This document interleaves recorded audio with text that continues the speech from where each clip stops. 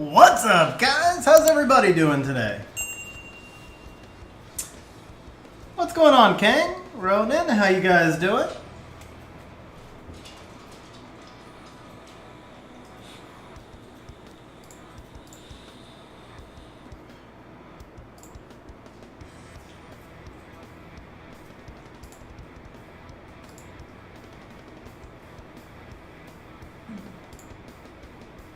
Oh, why are you not? There we go. What up, MHW? What up, Devin? What up, Apsy? How you doing?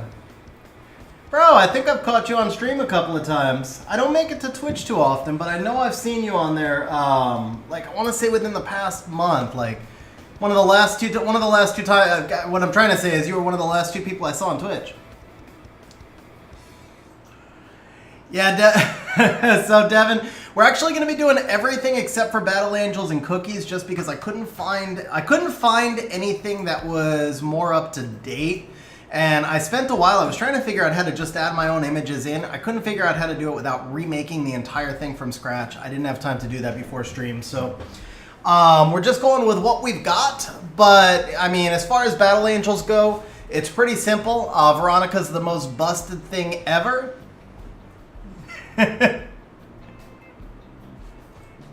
Really toxic. What do you mean, bro? No, I was actually trying to say that as a good thing, like, because I don't get over to Twitch that often.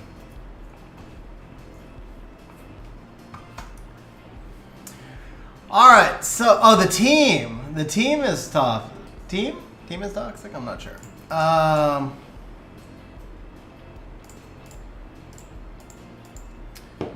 All right, let's see here.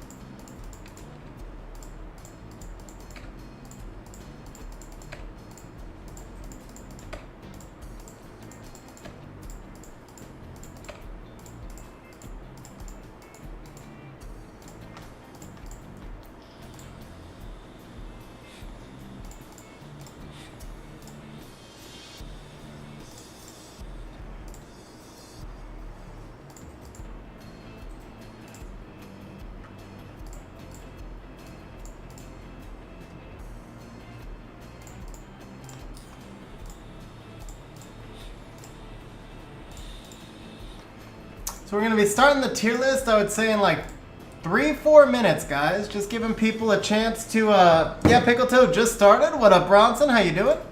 Yeah, we're going to jump in here in just like 3-4 minutes, give people a chance to find stream, and then we're jumping straight into it today, I think.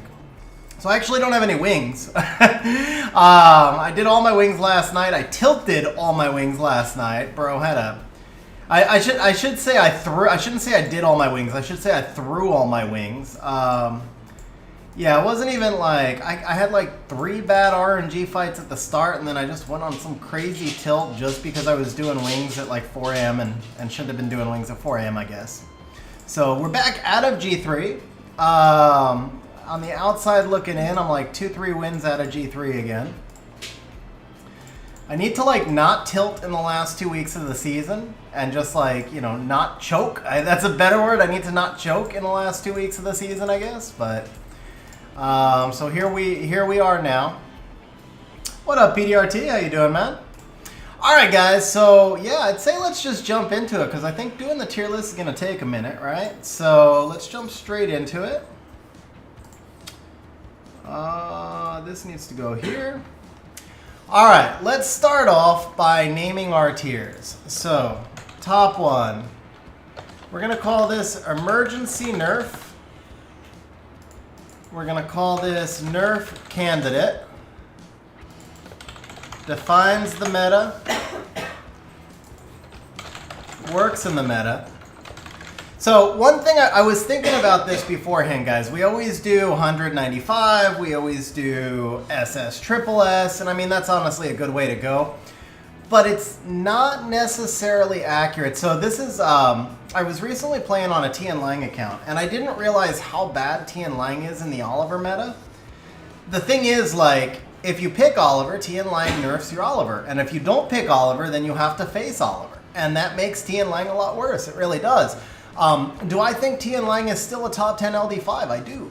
I really think he's still a top 10 LD5. But in this meta, is he a top 10 LD5? No. There's too many other units that work better. So I was thinking about this, and I was like, realistically, you know, I mean, we still need to say, like, this is going to be 4S, right? And this is going to be 3S, right? But that's kind of what this means. We need an emergency nerf. They're a nerf candidate. Defines the meta, and we're going to say SS plus. Works in the meta. Well, actually, no. Strong in the meta. That would be SS. Works in the meta, S, and then we'll say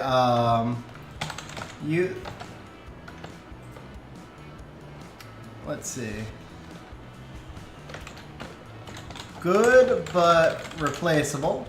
That's going to be an A tier unit.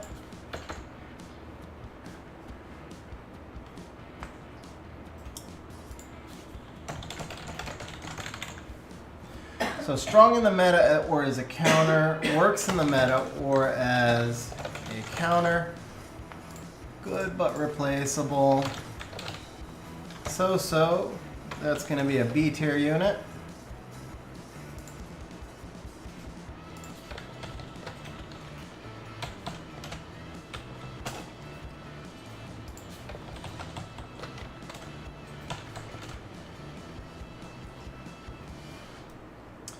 All right, so-so, mediocre, crap. Let's see.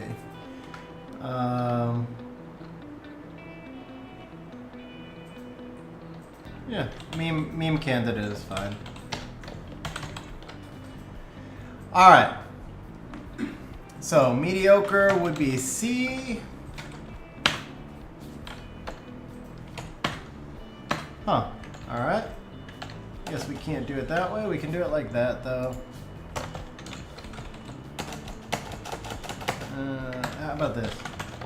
Only shines in the movies.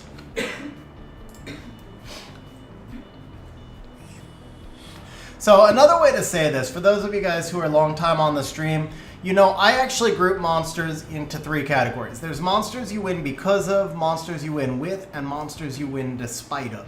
So a good example of a monster you win with is Riley. Riley is, in my mind, hands down the best support unit in the game right now. At least that's not LD5.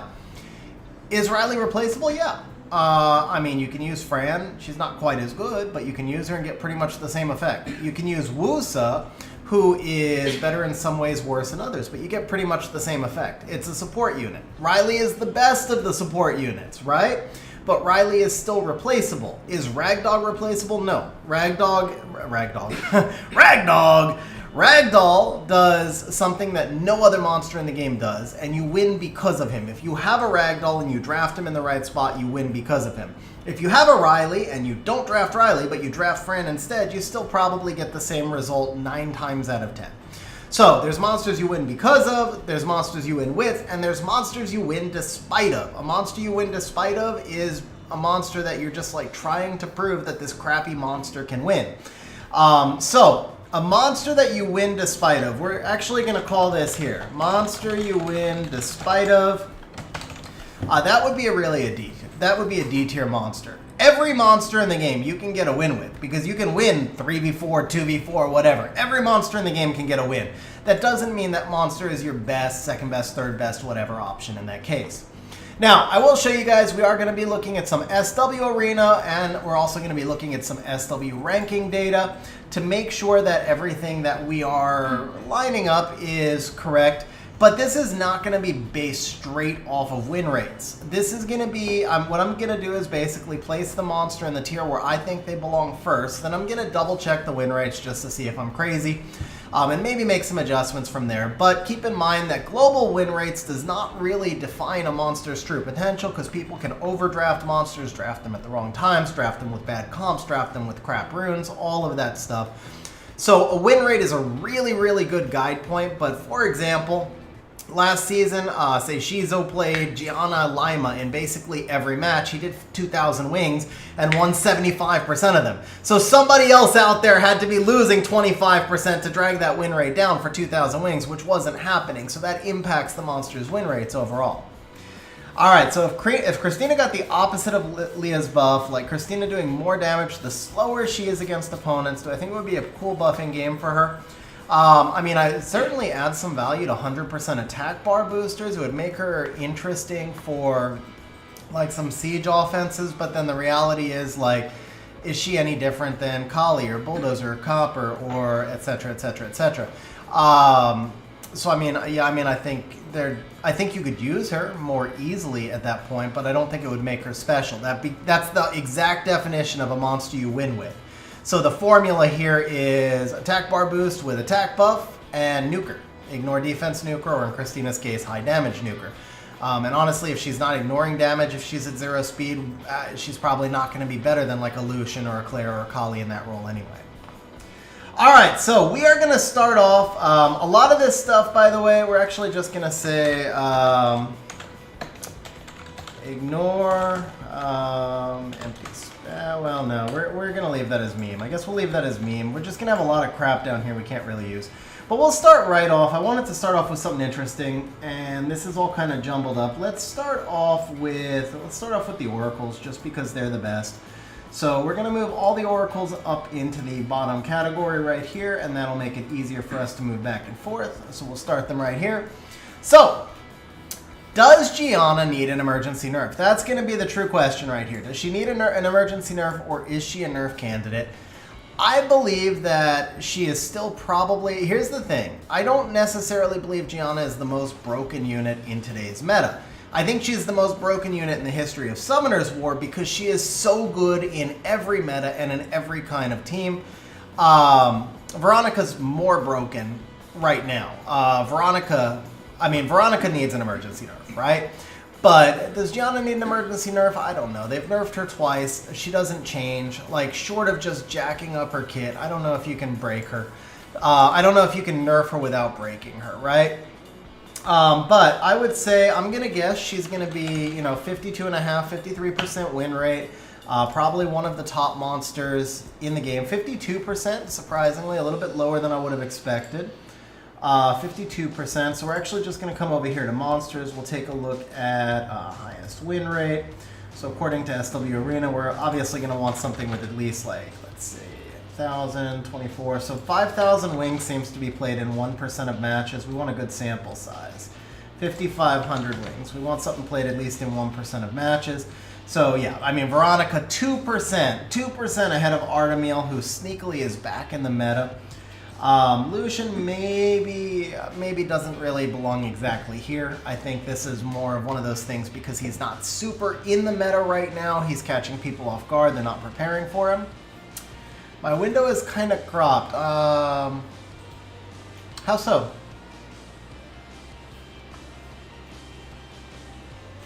I'm looking at the screen right now. It looks like you can see everything you need to be able to see, right? The left side's got like a lot of crap, but yeah, so this is set up so that it kind of balances with this. Can't see the win rate? Really? Oh, bro, you're right. Okay, my bad. Thank you for that. Yeah, you can't see the win rate. Okay. Let's fix that then. Edit transform. So we're going to take off like this maybe. Let me unlock this.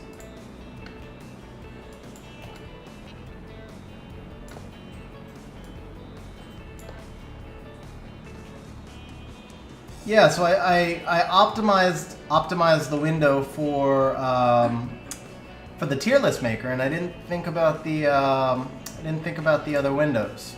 Okay, let's go 150. Let's try it like that. Okay, so now we can see win rate.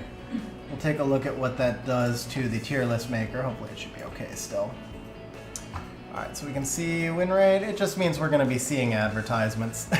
I guess it's one or the other. What would you? Yeah, you guys would obviously rather see win rates. It sucks that we're going to keep seeing advertisements, but I guess that's Yeah, better one than the other, I guess, right? Better to be able to see the data. That's kind of important. Okay, so if we look at Gianna, let's make this 25 per page. I can do 2 sources in OBS, but these can't really be sourced exactly that way. Right now I'm actually displaying my entire monitor, so I have the ability to move things in and out of my monitor. You can see me moving that over there. You can't set up individual tabs within a browser. You can only set up the browser display, so I would have to change, like I'd have to have a second browser running, and it gets really complicated to do it that way. It can be done, it's just complicated. All right, so we saw Gianna was gonna be at 51%. That's gonna put her in the top 25, a little lower than I would have expected, but still easily in the top 25, still triple S. I don't think she's an emergency nerf candidate. I honestly don't even think she's a nerf candidate, but I do think she's triple S. So that one to me is fairly easy. Now, Lima, who you guys know I summoned her, Lima is still incredibly strong, but the nerf hit her far harder than it did Gianna. I had played with Lima a little bit prior to summoning her on my account, so I know exactly how strong, right, I'm not exactly, but I have a good feeling for how strong she was before. You can see her win rate. Here's the thing, her win rate 51.4%. However, she was 54% before the nerf. So this is actually a much lower win rate than it was prior to the nerf because that win rate has dropped. So the nerf was really impactful for her. Honestly, it's not even her nerf. It was the Juno buff that was most impactful because Juno counters Lima so freaking hard, and you see Juno in like every match. It becomes really difficult to draft her. I still think Lima is a double S tier monster. I really do. She's like right on the line in between here. She's probably double S, but not double S plus. I know this is kind of confusing when I do SS plus and SS, right? So maybe if we say like, how can we make this like more clear? Because I don't want people to think that I'm saying Lima's weak or anything. I guess we can just do 100. And then this can be like 95 plus, and this can be 90.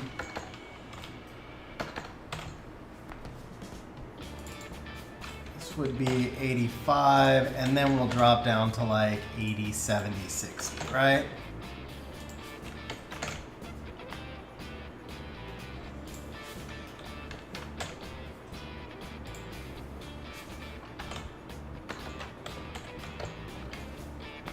And I guess the meme is like 10.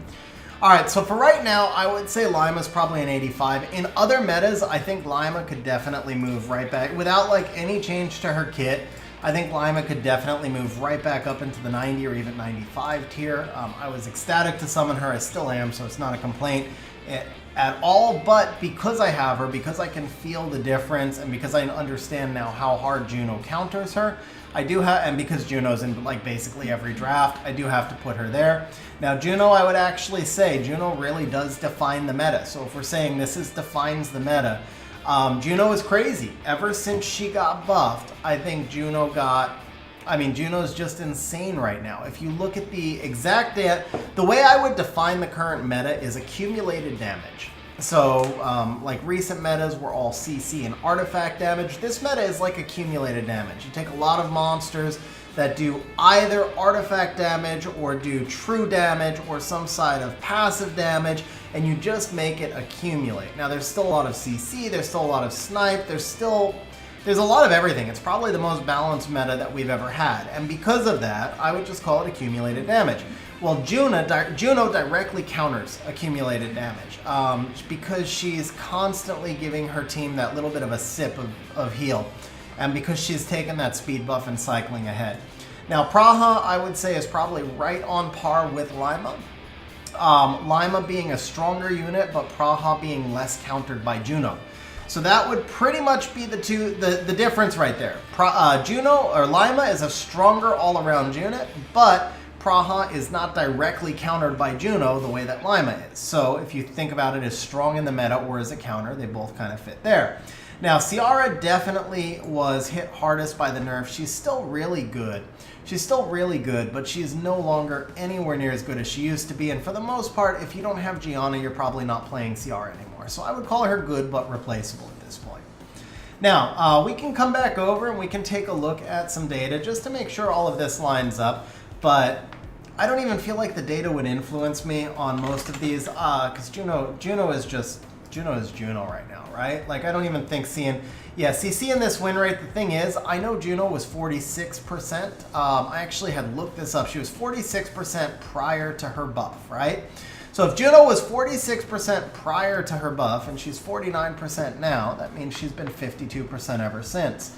And then if we look up Praha was 46% prior to her buff. You guys can't see the win rate on the other side either, can you? Okay.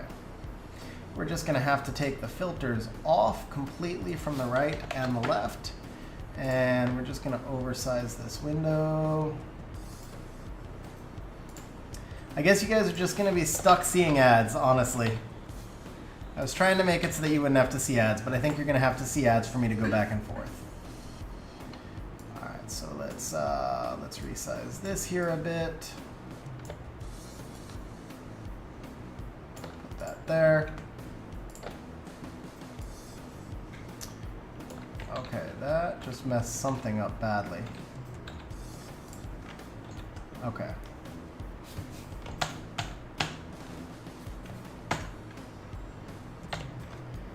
Okay, let's see here. So we're going to go like this. Let's move this over here. Bring this down. There we go.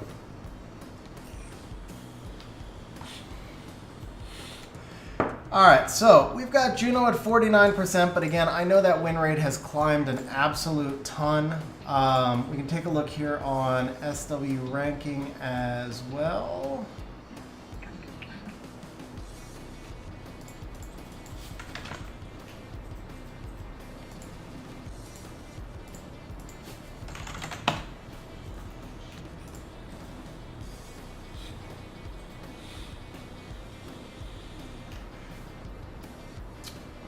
Let's see. I haven't played around with SW ranking as much yet. That is something I want to do very soon. I know it's got some really cool features. They've done some AI programming and some other stuff, but at the top of my head, I am not sure exactly how to find the win rate of the monster. So if anybody knows where you see the win history, I am very open to that. Otherwise, we might mostly just go with SW Arena for this.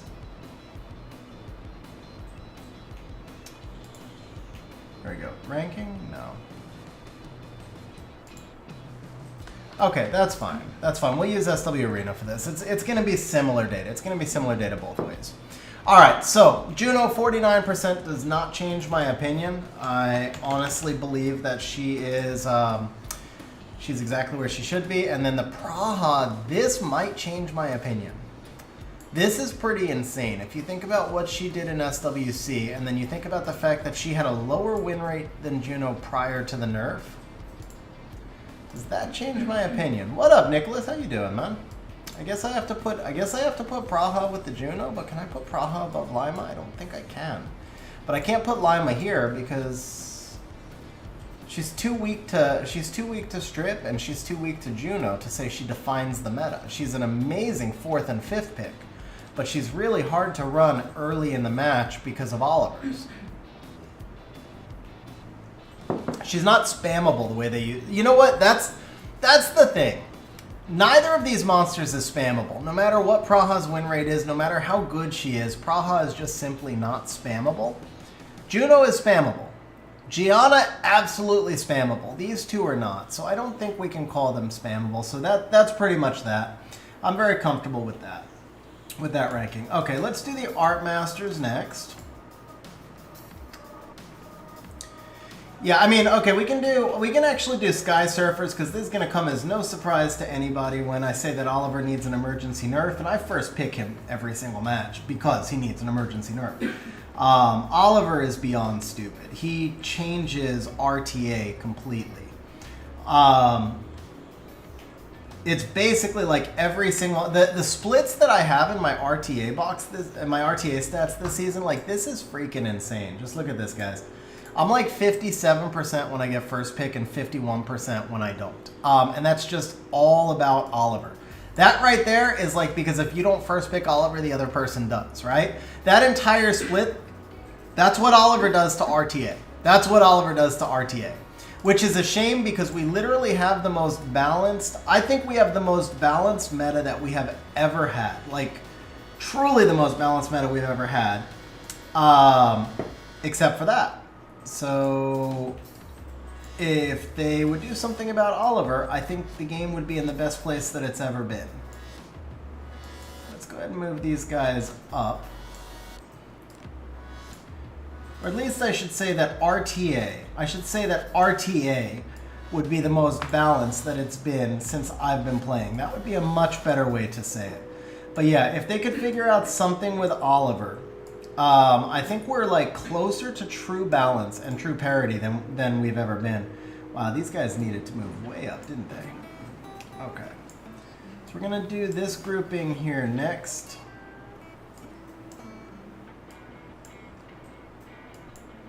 Let's bring those up.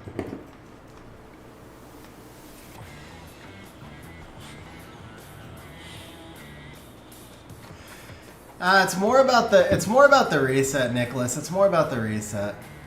So Missed Wasted Talent, I actually talked about that at the start of stream. I just played on a Tian Lang account, and what I've learned about, what I learned trying to use Tian Lang is that Oliver actually wrecked Tian Lang more than just about any other unit. Even though you think, oh yeah, Oliver counters, like you would think Tian Lang counters Oliver, but it's actually not really true. Because Tian Lang can just be reset, so he doesn't do all that much. He slows down Oliver from taking turns, but you have to be careful what you draft in the Tian Lang team. Like, you can't bring Vertihile, you can't bring Heigang, you can't bring anything else that lets you catch back up. So now, yeah, the Tian Lang is keeping Oliver to 50% attack bar, and he's gaining a little bit, but it becomes a 4-on-1. It's their 4 units versus just your Tian Lang. So Oliver actually wrecked Tian Lang more than like almost any other monster. Alright, so Yogun, I would just say Yogun basically works as a counter. He's good but replaceable, right? Yeah, he's good but replaceable. Heigang is definitely kind of defines the meta. Chung is probably somewhere in here. Chung is probably somewhere in here. These two we're going to go back to in a minute. Let's just say Oliver definitely needs an emergency nerf. John is good but replaceable with any other bomber. This is, Daniel, I think his name is. Daniel is good but also replaceable. Like, he does really big damage. That's about it. Like, there's lots of monsters that can do really big damage. So we're going to double check some of these, of course. We are going to double check some of these, of course. But that's kind of like where my initial reactions are. And then I think this guy is probably works in the meta or is a counter. The Mukwool, he's interesting. He's interesting. But same thing. I mean, he's a stripper that does some buffs, and he's got a really high base speed, but he doesn't do any attack bar manipulation. He does give the provoke, but I feel like most of these strippers, unless they do something crazy with their strip, they tend to be good but replaceable because there's other, like if you don't have Mukwool and you use Chung, are you really going to notice that much of a difference? If you don't have Yogun and you use Praha, are you going to really notice that much of a difference? You will in some fights, for sure. Absolutely. Yogun is going to be 1,000 times better against Antares or Triple Revenge Vertihile than Praha is, but Praha is going to be better in other situations as well. So in any given fight, one stripper may be better than the other. So when I say good but replaceable, it doesn't mean you can replace them directly one for one in every fight. But it means if that's the one you have on your account, then it's probably the same as if you had another one on your account. Now that's a different story than if you had them all on your account and you had to choose which ones to rune. You might prioritize one above the other for better runes, but you probably mix and match and draft which one is most appropriate for a given fight. But yeah, if you could only summon one of them, Chung is going to do more than any of the others. Praha is going to do more than any of the others, but Mukwool is not going to do all that much more than Yogun, right? And then Heigang is just a notch ahead because Heigang counters the meta and because what he does is irreplaceable. And this dude, I think, is just a monster you win despite of. I need to double check his kit, but from what I remember, he just does that big attack that like ignores passives and does nothing in the current meta.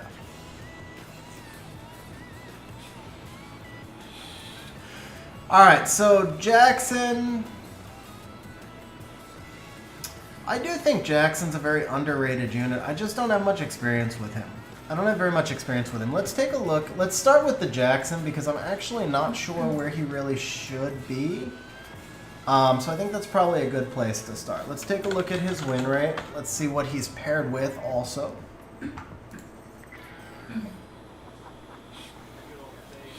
52% win rate. He is only played in 1% of drafts.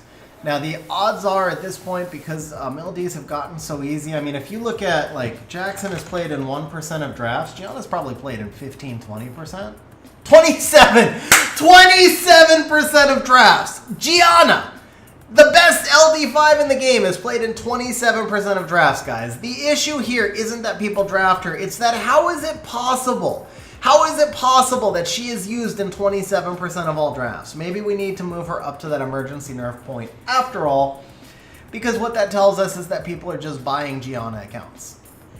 No, everybody didn't pull her. They're buying Gianna accounts, bro. They're buying Gianna accounts. That's what it is. Well, okay, no, there's two things. First of all, SW Arena tracks only data from the leaderboard, so one thing it tells us is that if you have a Gianna, you're on the leaderboard, right? Like, if you have a Gianna, you're probably not chilling in Fighter 1 unless you're running one of those China bots. So, yeah, one thing it tells us is that, you know, Gianna rises to the top, right? The other thing is that it tells us that people are buying Gianna accounts. But, all right, let's pick something a little bit more niche.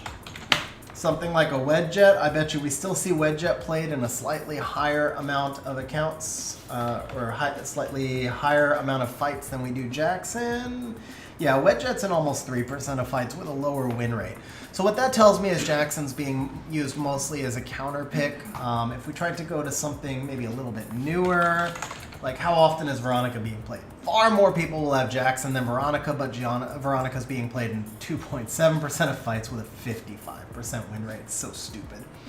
So stupid. So, yeah, I feel like Jackson's probably a little bit stronger as a counter, but we're going to move him up one. Miles definitely very strong as a counter. I don't really feel like I think if we go back and forth and we look up every single win rate, there's honestly, like, let's be realistic, guys. There's people out there who have already done tier lists by win rates, and you don't need a tier list by win rate when you can just go to SW Arena or SW Ranking and sort by win rate. So we're not going to do this tier list completely on win rate. We're going to look at it when I'm not confident or sure about where to put a monster. In this case, I feel very comfortable putting... I know Chung's win rate's actually a little bit lower this season, but I still feel very comfortable putting him in here because of the amount that he's played. And I think the amount that a monster has played matters significantly as well as their win rate. They're going to win less when the counters are known, but it also shows that they're usable in more drafts, and there's value for that. So, Mukwal, though, Mukwal is one I'm not really sure how well he's performed overall. I feel like he's just one of many different strippers, but maybe I'm underestimating him a little bit. So we're going to take a look for the Mukwal, and we'll just see maybe he's performing better than I expect. And he's not! He's performing worse than I expected. I actually didn't think he would be quite that bad. So we're going to close the SWRT because we didn't know how to use that. I would say good but replaceable is still fair for him. And then this dude, I think his name is Daniel. Do I have that one right? It's Daniel, right? Like 18th century men's names. That was all the Sky Surfers. This should be Daniel. Of course, you're not going to... Yeah, there we go. Daniel. 53%, but he's only played in 0.11% of matches. Okay, so... that's like a 0 sample size. That's like one person out there running a Daniel comp on some OP runes. That's basically it. So yeah, I would say it's probably fair then for me to have Daniel somewhere around here. It's good but replaceable. He's a common nuker, just like John is a common bomber. Is he the best of the nukers? Probably not. Is John the best of the bombers? Probably not. Are they near the top? Probably so. So I think that's pretty fair for both of them. I think the rest of that looks fair as well. And then because we have to drag stuff such a long way up, I wish we could actually get rid of some of these units. We're going to get rid of meme, and we're just going to say, well, we'll leave that for now. We'll leave that for now. The problem is, like, there's too many units here, right? But we'll figure it out. We'll figure it out. Alright, let's do Demons and Desert Queens next. Alright, so Lucifer, for the most part, you can run a Leo Lucifer cleave straight into C3. You will struggle to carry that cleave into Guardian, but he does do something useful. So, you know, there's a real question here. If we're looking at an overall tier list and we're talking about going into Guardian, that's the top 3,000 players out of 500,000. That's not really a fair line. So I think if we say that you can carry a Lucifer cleave straight into C3 and get into the top, you know, 2-3% of players out of 500,000, that makes a monster really strong. Even if they do peak, even if you're not going to see a whole lot of Lucifers in SWC, I think that makes a monster incredibly strong. So I believe he belongs to be in strong in the meta. At a minimum, you could even argue that he probably would be, he doesn't truly define this meta. He doesn't truly define this meta, but he is super strong in the meta, so I think that's a fair tier for him. Now, Bale, so-so, you can run him in certain cleaves. There's really nothing special about him. The Belial does have, like, he got an interesting buff. You see some people try and use him from time to time. He's not like a dead pick, but he's not a great pick. Mephisto was much stronger in older metas. I think the thing is, like, Nana is not as heavily in the meta. I know she's still drafted a lot, but she's drafted and used differently. So the Mephisto can still be used to counter Nana, but it's just not useful as often as he used to be. So I would say he works in the meta, or as a counter, he's not exactly OP. And then here's a tough one. With me having Beelzebub, I know exactly how limited he is, and I know exactly how strong he is in certain situations. So I would actually say that he belongs in strong in the meta or as a counter. You certainly can't say he defines the meta. He certainly doesn't need a nerf. He really needs a buff.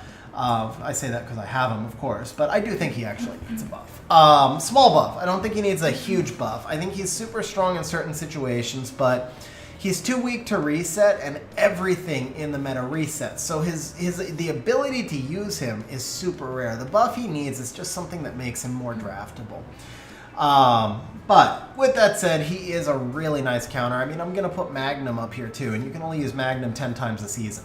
The flip side is Magnum may be an LD4, but he's not an LD5. So that's probably where I would put these guys. Now, Nephthys, definitely, you know, I would put her in that kind of defines the meta category. She defines every meta if you have her. She's still super OP. Isis, I truly believe, is very underrated, and especially in this meta where passives are a big thing. And again, when I say meta, I've said this a few times, I think that we're in the most balanced position that we've ever been in right now. I think this is one of the most balanced seasons that we've ever had. So when we say the meta, it's a broad range of metas, right? It's a broad range of things in general.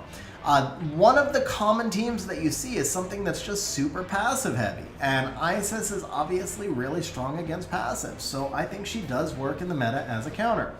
Now, Artemil. I think Artemil is performing a little bit stronger in this meta. He's making a comeback. Like, he faded heavily for a while because of the introduction of Onimushas, and then the introduction of artifact damage and a lot of other stuff. He was really dropping out of the meta, and all of a sudden, this meta of kind of accumulated damage has made Artemil an incredibly powerful 5th pick. There's so many teams, like Sustain is played less often.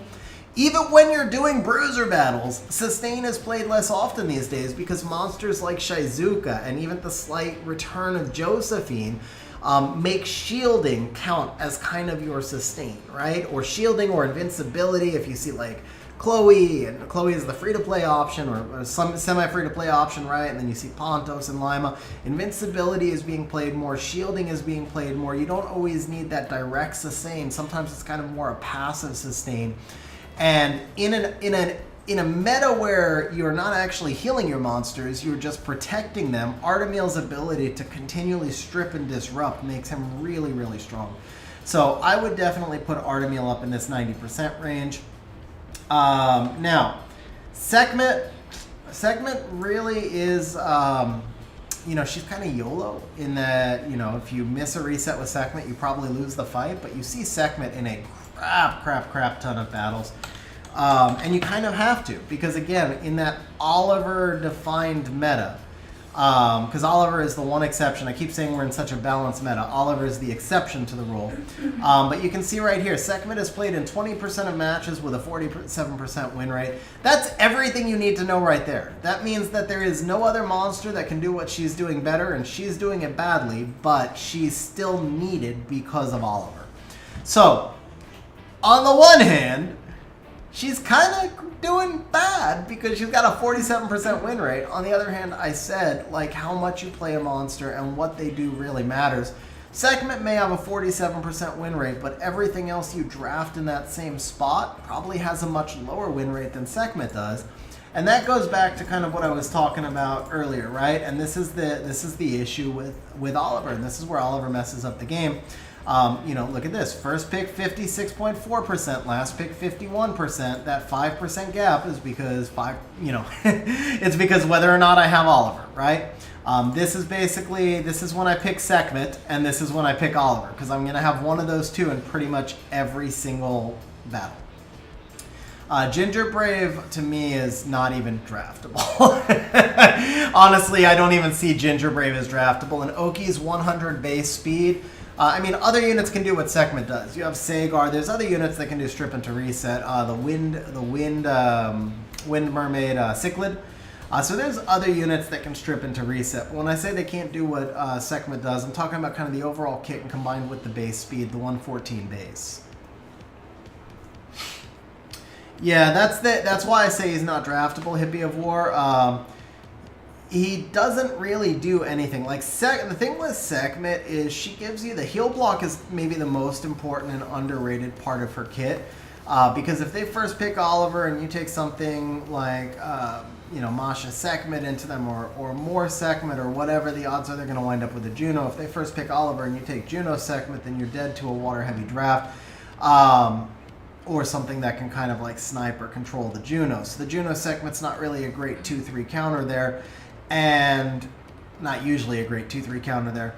And so now if they have the Juno, you do need something with heal block. Heal block is arguably the most important debuff after, well, I guess Oblivion. You don't see as much Oblivion, but like if you had to rank debuffs, I would say obviously its defense break is number 1, right?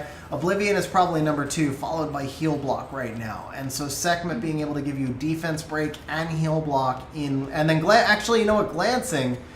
I take it back. Glancing is probably number 1. Honestly, glancing is probably even more important than defense breaks right now, or at least equally important. So you have glancing and defense break at the tie for 1, and then then you've got that Oblivion and heal block, and Sekhmet can apply all 3 of those: defense break, glancing, and heal block all in one skill. In addition to her ability to strip into reset. So very what up, Bob? How you doing, man? Alright, so Bastet remains strong in the meta or as a counter. Still a lot of people using Bastet. Still a very balanced monster. Like, she has a great kit, but she has a low base speed. So you have definite trade-offs with her, plenty of counters to her. And then Hathor has been making a comeback, guys. Gani Hathor Shizuka Gianna. That was the single lowest moment of my entire life. Not my video gaming career, but just my entire life. Like, I actually sniped the Gianna. I had a Nana, and I sniped the Gianna turn 1. So I had a 7-on-3 advantage as he continued to Gani Hathor Shizuka me for a solid 15 minutes. Most miserable 15 minutes ever. So Hathor is back. Is she OP? I mean, she's not like she used to be. She's not like she used to be, right? But she's probably, you could probably put her somewhere around strong in the meta. You could also say she works in the meta, and I think that's probably honestly fair. Like, I think there's enough counters to Hathor. If you see the team coming, and I wouldn't have even said this like 3 seasons ago, but I think if you see the team coming and you draft properly, then you don't have to worry about her. If you don't see it coming, then that's because she was used as a strong counter pick. Zero, no. As a matter of fact, I typically want Oliver acting last on my team because you want to make sure that all the stuff that does setup acts in front of Oliver. So you really don't need him in your fastest runes. You need him in your most efficient runes. 85 accuracy is an absolute must on him, non-negotiable whatsoever. And then from there, you just want him as tanky as you can possibly make him, speed tuned to act last on your team, and just pure efficiency.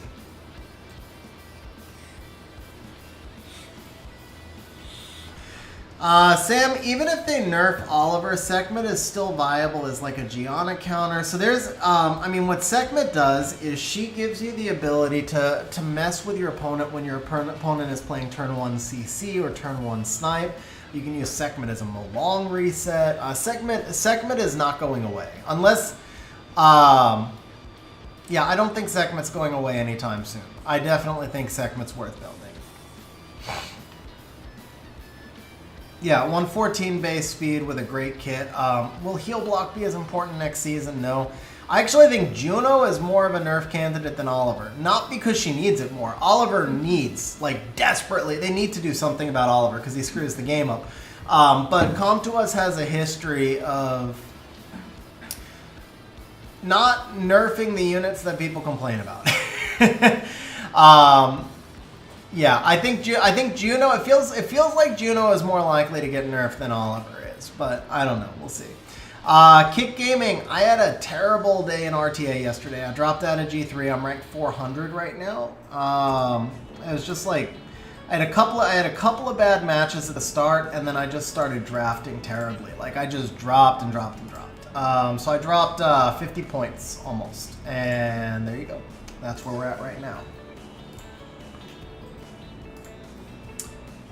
Not that I'm bitter or anything.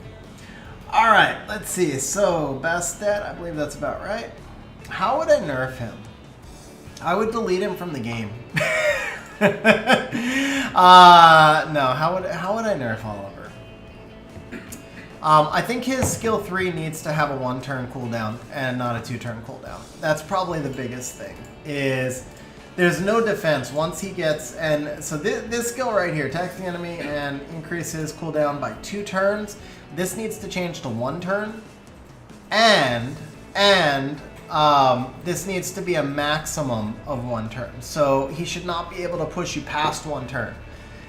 So with that, you do need to change this up a little bit. Here's what I would do to rebalance Oliver. Attacks the enemy, increases the target skill cooldown time by 1 turn, and absorbs the attack bar by 100%. Delete this part where it says decreases your skill cooldown, blah, blah, blah, and just change the cooldown to 3 turns. So, make it so that he only gives a 1-turn cooldown. Make it so that he cannot increase beyond a 1-turn cooldown, so that the enemy has the ability to proc back to use their skills, and then get rid of the qualifier and make it an automatic 3-turn cooldown. So he can continue to cycle, he can continue to do damage, he can continue to get that 1-turn reset, but he can't take an entire team out of the game. And then from there, I would say speed lead to 24 is probably a good idea. I don't know, that's a pretty big nerf. What I just explained is a pretty big nerf, so maybe take it in stages. But I think speed lead to 24 is probably a good idea anyway. But that's what I would do with Oliver.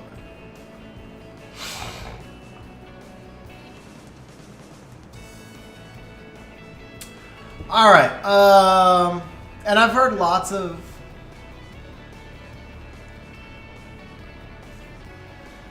yeah. So I mean, you have Trinity, Vanessa, and Samath. Samath is directly countered by Oliver. Vanessa is directly countered by the fact that she sucks, and Trinity is directly countered by the fact that she sucks more than Vanessa. So, I mean, yeah, Oliver really shouldn't be at 33 speed lead, and even if you made the change to him I just explained, he would still be by far and away stronger than any of the 24 speed leads. So I think 24 is fine. Yeah, I mean, like, to give a monster a 33 speed lead, they need to have a crap kit because they need to be there like, think about Pontos. Think about how little Pontos does, and he's a 24 speed lead. And then think about Oliver, who's an elemental, and he's at anyway. This whole tier list isn't supposed to be just about Oliver. So let's move on from Oliver. We put him under emergency nerf. That's good enough. All right. I think Hathor probably makes sense right in there. Let's work on. We can do some Archangels next, and maybe some Beast Riders.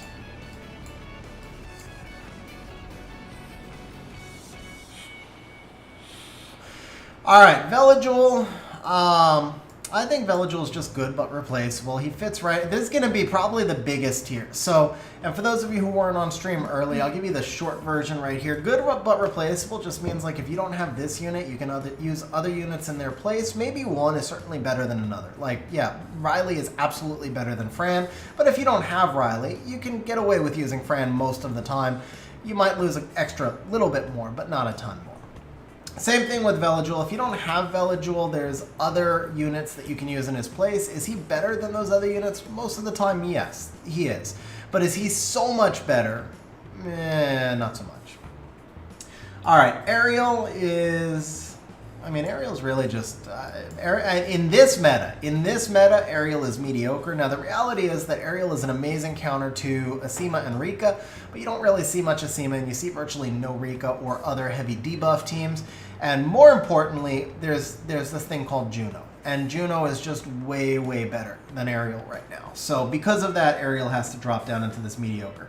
Fermion is definitely a unit I feel is extremely underrated, but he's more underrated for Siege than RTA. I don't think he really does much in RTA, to be honest. If you happen to have Wedjet, then a Wedjet, if you happen to have Wedjet and Artemeal, Wedjet, Fermion, and Artemeal would be pretty freaking sick. But if you don't have all three LD5s, it's kind of like, eh. I think Fermion's probably just so-so. Eladriel, I actually have seen him used pretty effectively. I think he fits well into this good but replaceable category. Barbara. I know a lot of you Barbara loyalists out there are going to hate me for this, but I think Barbara's good but replaceable. I understand 108 base speed. I understand you can use her to take turn 1.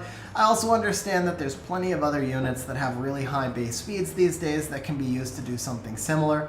And I understand that she's got a pretty crappy win rate in RTA this season. Yeah, Nicholas, Ethna, exactly. Ethna compared to Barbara is so much on another level. And there you go, 48% win rate. She's played in 6% of matches. So she's played in a very large percent of matches with a very low win rate. I mean, Barbara, I was never real high on her after the nerf to begin with. Barbara's issue for me is that even before the nerf, she was always, to me, a much better turn 2 monster than a turn 1 because she has a 5-turn cooldown on her skill 3, and the attack bar boost on her skill 3 is tied to how much damage you do, and then she gets the ignore defense based on how much she strips. But if you use her on a turn 1, then she gets almost no ignore. She doesn't really do that much damage. It's a small attack bar boost, and then you have a 5-turn cooldown on a swift unit. You're never getting back to that skill again. So at that point, how is she all that much better than like even Masha pre-buff? So to me, Barbara's good but replaceable. Masha defines the meta. Masha truly does define the meta. Is Masha as good as Artemeal and Nephthys? Hell no. Absolutely not. So I think we need to add a row. I think we need to add a row right here, and we're going to keep it the same color. So what is this? Let's see. This is, we'll make this orange, same as the others, right? And we're going to say defines the meta and is OP. So we're going to call this 92.5. So at this point, Nephthys and Artemeal, Juno all go here.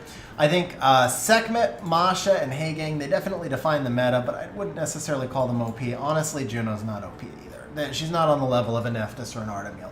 So this feels like a much better separation right here. I think that's probably pretty solid, or pretty accurate as far as moving that in between. I also think I messed up the color. Yeah, that looks better. All right.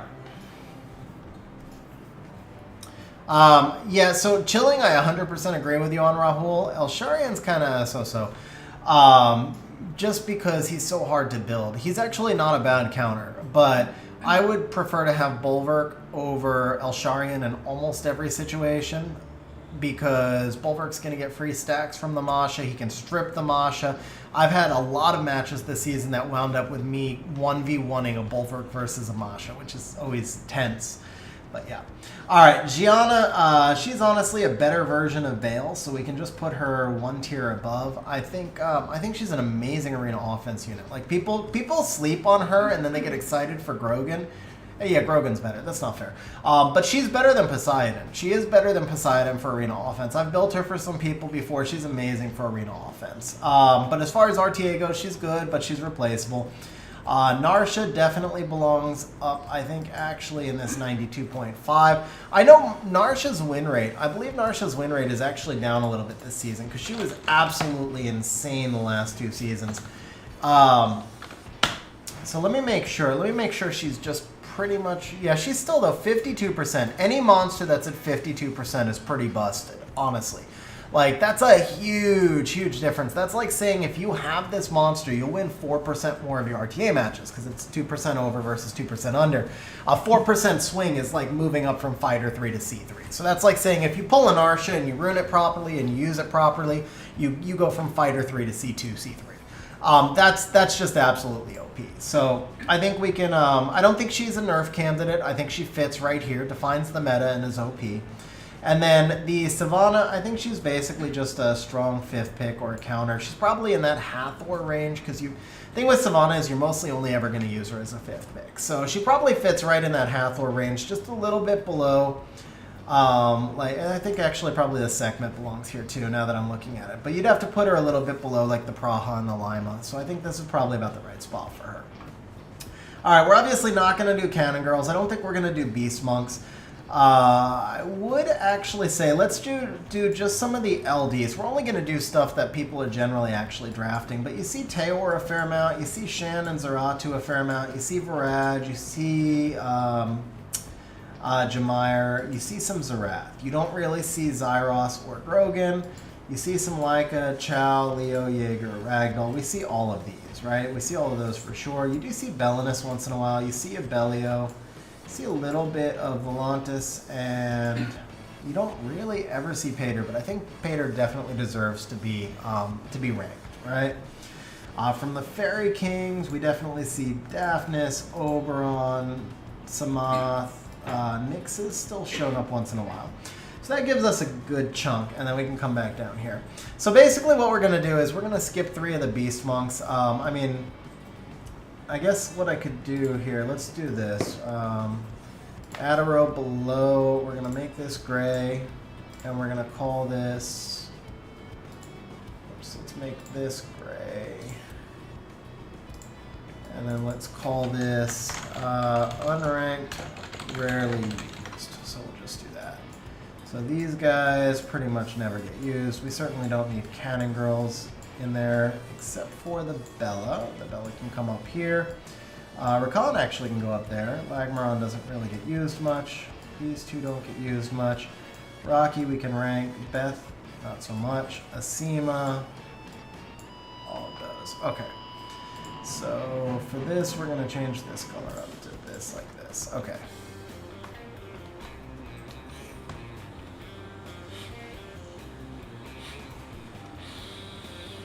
Yeah, Master Duel, they do. I just accidentally moved past her.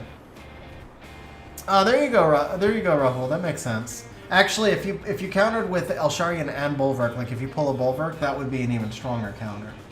All right, so Shazam, I actually think Shazam is pretty underrated, especially if you have Shizuka. Shazam-Shizuka is a pretty toxic combination. I would say he's probably somewhere around here. Very underrated unit. Turn 1, 2 turn defense break, AoE counterattack. He gives some sustain. Very, very underrated unit. Now, Rahul, he's so-so. He kind of goes with that Fermion. Teor is strong in the meta, or I should say he works in the meta or as a counter. You see him used from time to time. He's no different than like the Varad that's being used in the same spot.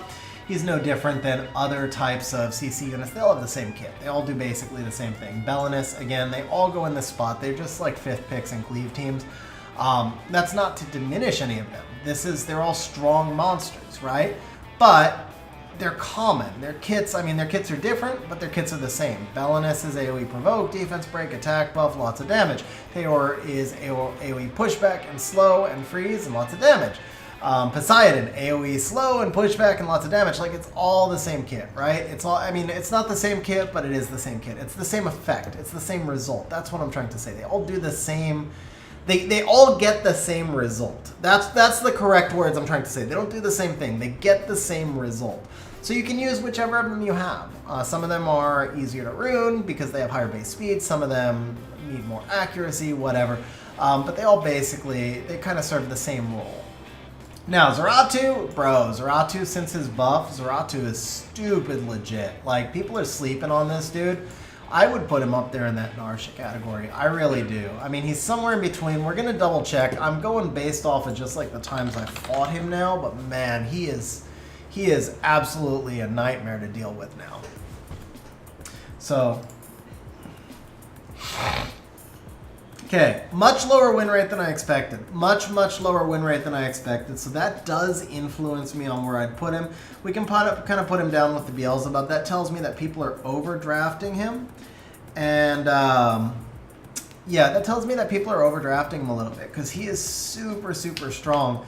But if he can be overdrafted, then he's not spammable. And if he's not spammable, then he can't be put up into a Nephthys Narsha. Because Nephthys Narsha, Artemeel's not, to be fair, Artemeel's not truly spammable. But he's stronger than Nephthys or Narsha if you draft him in the right spots. Nephthys and Narsha are both spammable. But if you draft Artemeel in the right spot, he's just broken. So he still kind of belongs in this tier. If you had $100 to spend on the game, would I recommend getting the Trans Pack or 2 months of 2x TOA rewards? One laugh, if you only have $100 to spend on the game, I don't mean it like that, but if your budget, if you're committed to spending $100 on the game and no more, I would buy 2 months of the daily packs. Because at the end of the day, this is still a farming game, and the daily packs will give you the ability to farm, and that's by far and away the most important thing. So, most important pack in this game is the daily pack. Daily pack 1, followed by 2 and 3. After that, or I should say, best value, but also like if you're going to spend anything on the game, it should be daily packs. And then after that, the check-in pass, and then after that, the TOA pack. The Trans Pack is a lot of fun. It's got great value. I mean, it's got incredible value because it comes with like 3-4 devils and then a bunch of free apps. In terms of like the way Com2uS values things, crazy value. But in terms of actual account progression, if you're anywhere before endgame, like if you're in endgame, yeah, maybe the Trans Pack has better value. But if you're anywhere before late game or endgame, and you still have to farm, then daily packs are going to give you more value because they're going to give you more crystals to farm. 1 Nat 5 for most of us will not change the game. It's a lot of fun. It's an amazing thing to like summon that Nat 5 as long as it's new and it's not a dupe, which would suck even more. But as far as actual progression goes, runes and artifacts give you the real progression. All right. Kraka had a shockingly strong start to this RTA season. I believe she's faded off now because you barely see her drafted. At the start of the season, Kraka Shizuka was pretty busted. She had a crazy high win rate. You can see the win rate dropping. And because she had a crazy high win rate, and the win rate now is so much lower, this tells us that it's actually really lower than this. Because she started at 55. She's probably rocking somewhere around 50 right now. I would say she's good but replaceable. Honestly, she's probably so. The reason she's actually good is because you run her with Shizuka, but it's the Shizuka that makes her strong. The Kraka is still kind of just so-so and nothing more. Shan, I would say Shan is strong in the meta or as a counter, kind of right on par with the Dark Demon, the Light Demon, right on par with this line. The Jemire is pretty much, he's not exactly replaceable. Like if we use these labels, he's not exactly replaceable because the skill 3 can't be reset. And I would say it's fair to say he works in the meta or as a counter. But then I look at, can I really put Jemire on the same level as Hathor right now? I don't know if that's completely accurate or not. So I feel like once again, we need an additional row. This one looks to be light green, I think. Is that light green? Yeah, that's like a light green.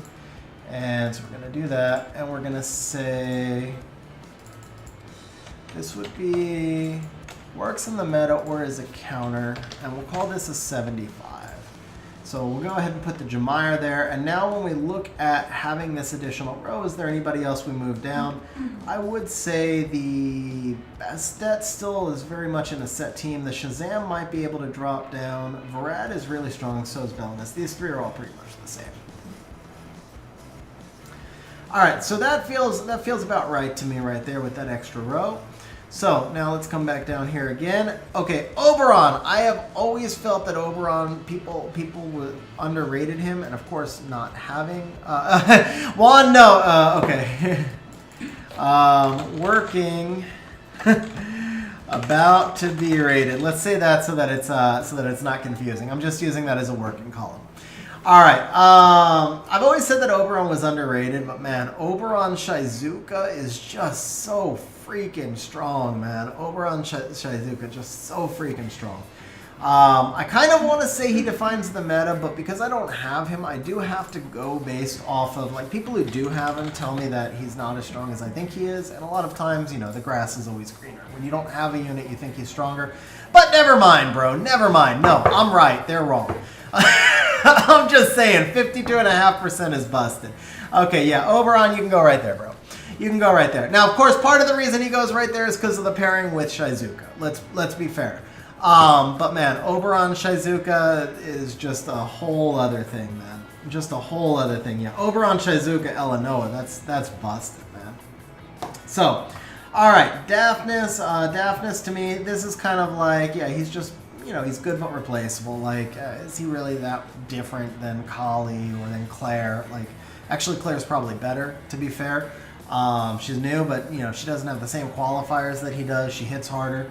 So yeah, I don't see him being anything particularly amazing. Now, the Samath. The Samath is kind of interesting because he gives you a 33 lead, which means he's not super replaceable, but he's completely dominated by Oliver. So the thing is, you either pick the Oliver to get your 33 lead, or you can't pick the Samath because the other person has the Oliver, and the Oliver dominates the Samath. So I don't know how I feel about him, but I would probably say he's just good but replaceable. He's just a generic speed lead, somewhere in there. Juan, that's the only way you would use him. It would just be Leo Lucifer, Bastet, Lucian Cleave.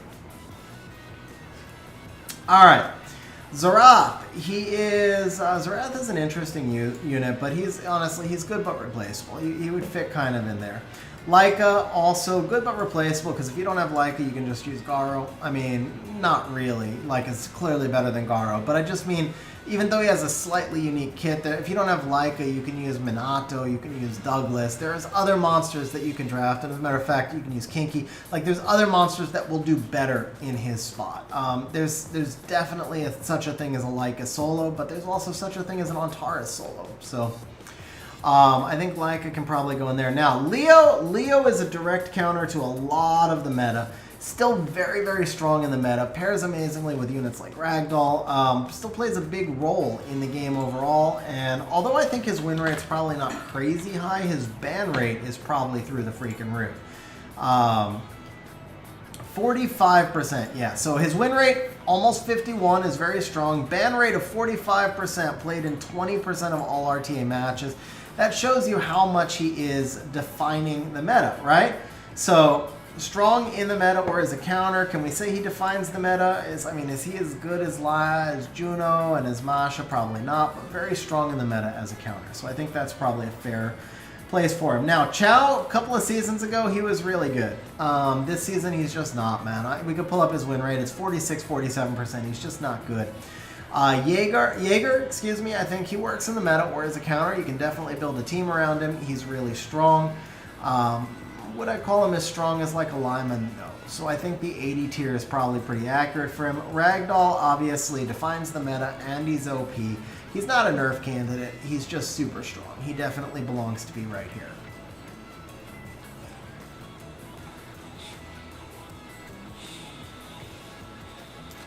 So, Master Duel Zero, I gotta be honest, I have not used Emily much, so I probably couldn't give you like a great evaluation on her. As a matter of fact, I've only used her once ever, and that was like before her buff, and it was on stream.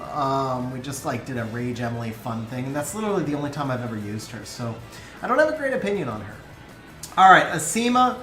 Asima, I would say, can we put Asima up here? Is Asima really as strong as, man. Asima is so strong. Asima is so strong, but she also needs so much setup. I think she's probably, you have to say she's strong in the meta or as a counter, but I don't think we can say she defines the meta because she's not drafted all that often. I bet you she's going to be somewhere around a 51, 52% win rate. Probably not like at that 52+% win rate, which is what truly defines OP units. Yeah, right there, 51%. Very strong unit. Very strong in the meta, right there with Beelzebub and Lucifer, Zaratu and all those units, but we can't put her as something that defines the meta. So I think that's about the right spot for her.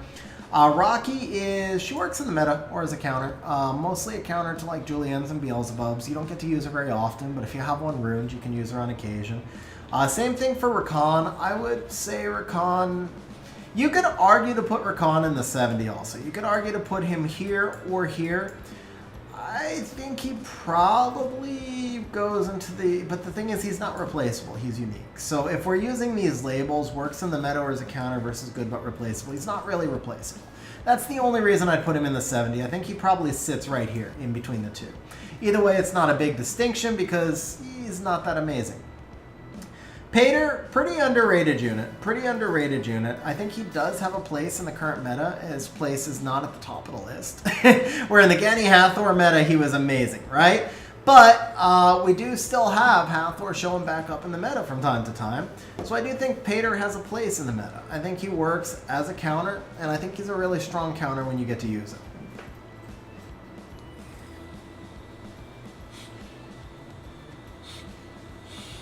Bro, Vape, first of all, Vape Tricks, loving the name, bro. Loving the name, Vape Tricks. Huge advocate here. But besides that, bro, congrats on having the Asima, man. That's pretty awesome. All right, let's see. So from there, Ethna. Bro, here's the thing with Ethna, man. Here's the thing with Ethna. Let's just go take a quick look at her win rate. You're going to see shockingly low win rate, guys. Shockingly low win rate. My Ethna in particular has a terrible win rate. So 48.5%, played in 5% of matches. By far and away, her most common build is going to be Swift, but that is not her only build. So the data right there is actually kind of tough for us because it doesn't really tell us how she does in a Swift build and a Despair build, any of that.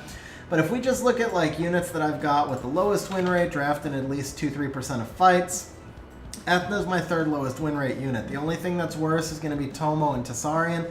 The Tessarian, pretty depressing, 10% of fights at a 40% win rate, but that's pretty much what he is for everybody overall. A little worse for me, but not real strong. So if we look at that Ethna again, and we see like, I mean, she's just, you know, these that I picked 1, 4, 2 times, the Van Cliff 4, you know, that was on stream. But if we take units that were drafted at least 20 times, Ethna's my third lowest win rate. If we make it 40 times, she's actually my second lowest win rate, right? She's been in 5% of my drafts, 43% win rate. And that bears out as to what she's doing overall, 48%. On the other hand, like it was with Sekhmet, where Sekhmet's win rate was low, it's because there are times where there is no other unit that can be drafted to give you even a 47% chance. So if the opponent has just gone YOLO all CC and you don't have the ability to outspeed because they got to first pick Oliver, it may be draft Sekhmet, it may be draft Ethna, or just lose 85% of the time with your only hope being to get like multiple resistances. So, for that reason, we have to say that Ethna is actually still strong in the meta or as a counter. She's going to be not quite as strong as Sekhmet. She'll be 1 tier below. But she does fit into this tier 1 tier below the Sekhmet despite the low win rate just because there's no better alternatives at the moment. Alright, Abellio. I feel like the Abellio is probably somewhere in that Sekhmet range where he defines the meta. I don't think his win rate is going to bear this out, though. I know when I fight him, I've had him like 1v4 my entire team before with a little bit of RNG. I've literally had him 1v4 a team, but okay, win rate kind of bears it out. 50.6%. He's played in 12.9% of matches. So if you think about where Abellio tends to be drafted, he's drafted as a 4-5 pick when the opponent is usually running a heavy CC team against you. And then you compare that to like Sekhmet and the other place that Abellio is drafted is by CC players, when it's like CC versus CC. And you have the better CC units on your side, but you can pull a little bit of sustain because they have higher damage. Abellio is super disruptive. So you have to kind of take that part out. But if you're using the Abellio to try and counter an opponent's like slower CC team, like a Genny Hath or something like that, that's a really impressive win rate because you can kind of compare it to the Sekhmet and the Ethna performances, which are drafted sometimes on the same role and doing about 3% less. So that tells me that he definitely does belong up in this defines the meta tier. All right, we have just a few more here. I think Volantis, I actually think Volantis still kind of works as a counter, but I think I'd have to say he's good but replaceable just because of all the reset. That's the big thing that wrecks him is the reset. Now, I said Tyrannus there, right? Now, Volantis. Where do we put Volantis? First of all, we put Laurel with the super sticker. Laurel, thank you very much for the super sticker, bro. Really appreciate it, man. Thank you very much. Laurel, how you doing today?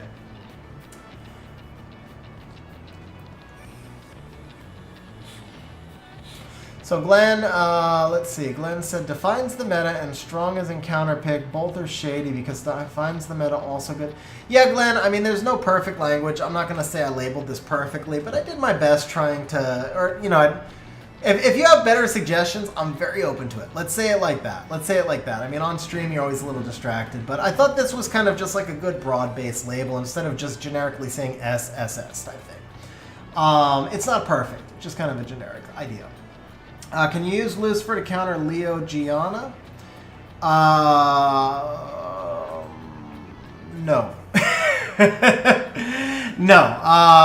Not to counter Oliver Gianna, I don't think. Because the Gianna is typically going to be built on Swift, so if they have Will on the Gianna, the Leo can't push her back. They just ban your Lucifer, and then if the Gianna outspeeds your Bastet, you lose.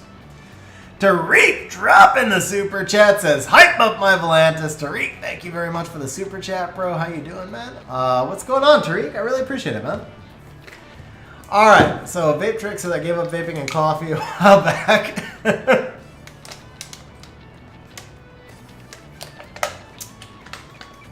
All right, in a Nana Rag Leo Ongi comp. I think I can use Lucifer to counter Oliver in a Nana Rag Leo Ongi comp. Honestly, no, because there's no sustain there. I think they can pull something like an Amali or an Abelio and just dominate, because the Gianna can be used for CC and disruption also. They're not forced to stun the Ongi, but also, I don't know if you know, but I summoned Ongi a few days ago. And so that's another unit where I'm learning all the counters. Once you have him, you learn the counters, and I feel like that's going to be fairly... yeah, I don't know if the Ongi really fits there. I think the Nana Rag... yeah, I just don't see Lucifer. Honestly, bro, I just don't see Lucifer being the right pick there. I think Higang or Sekhmet are going to fit much better. I really do. But one big thing about Summoner's War is testing matters so much more. Like, you theory craft what to test, but then you actually have to go out and test it, because maybe I'm thinking it won't work and then I could be crazy, and maybe it's like the most busted team ever. I'm thinking in terms of, if I can write down the 5 monsters that my opponent drafts, then your team will work perfectly. But because you're going back and forth, and they get to draft stuff that counters what you draft, I feel like they're going to wind up having an advantage, because you're talking about a team that basically has no sustain, no immunity, and no real major damage either. So I feel like the team would counter the very specific, you're thinking in a perfect, like, specifically, like, they have Gianna and some other stun stuff, and I ban the Oliver. Absolutely, you would crush that. But they're going to be able to pivot. And if you're not pivoting when they pivot, then they're going to wind up winning. So that's kind of why I'm saying no. Laurel, hope you get one soon, man. Really do hope you get one soon.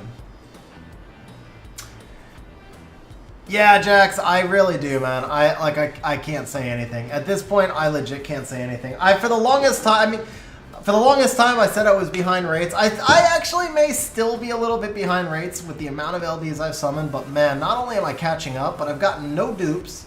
That's freaking huge, man. No dupes, so I've got 12 LD5s now. 11 or 12 LD5s? I have 11, I'm sorry. I have 11 LD5s now. I've summoned no dupes, and the last 3 I summoned were all legit really good. So I really can't complain. Can't complain, bro. I'm stoked, man. I'm just stoked. When I pulled Ongi, I was just in shock. So, alright, coming back to the counters here. Bella, there's some people who use... There's some people who use Bella amazingly well. She is freaking... Oh, we didn't finish Volantis. I'm sorry. So, Volantis, he's going to be somewhere between these two. I feel like Volantis is probably... I mean, he's better than Higang, right? He's better than Sekhmet Mashi. He's better than everything in this tier.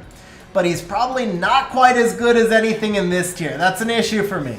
Like, do we make a 91 in between? Or, I mean, let's take a look at the... I'll tell you why I think he's not as good as the stuff in that tier in a moment, but let me just first take a look at the win rate. Let's see if win rate 51.4. Let's take a look at Ragdoll. Ragdoll win rate 52.25. So that's a huge difference right there, right? That's a huge difference right there. If you look at the other stuff in that tier, I think Nephthys is going to be up in that 52% range as well. We already looked up Artemil. He was way over 52. He's like top 10 in win rates, right? If we look at Nephthys, I'm pretty sure she'll be up around 51.63. Maybe a little bit lower. Maybe so she's actually a little bit lower than the Ragdoll, right? Maybe a little bit closer. But Volanta's still 50. I mean, it doesn't sound like a lot, but that 0.2%, that's a big difference when you're talking about out of tens of thousands of matches. So here's the reason that I say Volantis is not quite here. It's because Volantis has a ton of direct counters. If you look at the units here, Artemil has a ton of direct counters. He does. Ragdoll has a lot of indirect counters. So here's the difference. Artemil is directly countered by units that don't crit. He's directly countered by Onimushas in particular. He's directly countered by ignore defense. He's directly countered by things like continuous damage. Ragdoll is not directly countered by, for example, continuous damage because he gets that torrent range if he's under 30%. He's not countered by CC because he gets a 2-turn cooldown, things like that. Nephthys really has no direct counters. Nephthys is basically like if they land the setup, they're going to win. If they don't land the setup, Nephthys's direct counter is base speed and the setup that's required. But she has no direct counter. Narsha really has no direct counter. Like even if you try and Leo the Narsha just still one-shots crap. It doesn't matter. Oberon has no direct counter short of like just outspeeding and resetting him. But then even then, his freaking ventilate can't be reset. So these 4 units right here, these 4 units really have no direct counters. I think the bigger case to make would be should Artemil be knocked down a tier, and maybe the Hay Gang probably should be in this tier down here, right? Maybe the Sekhmet, the Masha. This probably is a little bit more accurate. Like the Abellio should probably be right here as well. This is probably more accurate, is to say like these are units that kind of do define the meta, right? The Abellio, the Hay Gang, and the Masha in particular, they define the meta, but they don't have crazy high win rates. So I think I was overvaluing them, and when we look at it in context, this to me makes a lot more sense. This to me makes a lot more sense just to bump those units down a little bit. And then we probably, when we make that adjustment, we probably need to move the Ethna down a little bit as well. I wonder if I maybe underrated the Jaeger just a little bit as well. I know he didn't have the craziest win rate, but I think Jaeger's still a pretty strong unit. So we make those adjustments, move the Ethna down. I think these 2 are correct. I think that looks a little bit right there. I think that looks a little bit right there. One left. This is to check the RTA stats. This is SW Arena. I guess it's blocked out from the top. So we'll throw this in here. You can also use SW ranking. So there's 2 sites. We showed SW ranking a little at the start. I wound up not using it just because I didn't have as much experience with it. It has some different features and some really cool features. So both sites are worth checking out. Honestly, both sites very much worth checking out. But we're using SW Arena for today. All right, so the last couple here, we have Ganymede. Ganymede's still strong. I'd say still works in the meta, but he doesn't work as well as he used to. I think to put him somewhere in the Gany Hathor tier is probably fair. And then Nyx works amazingly well with certain teams like Sagar, but Oliver, again, is the issue. I know Nyx has the passive with less debuffs and all that stuff, but Oliver in the 33 speed lead means it's much harder to make a Nyx Sagar comp work unless you start with Oliver, and then it's just harder to get an overall balanced comp. So, Kriz, I do think Jackson's very strong. I don't know if I would necessarily say he's stronger than like Lucifer or Beelzebub. What would be the most broken unit if it didn't get nerfed? That's pretty easy. Oliver's not. Actually, Veronica, excuse me. Unfortunately, we don't have Battle Angels art, so we're not going to be able to put Battle Angels on here. But this emergency nerf tier, this is 2 units. It's Oliver and Veronica. Veronica is definitely more busted than Oliver, but honestly, Oliver is more in need of a nerf because more people have him. Like, as busted as Veronica is, she definitely... I mean, as busted as Veronica is, and she is like the most busted unit ever, not that many people have her, and that makes a big difference. She's also an LD5, and there's more excuses for an LD5 to be busted than for an elemental Nat 5. Devin, I couldn't figure out how. I'm sure you can. I just didn't. I wasn't able to figure out how. I figured out how to make an entire new tier list, but making the entire new tier list I wasn't gonna have time. I would have had to have made all the art. Like, it was one thing for me to go out and make the art for just the Battle Angels and the cookies. It's another thing to make all the art for every monster in the game. That would have taken way more hours than I had, unfortunately. All right, so let's load up our next unit. So we're not going to rank Fuki, we're not going to rank Suki, and we might rank Kaki. People still use Kaki. We can rank him. We can definitely rank Tessa. I think we can rank the Theo. We can rank these two for sure. We're going to rank him. He's going to get ranked. He's going to get ranked. Okay, so we'll rank these four. They definitely deserve to be there. Mei Hu Wang, I haven't seen him drafted like all season long. I don't know if he really still needs to be ranked or not, but we'll take a quick look on him. Rika, Annabelle, Charlotte, they all get drafted. Laura, Nikki, they get drafted. Tomo, definitely. Shizuka, Gyu, sneaky, strong. Saimai, both of those get drafted. Okay, let's move these together. That's 2, 3, 4, 5. There we go. And then that gives us a good chunk for right now, right? That gives us a good chunk to work on next. Okay. Gyu is sneaky good, bro. Sneaky good. Yeah, she's really good. All right, so some of these are going to be like less controversial. We'll spend a little bit of time on some of these, or maybe they're controversial, but they'll be less to talk about. So we have a lot of units to cover. We're going to start to move faster, I think, on some of the ones that are less interesting. That's probably it. Like, I think whether you agree with me or not on the Kaki ranking, we probably don't have to spend 10 minutes on him type of thing, right? So Kaki, I would say, I mean, he basically counters Artemil and Ragdoll, which we know are strong, but he's really hard to rune, and artifact damage just kind of wrecks him. So we call him good but replaceable. Kinky, Kinky to me is honestly just so-so. And I don't know if...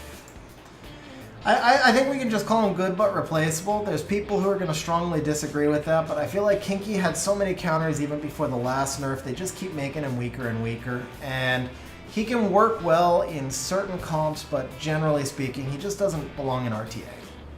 All right, Ongyuki. So Ongyuki, I thought he was stronger than he actually is until I used him and realized that he has a passive that says he never gets stunned. But yeah, I think he probably fits right in the same tier. He's a really strong counter. You can't spam him. So that's the thing. Everything at 90 and above, that needs to be a monster that's pretty spammable. You need to be able to draft them in a majority of your matches. I don't think you can draft Ongyuki in a majority of your matches, but I think you can draft him in a lot. Like, I think he can be in 20% of your matches, 10 to 20%. I think he can be really good in those matches. But he is surprisingly hard to rune. His damage is a little bit lower than I kind of was expecting. And he does have a lot of RNG involved in his kit. If he doesn't get stunned, obviously, if he doesn't get stunned, obviously he's not going to be able to come out of the stun. And of course, it's too easy for him to just be kind of one-shot and stuff. So, plus I hadn't realized before that he died. I figured this out like a week or two before I pulled him, that he can die to dot. So all you really have to do is just stun him, put him down to 0 HP, and then dot him, and he dies anyway. But I think 85 is a good place for him. All right. Tessarian, we just saw Tessarian's win rate is absolutely awful, but he is still pretty much the only free-to-play viable Oblivion monster. So we just have to say that he works. He's not really replaceable. I think there's a reason why you see, what's the Herney? I think there's a reason we see Herney used a lot. And actually, because there is Herney, we actually can say he's good but replaceable.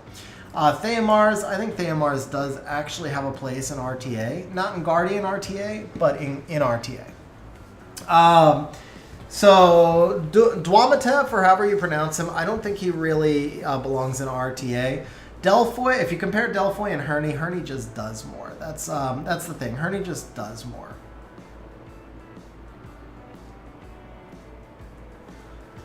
All right, Elsharian, good but replaceable. I think that's fair again. He does crazy speed skill damage, but he's just too easy to kill. I mean, he's not really replaceable. Maybe we could just call him Works. Works in the meta or as a counter, but Honestly, though, I mean, as unique as he is, like a monster like Chilling for me just does so much more. I feel like a monster, even like a monster like Chilling. I think we just have to say, is he so? No, we'll just say he's good but replaceable. He's good but replaceable. Okay, Veramos, sneaky good. Works really well as a meta. Needs to be on triple nemesis, but sneaky good. I think definitely, probably here. I don't know. He has a really unique kit. Sneaky good. I think somewhere between these two tiers is pretty fair. Like on the one hand, it's hard for me to say Veramos is equal to Isis, but on the other, or to Pater for that matter. On the other hand, I know how effective Veramos is, and I don't think Isis maybe. Yeah, I mean, if we think about it in terms of effectiveness, yeah, I would say that's pretty fair. I would actually say that's pretty fair. Okay, Bulwark, one of the highest win rate monsters in the game. Definitely incredibly strong in the meta or as a counter. He is actually pretty close to spammable. To be fair, he is pretty close to spammable, but not entirely spammable. And it's hard for me to, again, kind of put him above like a Jackson or a Lima, something like that. Even if he does have a higher win rate than those, I think this is probably fair because I just can't quite put him on par with like Volantis and... you know what's funny though? I'm saying I can't put him on par with Volantis, right? But if we go take a look at my account, he's got a much higher win rate than Volantis, and I draft him more often also.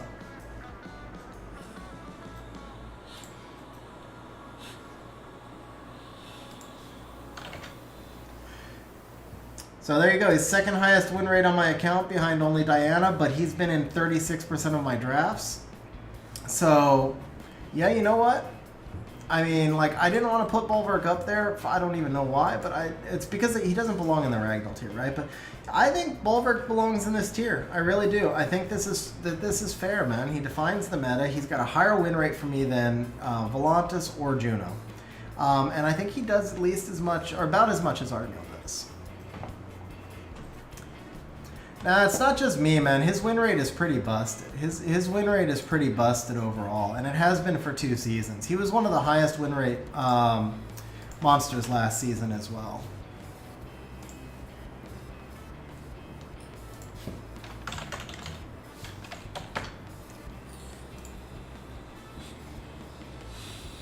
Yeah, he's right there at 51%.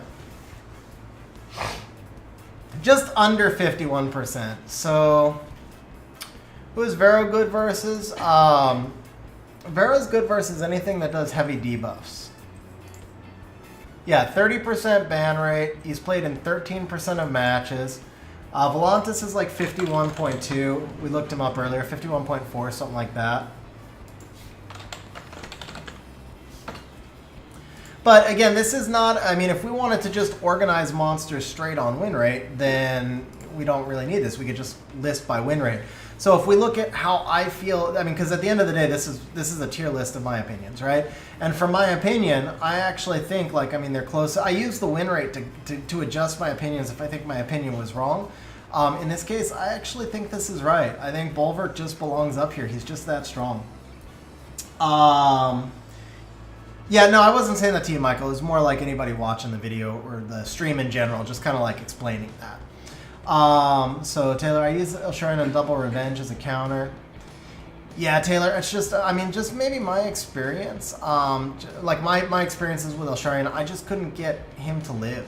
Like, I just can't keep him alive. That's my thing.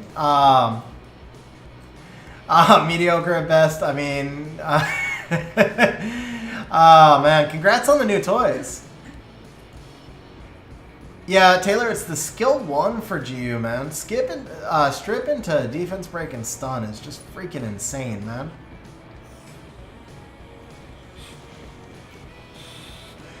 Alright, so let's see. Geldnir. Geldnir is surprisingly high on the list. I think Geldnir probably belongs in this row as well. I do want to verify that his win rate didn't drop, but every time I faced him, he's been absolutely busted.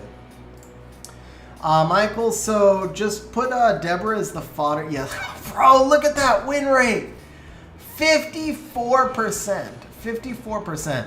Sea Slug, they won't make it on the list, partly because there's not enough data. I mean, I would just be guessing, honestly. But even if there was enough data, I didn't have the art for them. So We're not going to have the Battle Angels, which I'm much more disappointed about because I do think the Battle Angels, we could have ranked a couple. But without the art, I just couldn't, I couldn't get the Battle Angels or the cookies. We should have just about everything else. Yeah, guys, I'm telling you, Geldnir, you run Geldnir with like Nana, Shizuka, Molong, a couple damage dealers, something like that. He's freaking toxic, man. I actually think we can... I'm like kind of torn. I mean, the 54% win rate makes me want to move him up here.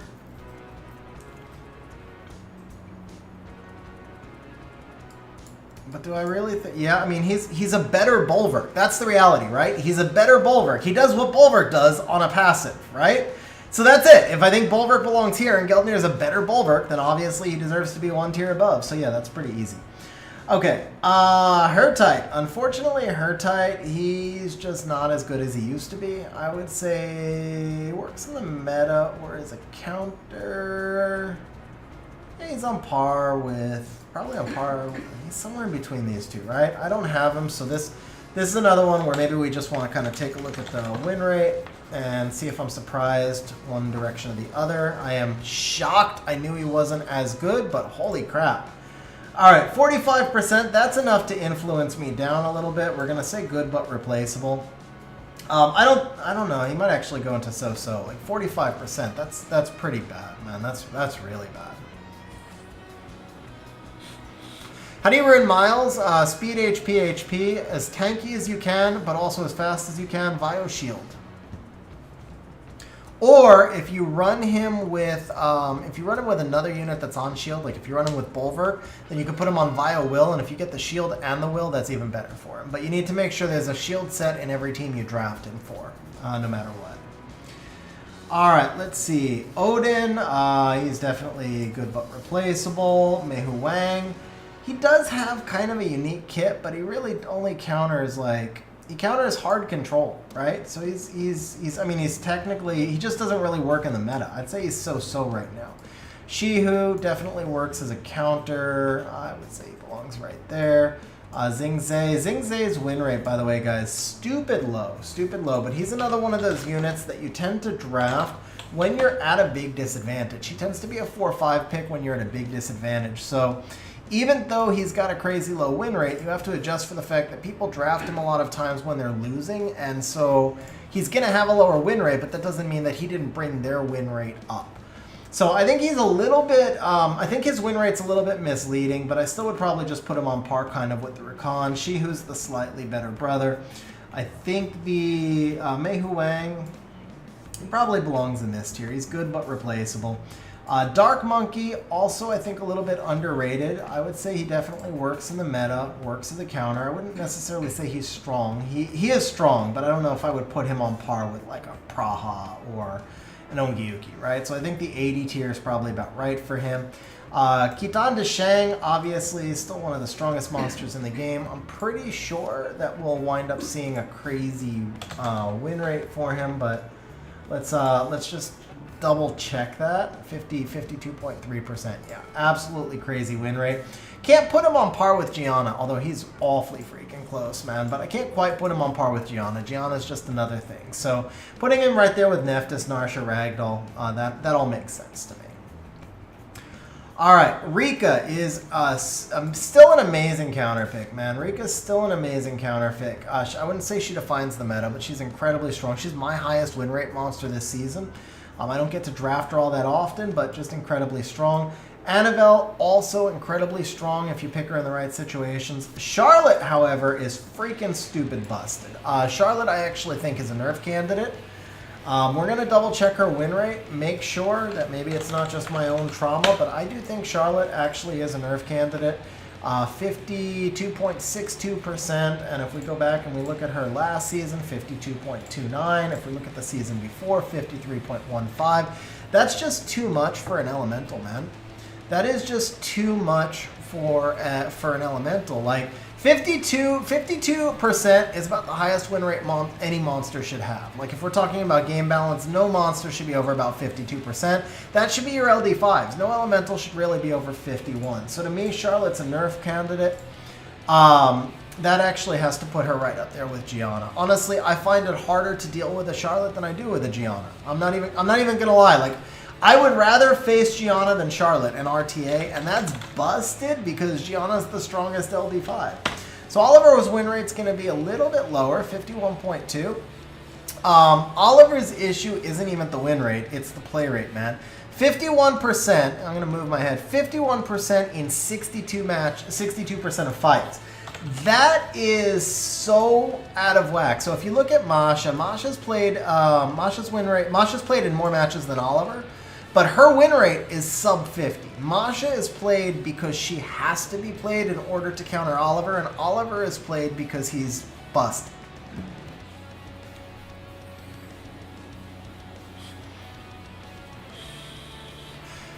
To balance the Charlotte, I think you need to get rid of the attack bar boost. She doesn't need the attack bar boost. That buff that they gave her just made people realize that she was good.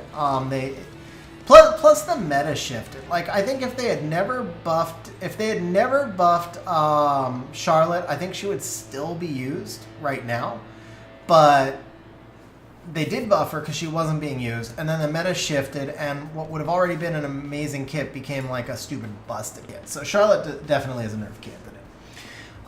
We can't rank the Battle Angels, but I will tell you, like, if we could rank the Battle Angels, Veronica would be on the emergency nerf level. Veronica just shouldn't even exist. Who's a good first pick versus Charlotte, or a good first pick with Charlotte is probably Moore. You want that 24 speed lead. I would just go into the RTA thing, and like if you come over here, just go into your RTA list, into your RTA replays. Whoops. You go info, replay, look for buy monster, search for Charlotte, and you can just look at some drafts that she's been in and get a feel for how you would use her, right? Obviously you want to try and look for like the Guardian stuff, so G2, G3. Something like this right here, yeah, more first pick, the Hay Gang to protect. This is, actually, just out of curiosity here. How would I run Charlotte? Probably Swift. I think the Swift Charlotte is the most toxic.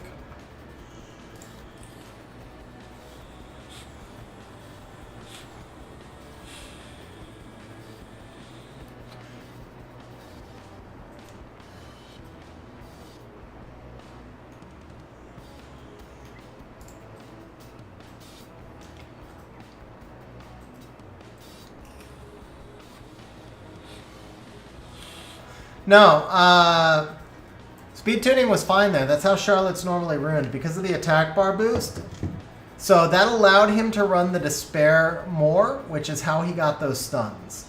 So he ran the Swift Charlotte so that the... Yeah, I don't think Gianna needs to be nerfed. Let me be clear. I think Gianna is a nerf candidate, but there's a difference between saying candidate and emergency nerf. I actually would... I just can't put Charlotte above Gianna like on the tier list, right? So in this case, Ragdoll did win out, but that was still, yeah. The reason I say that Gianna's a nerf candidate, it's not specifically that Gianna needs to be nerfed. It's that she's monsters that they would consider nerfing, right? Charlotte needs to be nerfed. In my opinion, Charlotte needs to be nerfed, not because of how busted she is. She's busted. But because this should not happen. You shouldn't have LD5 and 2 elementals above it, because then what's the whole point of summoning that OP LD5? Gianna's a nerf candidate just because she's been the top monster in the game for so long, and because she works no matter how the meta shifts, Gianna always works in the meta.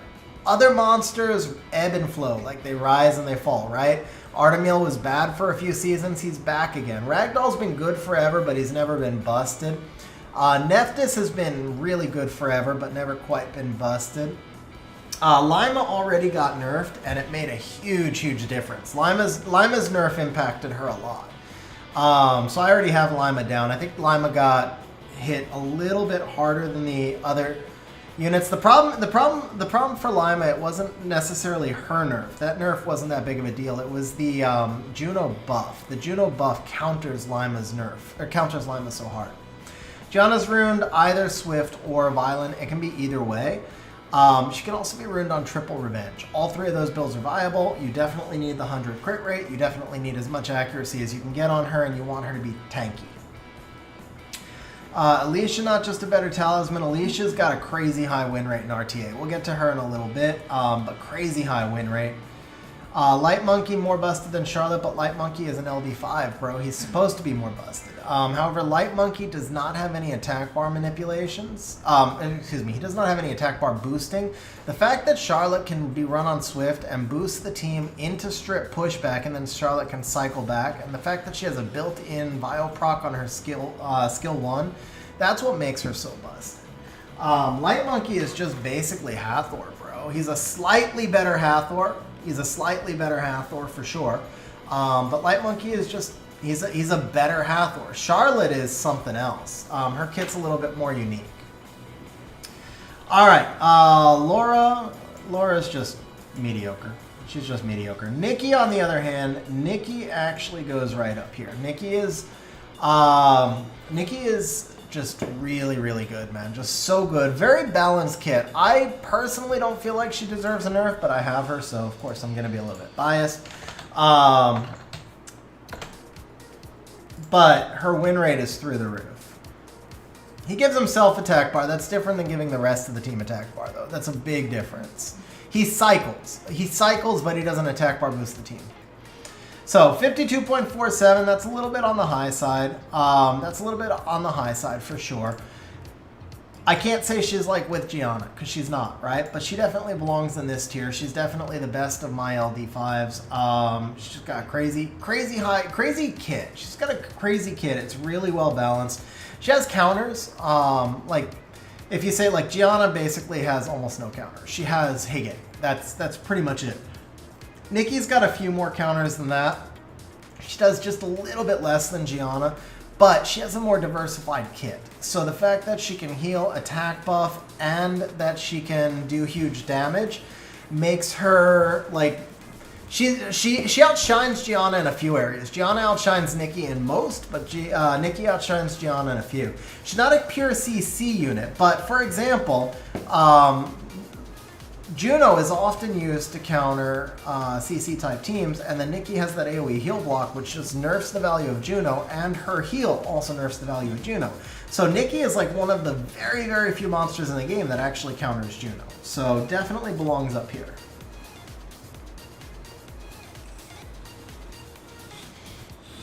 Okay, Saimai. Sneaky, sneaky strong unit. I am going to think that Saimai goes in one of these two, but probably around here. Let's double check. This is another one I'd like to see her win rate, just to be sure. But I suspect she's like sneaky high win rate. 50.1. Okay, a little bit lower than I thought. Okay, you know what? I would say, yeah, she doesn't quite belong with Bulwark, so we'll drop her into the 85. I think Saimai is really strong. I think she's a lot stronger than people realize. The Dumon, also, there's a monster, like, I can just put her right on par with the Beelzebub, because you have to deal with them in about the same way. We don't need to look up her win rate. I believe Dumon is pretty fairly ranked right there. Shizuka, we all know how meta Shizuka is.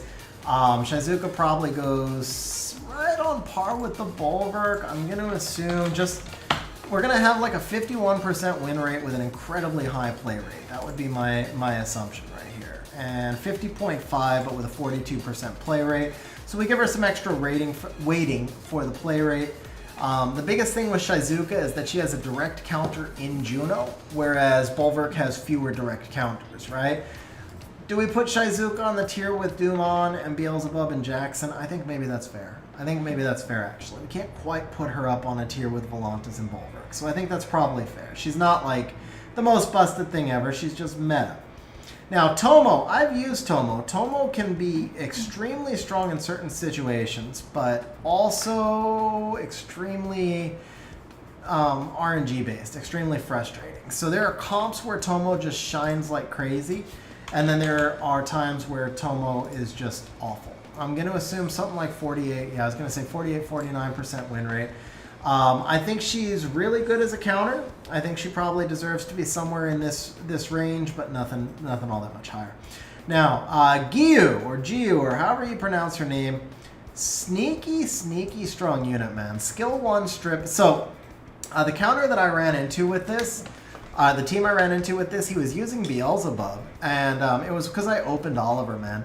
And so he had the Gyu, who's going to cycle and take turns, put the Karma up, but also gets a strip into stun and defense break on the skill 1, and then the Beelzebub for the snipes. That was like maybe one of the hardest comps that I've actually dealt with all season. Now, can I put Gyu on par with Artemil or Volantis? Absolutely not. But do I think Gyu is incredibly underrated? Absolutely so. I don't know how to spell Gyu. It starts with a, it's like G-I-O-U, something like that, right? But I'm not seeing it.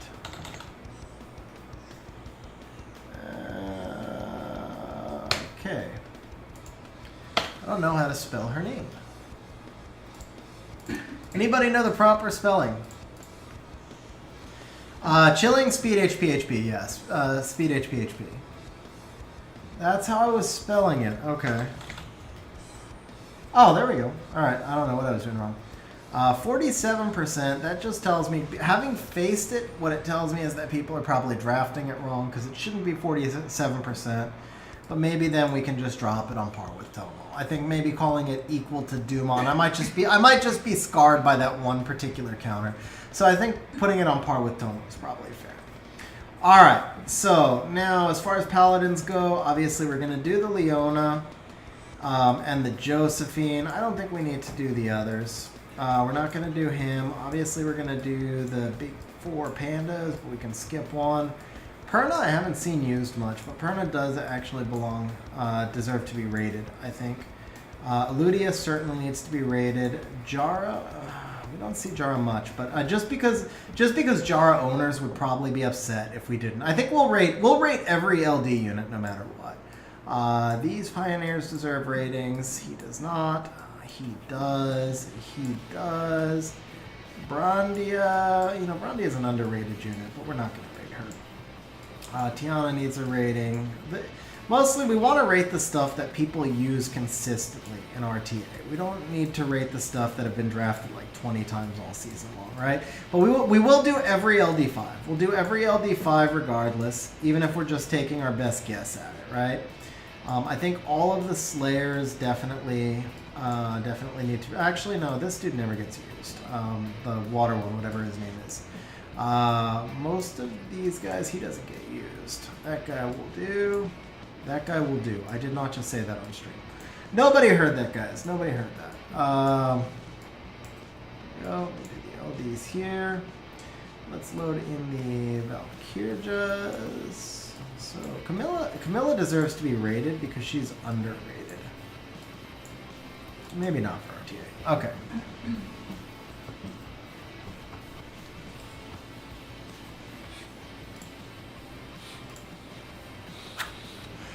All right, Leona, not amazing in this meta. I think she probably fits into this, works in the meta as a counter. A little bit disappointingly weak in this meta, but there's just a little too much that counters Leona. Josephine, the main reason I'm going to give Josephine a little bump right here is because of Volantis. Volantis gets played a fair amount, so does Juno. Just Despair. I guess Despair in general. Josephine's pretty strong into Despair, but particularly you draft Josephine into Volantis and you win, like almost always. Unless the rest of your draft was just terrible, you win. Mediocre at best, I don't know where the line will be, but I think somebody said earlier on stream that the Season 21 thread is already up. Yeah, 0.17 pick. A lot of people just look at Gyu as a meme, and I don't think she is. So the pick rate and the win rate, that just tells me that people haven't been using her much, but I actually think she's a lot just from having faced her, man, and gotten wrecked. I just think that she's being slept on. Actually, you know what? Yeah, we're going to throw Woos in because I remember... not Woos, Luis. We're going to throw Luis in because I remember using Luis on your account, and I agree with you. I agree with you. However, you might think... I actually think Luis might be higher than Woosa, but I don't think I'm going to put Woosa as high as you expect. All right, so Fang. Fang basically works in the meta as a counter. Still a really strong unit, but because he gives sustain as well, could I put him on par with Asima? No. I think I put him on par with Leona. I think that's fair. Mo Long definitely is going to be up in the strong in the meta. Just on pick rate alone, we know he's used constantly, right? He should have a slightly better win rate than the Masha to go with that really high pick rate. I'm just kind of curious myself right now. I would assume 50 point something. 49. So he's actually a little below the Masha, but same deal, 27% play rate. I guess he gets beaten up a little bit by Oliver. All right, Trinity is mediocre. Achroma is probably works in the meta as a counter. I think the Achroma win rate is like shockingly low, but I also think people overdraft Achroma. Let's see. Actually, no. Chroma's win rate's really good. I saw it earlier this season. It started low. So we can definitely bump Chroma up right here. Really good win rate. Strong as a counter. I think that fits. Okay, Nigang. Nigang is super strong. Nigang probably belongs up in this tier right here. I think Nigang definitely belongs in this tier right here. I would expect to see 51.5 to 52, something in this range right here. Okay, I mean it's the play rate is really low though, so it's smaller sample size, but 54, man, 54. Yeah, so Nigang belongs right there with the Geldnir. We've got the Nigang in the right tier, right? Nigang, Geldnir, definitely belong together. Okay, Wusa. Wusa is good but replaceable. And that's literally the definition of Wusa. He is really good, but he's replaceable.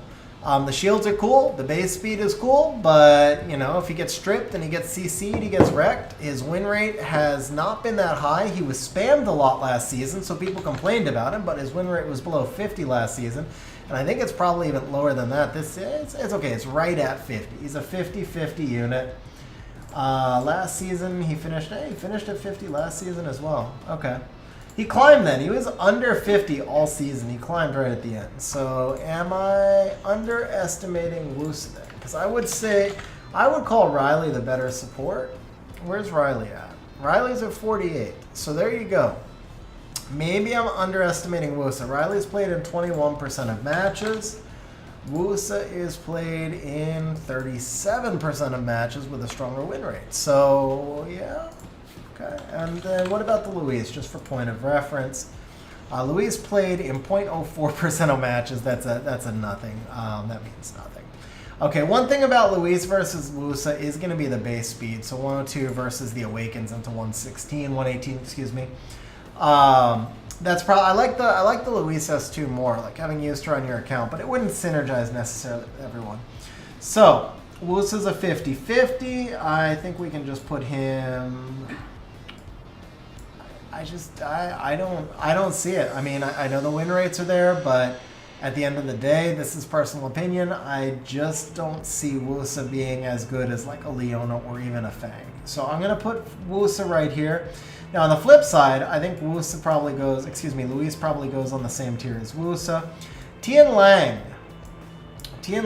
I'm curious what his win rate is, but having tried to use him and seeing how much he got hurt by the Oliver meta, yeah, still a really high win rate and a really high play rate. So possibly just needs to be played a little differently. I would say he could go right there with the Achroma. And this is crazy different for me because previously I had Tian Lang like probably right here. I mean, for the longest time I had Tian Lang right here. But I would say right now, because it's so hard to draft for Tian Lang, his win rate is high, but he has to be played in a very set comp. You basically have to. The thing is, I value flexibility, and again, that's personal opinion, right? I value flexibility. Tian Lang has to be played into like a set CC comp. You can't really use him to counter CC as much anymore because of Oliver. So you're basically, he fits into a set comp where the Achroma is a little bit more flexible. You can use Achroma in a few other places. But they have similar win rates, Taylor. The main thing is, though, I can't put Tian Lang with Artemil right now. I just can't. I feel like Artemil drops into a lot more comps. Tian Lang doesn't. And so I'd have to put Tian Lang right here. It's really close, though. Really close. I don't know. Maybe I'm just scarred. Maybe Tian Lang should. Maybe I'm just like emotionally scarred. Maybe we can put him here. Defines the meta. Does Tianlang define the meta, or is he just trying to survive in the meta?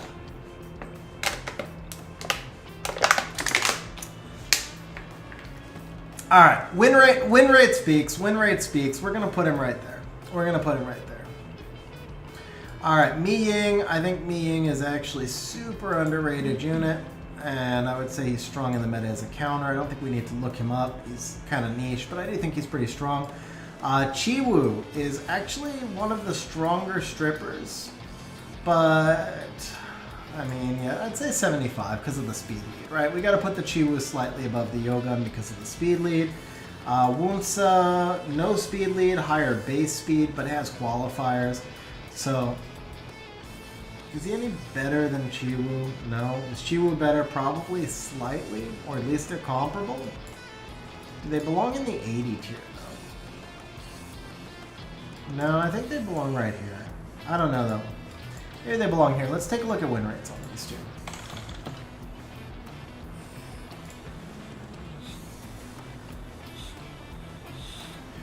How would I run Mi Ying in RTA? Yeah, I thought Chiwu was going to be pretty low. I would run Mi Ying in RTA as a fifth pick counter pick when the opponent was running really low damage units, and I would be able to use him for solo potential. Yeah, Oliver nerfs Tianlang, Tianlang nerfs Oliver.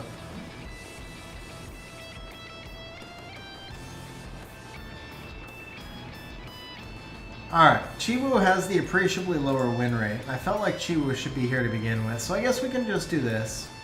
We can just do it like this. I'll kind of let win rates guide me a little bit on that one. Alright, Perna. Perna belongs in the Theomars tier. I think these two have a historical linking for their procs, but I also think both of them are usable in RTA.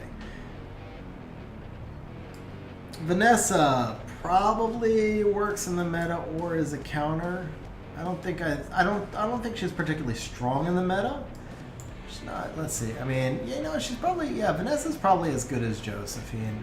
Thing is, Vanessa needs crazy runes, and most people don't use her well. But when you do use her well, she can actually be quite a headache to deal with. I actually think she probably belongs in the 85 tier. I don't think the win rates will bear it out, but I think she probably does. She gets a little underrated. Yeah, win rates don't bear it out. But that's because of the play rate, man. I think she's being overplayed. She's more of a counter. And people are trying to build comps around her. Like if they don't have Nana, they're trying to run the Vanessa. But I think there's times where you can run Vanessa very effectively if that play rate were lower, if you're not drafting her that often. Now the question is she better than like Savannah or Isis? Probably not. Is she better than Leona? Probably not. Yeah, she probably belongs right in this tier right here. I think that's probably fair. Okay, this pony, I don't even care what the win rate is, man. This thing belongs up here. Not quite, but bro, this pony is so freaking stupidly busted. But it's probably on par with Zeratu and Mi Ying. To be fair, it's probably on par with Zeratu and Mi Ying. But man, that thing is just freaking busted. Alexandra, I think her name is. Yeah, just so freaking busted. Jax, it's in Discord. I posted it. I finished it and posted it. It's in useful links and info in Discord. All right, Eludia, since he got the buff with the higher base speed, probably goes right in here with the Alexandra. He's, I don't know, maybe a little bit lower. I haven't seen Eludia teams that are like too terrifying, but I mean, when the Eludia does get a turn, he's crazy. It's just his base HP is so low. He's kind of countered hard by like Sekhmet, Ethna type stuff. Ethna can actually one-shot him usually. Tiana is, you know, she's probably one of the better strippers as a... Not probably. She is one of the better strippers if you pick her at the right times. I would probably put her right on par. Not with Lima, though. Yeah, I guess she probably goes in here. You can't put her on par with Lima, right? What's her win rate? Probably 48, 49. I'm going to guess 48, 49. 50. Okay, she is 50. But yeah, then that puts her in about the right spot. Right around where we've got her. Okay, Jara. I think Jara may be slightly underrated. No, Jara's mediocre. I can't lie. Jara's mediocre. Alicia, actually going to have a crazy high win rate. I bet you Alicia's like 51, 52.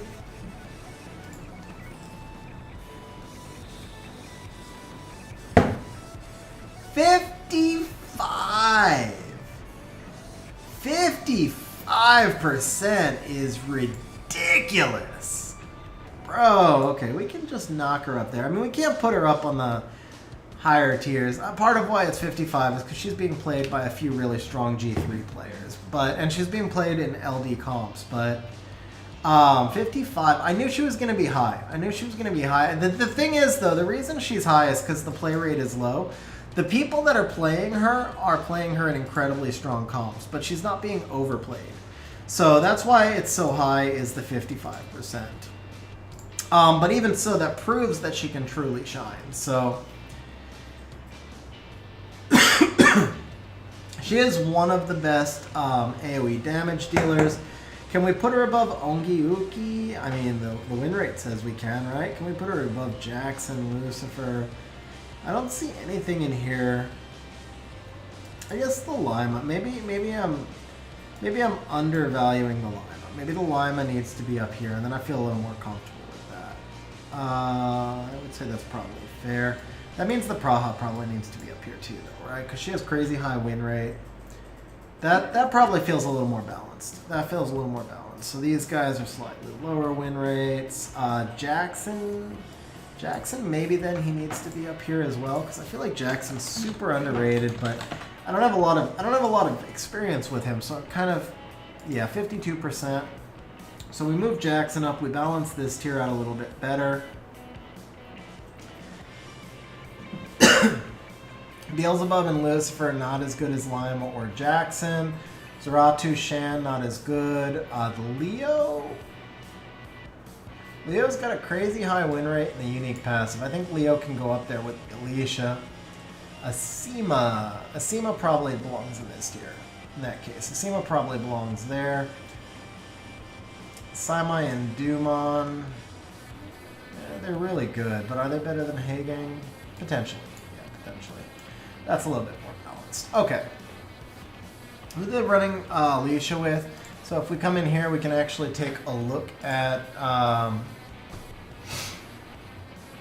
so win rate against... Destroying Juno. Played together. Leo, interestingly. But more Oliver, Nana, Shizuka type stuff, yeah.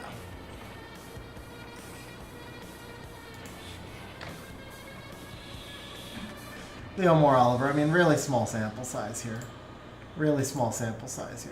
Highest win rate is with Masha, Carnell, and then... Alright, that feels balanced up there. Let's see. So the Beast Monks we're not going to do. Okay, Eleanoa, crazy strong unit. Eleanoa probably belongs up here. Yeah, she's going to be well over 52%. I'm positive she'll be over 52%. Right? Nope, I'm wrong. Alright, we can drop her down one. Stupid strong unit, though. That's fine. We can put her in... She's better... I mean, to me, she's better than Jaeger. She's better than Lucifer. Is she better than Beelzebub? Is she better than Zaratu? They present their own challenges, right? Different comps. And, like, Beelzebub would not be as good as Dumon. Lucifer certainly would not be.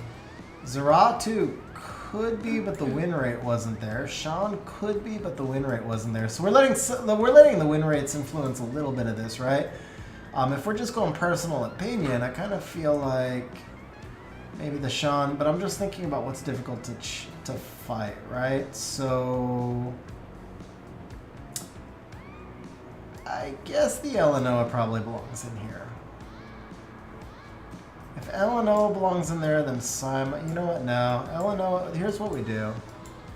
We can't let the win rates over-influence us. That tier feels more accurate now. But then Miles should be there as well. Enrica... Yeah, what's going to happen is we're going to wind up putting this whole tier back. We're going to wind up moving everything up, right?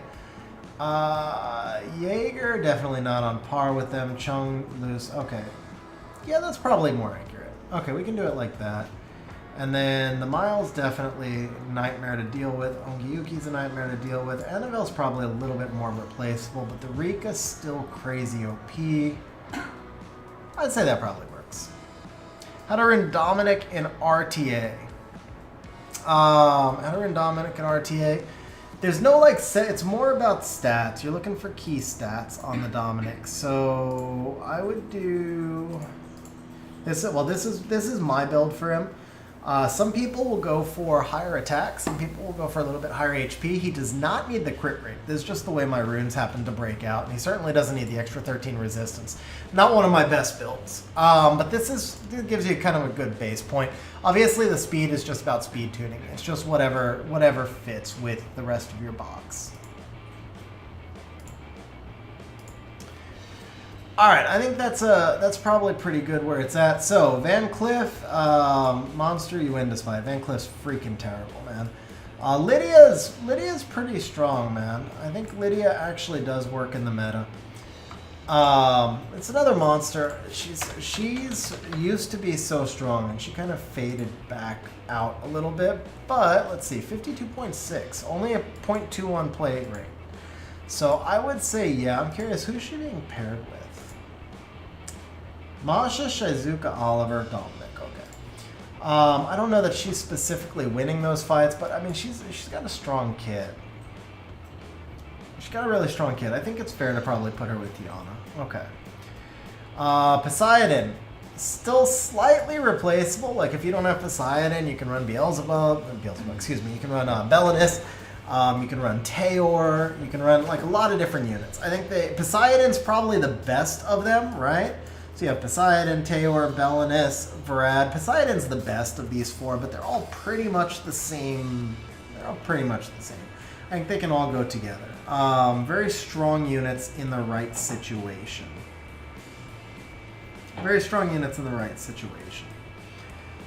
All right, Pontos. Pontos has a crazy high win rate this season, guys, and I am just not going to give him the love. I don't think he's that good. I really don't. I think Pontos' win rate is probably being influenced by people who are... I think he's good in certain types of teams, but I don't think he's flexible, and I'm not sure that he's really doing anything in those teams that that other monsters couldn't, like Chloe couldn't do, right? So I'm just not going to give him the love despite the win rate. I would say strong in the meta or as a counter feels pretty fair to me.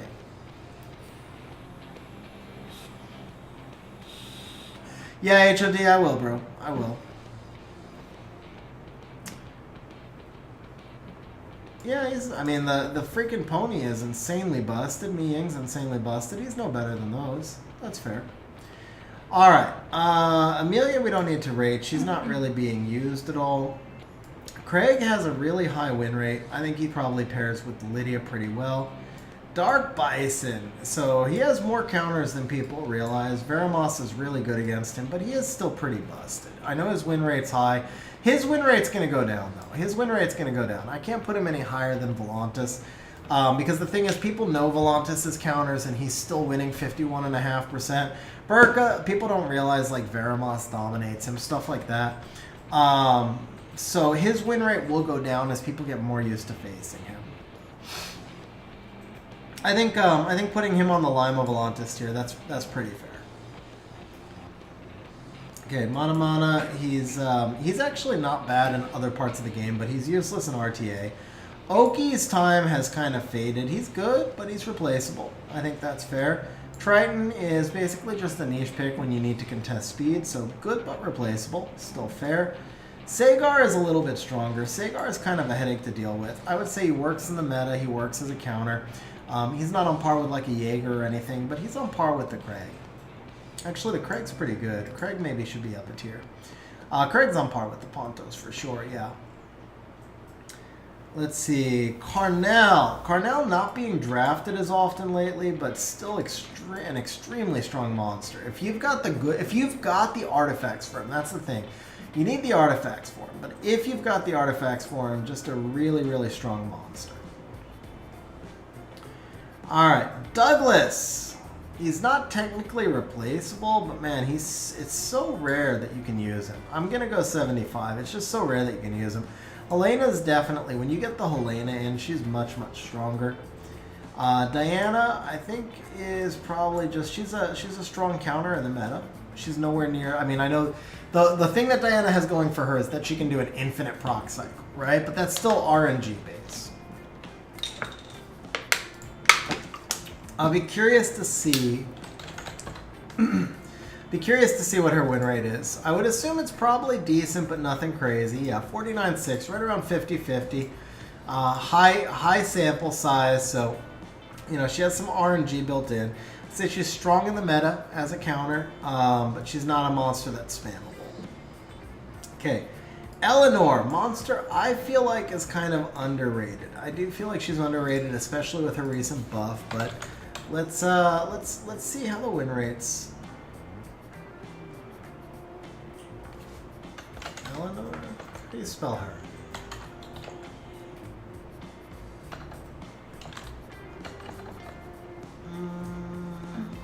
Light. How do you spell Eleanor? I mean, how do you spell it by Comtois style? Here it is, Eleanor. Okay, 52%. Small sample size, but like I said, a monster, I feel like she's very underrated. So I think we can probably at least put her with the Diana. I think that's fair. I think we can put her with the Diana. All right, Moore has not been doing well. He's just, I won't say he's a common stripper, but his win rate is way, way down this season. His win rate is,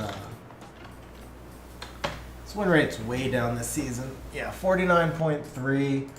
If you go back, actually last season was down as well. You go back a couple of seasons ago, 49, go back to 19. Yeah, he's actually pretty consistent. He's always been right on 49, interesting.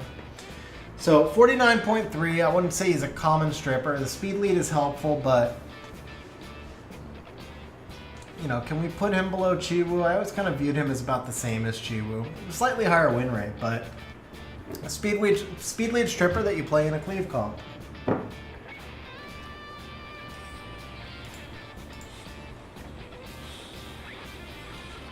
What up, Cytex? How you doing, man? All right, Talisman. Let's see how Talisman's doing this season. 52%, but a 0.07. 0.07. So we have strip into pushback. We have big damage. And we have a 51% win rate on a 0% play rate.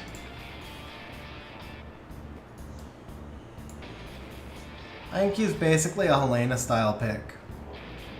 I think something in there. Yeah, I mean he fits in this list right here, right? Teor, Belinus, Farad, Talisman, Poseidon, and kind of the point is, like I said, they don't all do the same thing, but they all get the same result. That does say though, this guy probably then, he belongs right here, right? He belongs right here as well. And maybe all of them, because they are so commonly replaceable, they all probably belong right here. Just because, I mean, replaceability matters, man. When you can just use any one of 5 monsters and get the same result, that matters. Lydia and Eludia do a little bit more. Yeah, that's probably a little bit more balanced. Savannah, is she any stronger than them? No, she's right on par with them. That's pretty fair. Okay. All right, so Thebe will rank. The others we don't need to rank at all. All the 4 stars we can get out of the way here. Light Chun, Varisa I'm actually going to rank because I've been seeing her drafted a lot. Light Chun-Li is just basically special league though.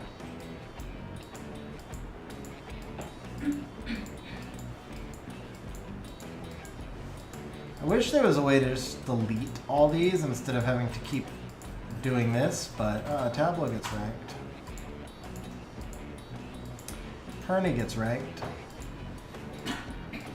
Felleria, to me, that's a unit that gets ranked. The draft rate's going to be like practically 0, but Felleria is a very underrated unit. Definitely deserves to be ranked. Harmonia is not, you know what? Harmonia really doesn't get drafted anymore. Triana does, though. Celia and Vivishel, obviously.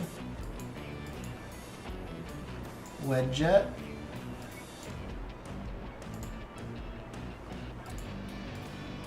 Chilling gets a little bit of play. Lucian gets a little bit of play.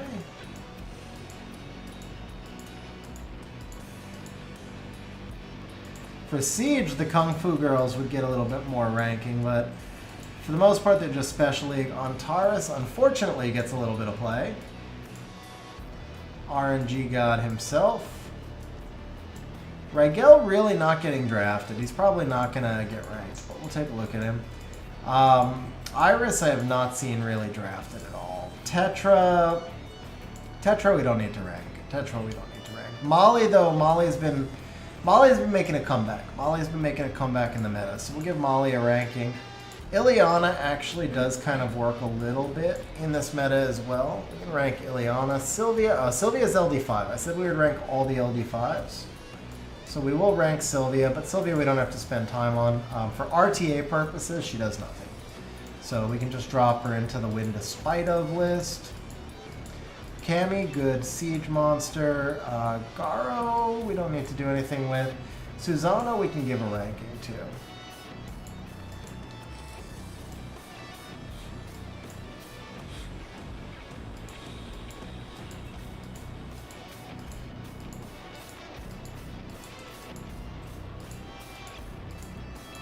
I think I've actually seen a couple of people use Frigate in RTA, but I feel like he's probably not worth putting onto the list.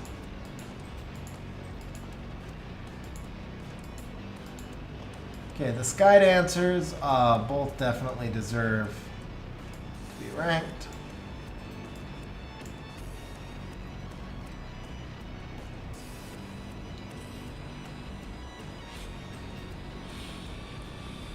I put him there, so Strong Dose, that's fair. I put him there on the basis of his AoE nuke, not his strip. So I basically just got him ranked with all the other AoE CC units. It's more about the strip, more about the turn cycling than anything else.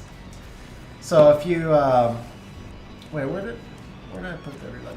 Yeah, so I've got him in the 75 tier with Poseidon and Belinus and Varad. I feel like that's fair, like to put him in that tier. So if you were arguing to move him down, which actually, you know what, you could actually make the case, and maybe you did make the case, that because these guys are so replaceable, we call them good but replaceable. I can actually buy into that. But then that would also mean that we would be moving down the Chiwu and the Moor. I feel like these two, because of the speed lead, they deserve that little extra bump. Yeah, well, we've got Alicia much higher. I mean, Alicia's up here in the 90 tier. But yeah, I buy into your argument. The whole point is we call this tier good but replaceable, and this is the definition of we have 6 monsters side by side that all do the same thing, more or less. Definitely good but replaceable. The Wusa win rate proved out Wusa to be a tier above, so I'm comfortable with that. Gianna's probably the best of these, but really, I mean, she fits kind of in the same thing. Mookwell had a crap win rate. Daphnis is replaceable. Odin's replaceable. Samath replaceable. Zarath, yeah. Maybe we could just bump Laika up. I think Laika is slightly better than the rest of this tier. We'd probably put the Kinky up. Call him works as a counter. Still don't really think he has much place in RTA, but he is better than running like a Cocky or something. And I think Oki probably. It would be fair to put Oki up there because his kit does a little bit more.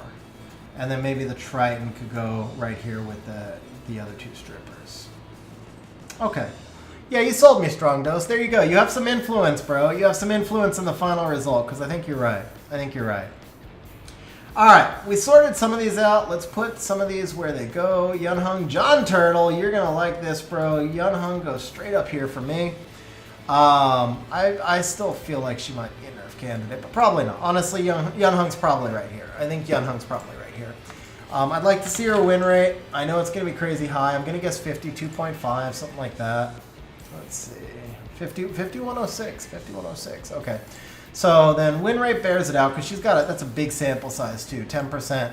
The thing is, like when you see them drafted, the more time, the higher the draft rate, the more likely it is that the win rate's going to be lower because more people will be drafting her, spamming her, and drafting her wrong.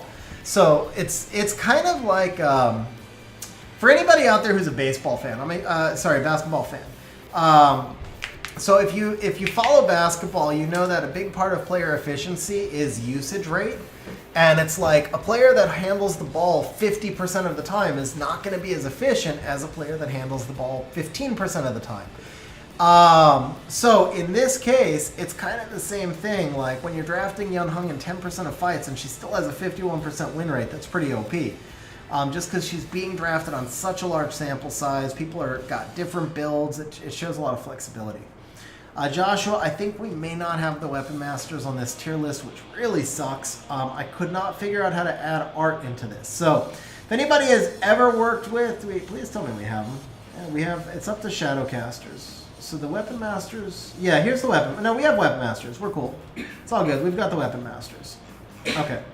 Yeah, we're good there. All right. Can I delete? There's a way, if I delete the row, what happens if I clear row images? What happens if I delete this row? Will all this crap come back out? Let's test. Let's test. Let's test. Let's be smart. Add row below. We're going to do a test row, and we're going to see if we can just chunk in like a few of these. And what happens if we delete this row? Did they go away? They went away, right? They went away. Or did they come back to the bottom? They came back to the bottom, but that's actually okay. That's actually okay because it gets all this crap organized. Okay, so that's cool. Then let's go ahead and put the rest of this crap in here and then just move it down to the bottom. That's going to fix some stuff for us. That's going to make this easier to finish off, right?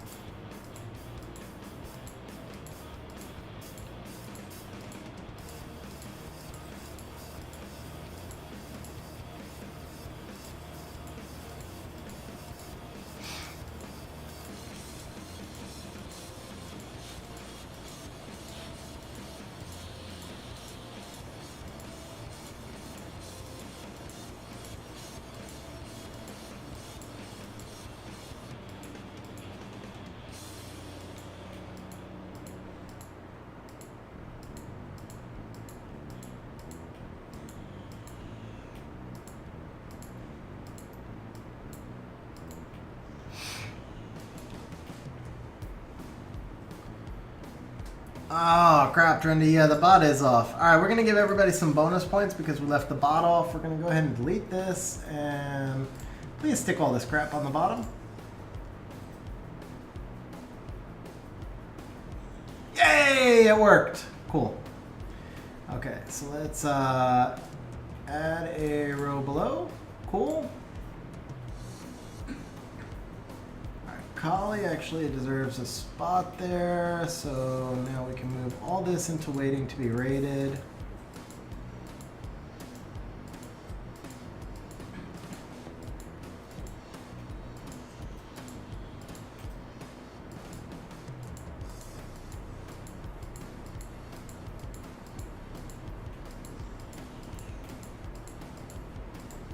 You know, we don't need to rate Bulldozer or Rakuni. They're draftable, but they're not really anything special. Same thing for Shren, same thing for Kabila.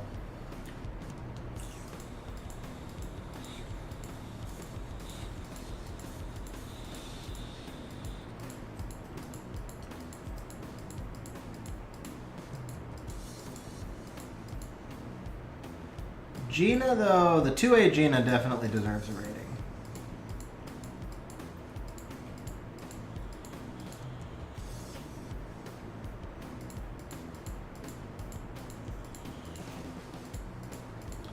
For Special League, some of these 4 stars would be worth rating for Special League, but not really for RTA.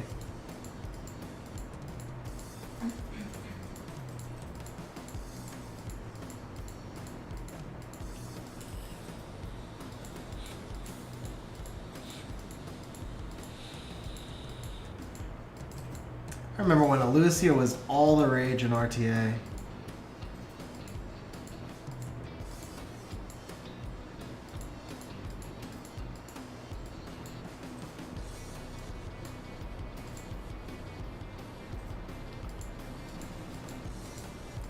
Lucia's still OP for Special League. Mina's still OP for Special League. Miho's still a usable unit. I still keep Miho ruined and draft her a couple times a season. Really high win rate with her too. We're gonna give Vigor a rating, Asher a rating. He gets a rating. She does not. She does. Okay, cool. I think we're cleared out enough. We're cleared out enough that we can. Oh, what did I just do? Okay, this goes up.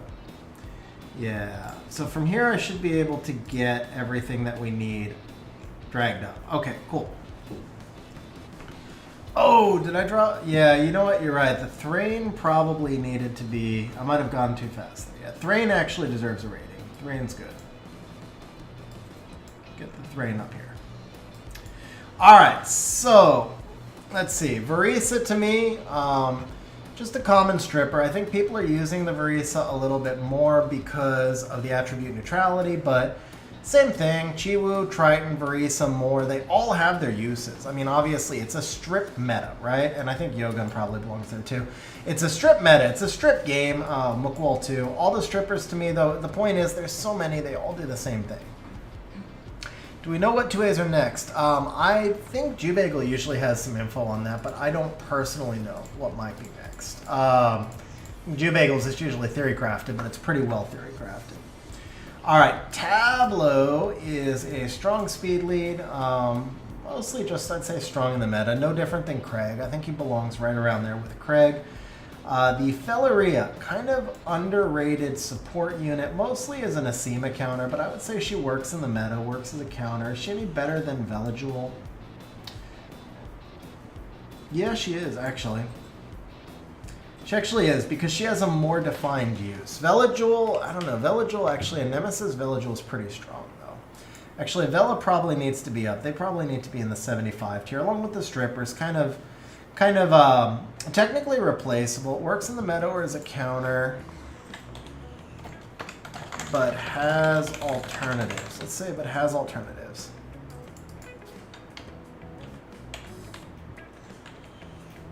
Yeah, there we go. That's a little bit more accurate. Okay. But alternatives. Okay, that fits. Okay, that's going to bug me. Just accept it. There we go. Must have a double space. Okay. All right, let's see. Herney. Herney is sneaky good. Crazy high win rate. I feel like Herney is kind of like a Rika level counter, but let's see if the win rate is still up there.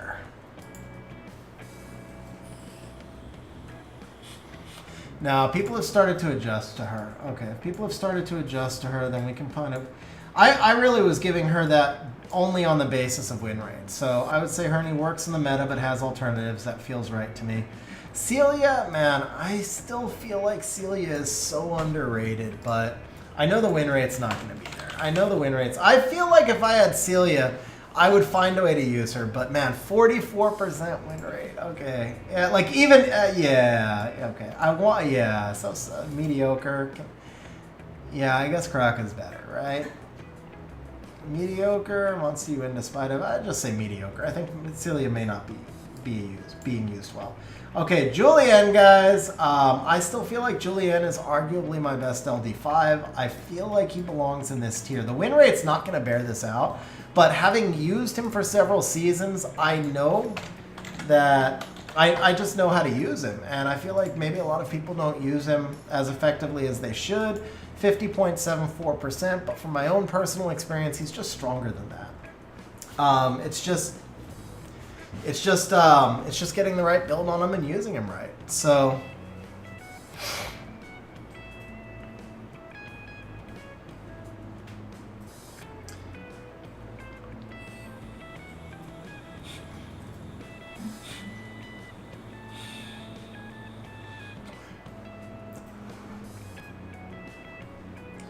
Yeah, so the thing is, you say she's used because she applies glancing and doesn't stun, except most of the Varisas I see are on despair, so she does stun.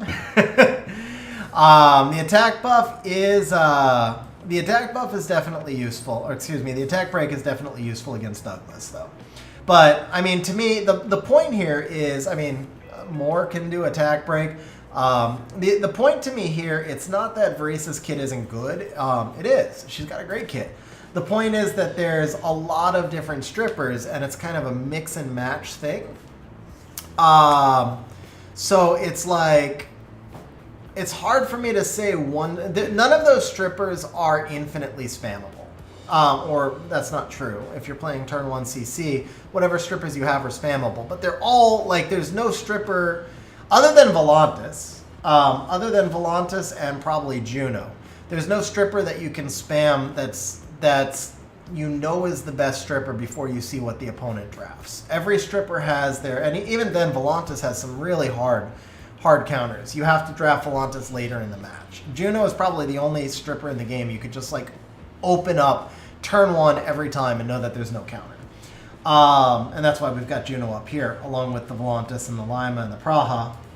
The Oracle's really just being pretty freaking OP since they got buffed. And since, you know, since they got entered into the game, always having been OP. But yeah, it's hard for me to say that Varisa is better than Mookwol. It's hard for me to say that Varisa is better than Chiwu. I mean, you could argue for Triton probably to drop down. But I just feel like all the strippers kind of belong in this, because look at the line. I mean, it's a long line of strippers. Chung does something different than the other ones, and that's why we put him higher, because he's got the pushback and the reset. But these guys don't have pushback, they don't have reset. Chiwu has pushback, but not the same kind of pushback.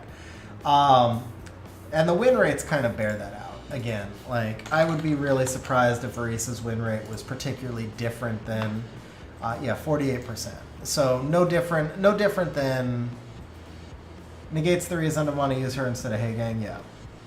How would I rate Bering? Bering's base speed holds him back. Bering was a really nice counter a couple of seasons ago if you had Crazy Swift, but right now he just doesn't do it. Yeah, Mookwol has immunity, but honestly, like, what's the immunity? The immunity's, if you're playing a CC team, you don't really need the immunity. That's the thing. And the win rates, again, so if you look at it, Bering, 48% win rate. The Varisa's win rate was low. We looked up Mookwol's win rate. It was 47, 48%. Oh, 49. 49 exactly. It was 48 something. He's actually won a few. It was like 48 point something before. But yeah, I mean, if you look at the strippers, they all of their win rates are going to be slightly below 50. Moore is maybe the highest of them. Look up Chung, and, you know, Chung, 49. Actually, Chung's the highest of them. That's why he's in a slightly higher tier. But yeah, so for me, it's hard to say, like, if you don't have, you know, if you have Yogun and not Mookwol, then you can build a comp around Yogun. It's a different team, but like, if you have Mookwol and not Yogun, then you're going to build a different team, but you're still going to build a CC team. If you have Yogun and not Mookwol, then you're still going to build a CC team, right? If you have Moore or Chiwu, like, you're building the same kind of team for all of them. So it's hard for me to put any one of them particularly above the others, except, like, if you see a Chung Peng, then you have fear struck in your heart, right? And if there's a Volantis, you may not be terrified because you've got Joseph, whatever. Like, the guys with slightly higher win rate, but more importantly, the guys that just, like, dominate a little bit more, they're up, but the rest of them, they're all kind of, like, the same to me. And again, that's not me being, like, a turn 2 player. It's me saying, like, yeah, Yogun is better in certain situations. Mookwol is better in certain situations, but there's not one stripper that's better in every situation universally, except for maybe Juno. All right, Triana. Not a monster that you can spam, but if you pick her in the right spots and you pick her with the right build, I still feel like she's an incredibly strong monster. Like, super, super strong counter to a lot of cleave teams. Again, a monster you don't get to draft all that often, but incredibly strong monster if you draft her in the right spots. Wedjet. Wedjet's a pretty strong LD5. I like the speed lead. I like the boosting. I suspect his win rate's going to be over 50, but not probably, like, you know, crazy.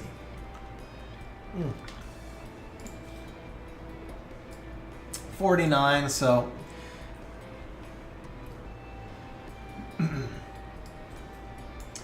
Alright, we can adjust him. Yeah, I would put him... Where would we put the more in the Chiwu?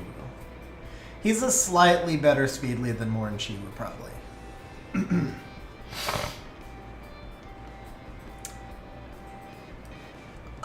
You know, I've still seen... The thing with Ciara is she can still be really good in certain comps. I feel like Ciara, Shizuka, Gianna, for example, that win rate's pretty abysmal, but Ciara, Shizuka, Gianna, for example, still pretty strong.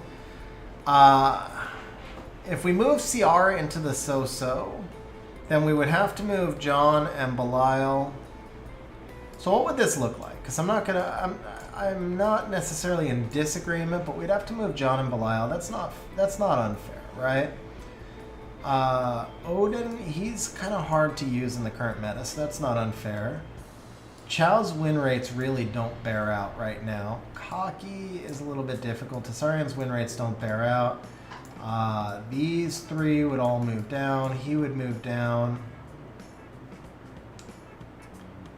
Ladriel would be good but replaceable. Daphnis is replaceable. Samoth is replaceable. Yeah, the problem for me is this entire tier is probably going to move down.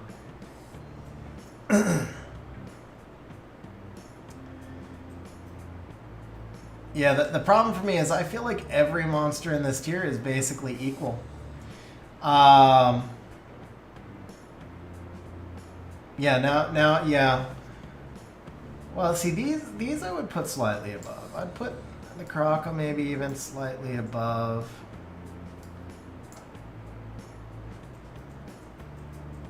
Sorry. Okay, you know what? Maybe this I can buy this. John, I think I can buy this. I can buy this. Well, Sharian's at really good but replaceable. Tessa's good but replaceable. So. Okay, yeah, no, this is fair. I can buy this structure. I can buy this structure. Perna would go there. Chao would go there. Daphnis would go there. Kaki stays here. Actually, no. Kaki goes there. Okay, I can buy this structure. Yeah, I mean, Oberon value rose because of the Shizuka meta. Oberon's up here now because of Shizuka, where Oberon probably would have been here before the Shizuka meta.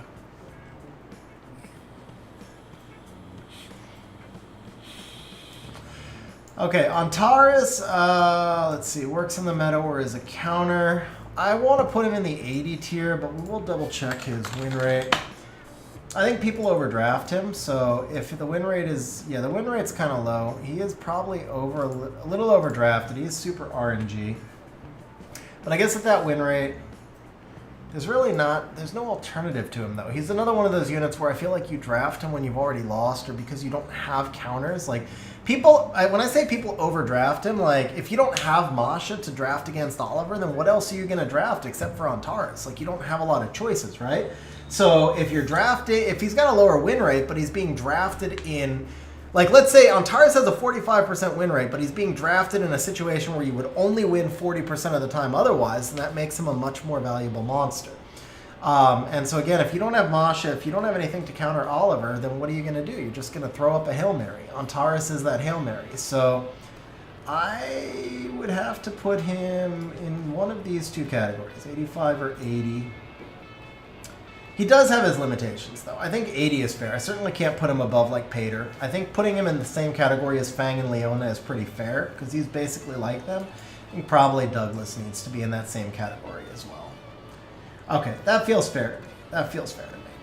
Okay, Vertihile, definitely not replaceable. Vertihile definitely is strong in every meta. He really kind of defines the meta, but he's not as strong as, like, Eureka.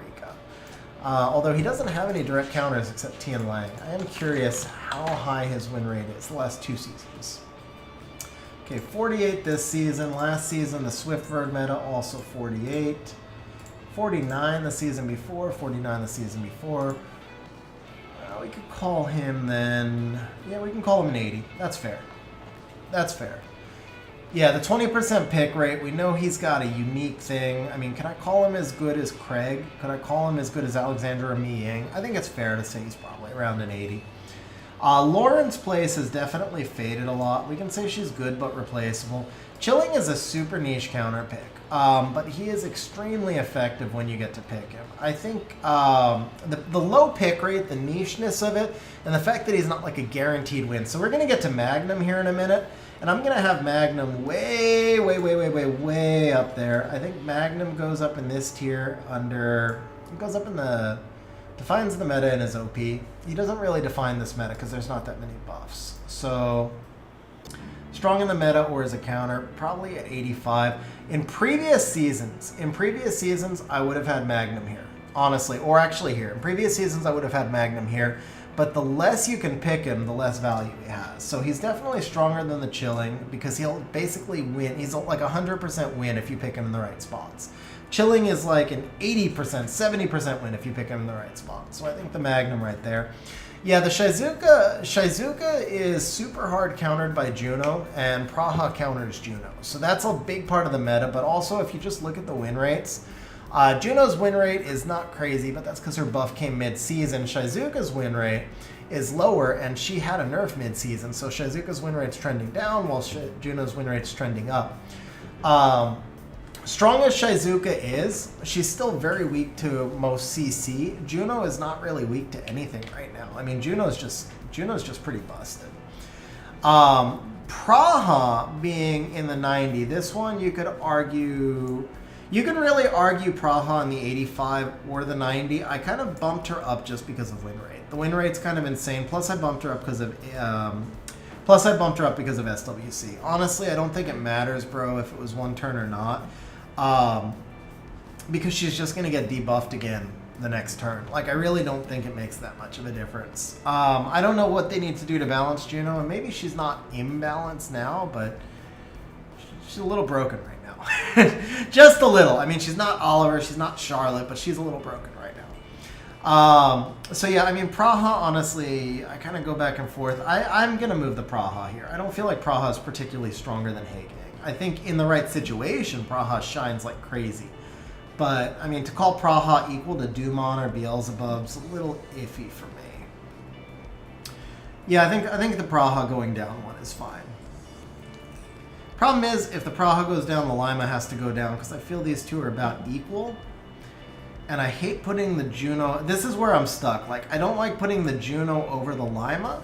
But the Praha and the Juno are pretty much equal because the Juno is so hard countered by the the Lima is so hard countered by the Juno, and Praha actually counters the Juno. It goes in a circle. Juno counters Lima. Lima doesn't counter any Oracle except Ciara, and then Praha counters Juno. Yeah, Geldnir definitely top tier. I faced him. He's incredibly difficult, and the win rate bears it out. He's like 54, 55% win rate.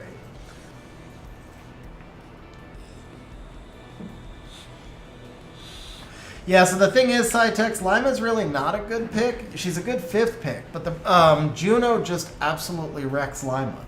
So the problem is Lima fits best if you, I mean, now, you know, this is spoken from somebody now who has Lima and has been messing with her for, you know, the month since I got her, and watching where my win rates were. When I tried to spam the Lima, my win rate was like 40% with her because all they had to do was draft Juno and the Lima was a completely dead pick. But the Juno then got to counter Lima +1. So that they basically got a 2-for-1. So Lima works for me once they've committed to a team that Juno makes no sense for.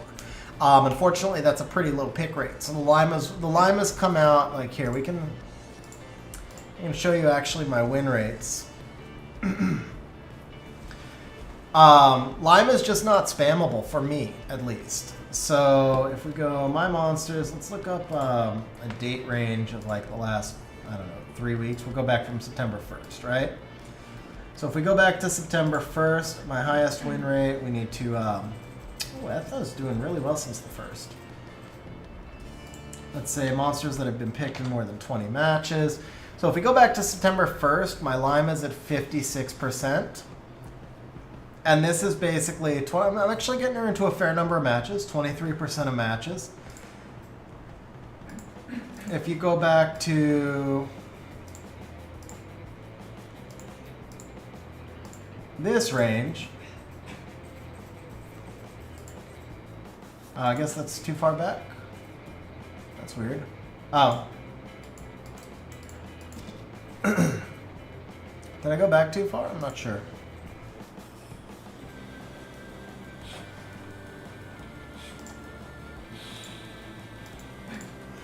Let's go August 1st to August 31st.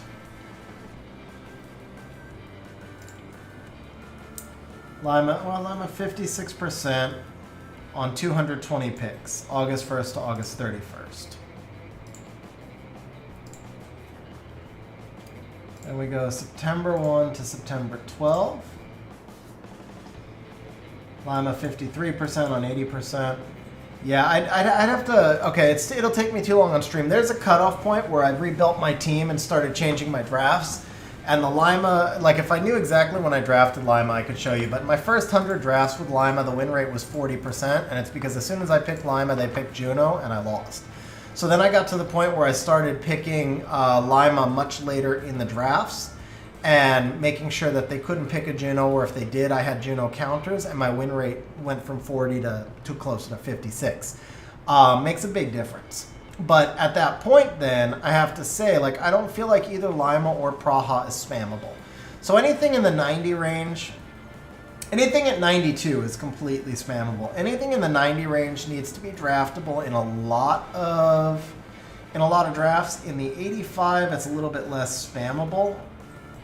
I feel like the Lima and the Praha are both probably draftable in a lot of drafts, but I keep going back and forth because then the Juno, maybe this is the correct play. I think this is the correct ranking.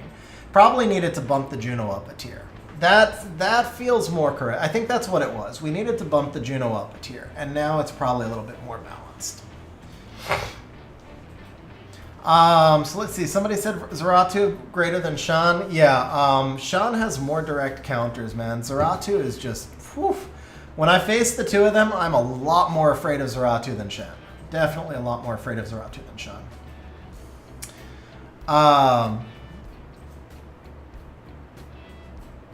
Do I think I can run a G1 cleave team with Yun Hung, Nephthys, Tiana, Talisman, Yoga?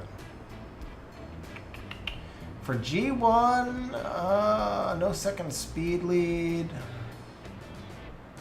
Kind of hard for so difference diff. Kind of hard for me to answer that on stream because I'm just trying to visualize. I mean, on paper, that sounds incredibly strong, but so the Talisman's not going to be a reliable strip. The Yogan is, so if they ban the Tiana, you get the Yun Hung into a strip. Swift Yun Hung.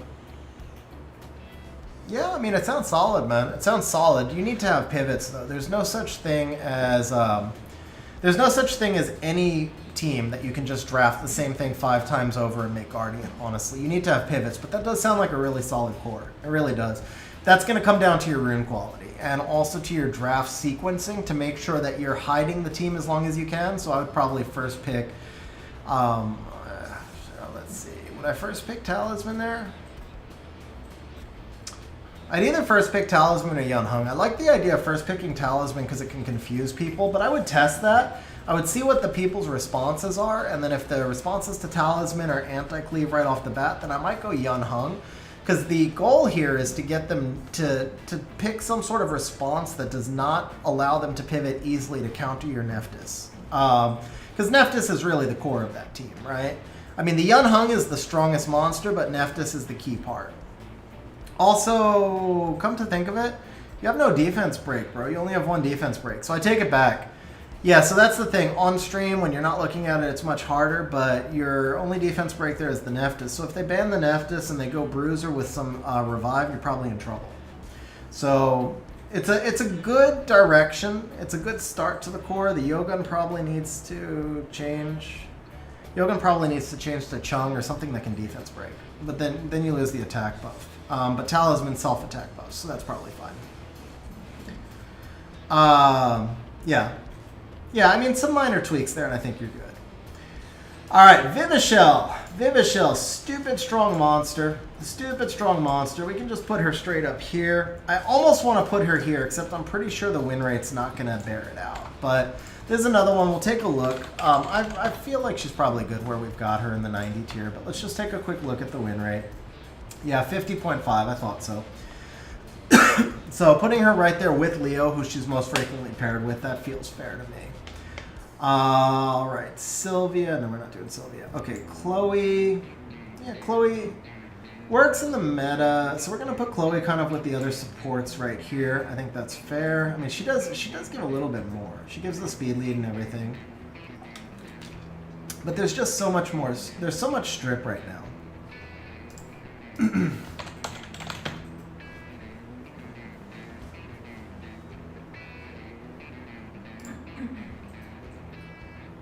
45. Okay. Yep. We'll just call her good replacement. That's. I didn't realize she'd be so low. I don't use her and I haven't seen her. I thought she'd be higher considering how strong Pontos is. Because I actually think Chloe has a better kit than Pontos. The main difference is a 5% speed lead difference. Then again, Pontos being played in cleave, the S2 silence does matter a little bit more.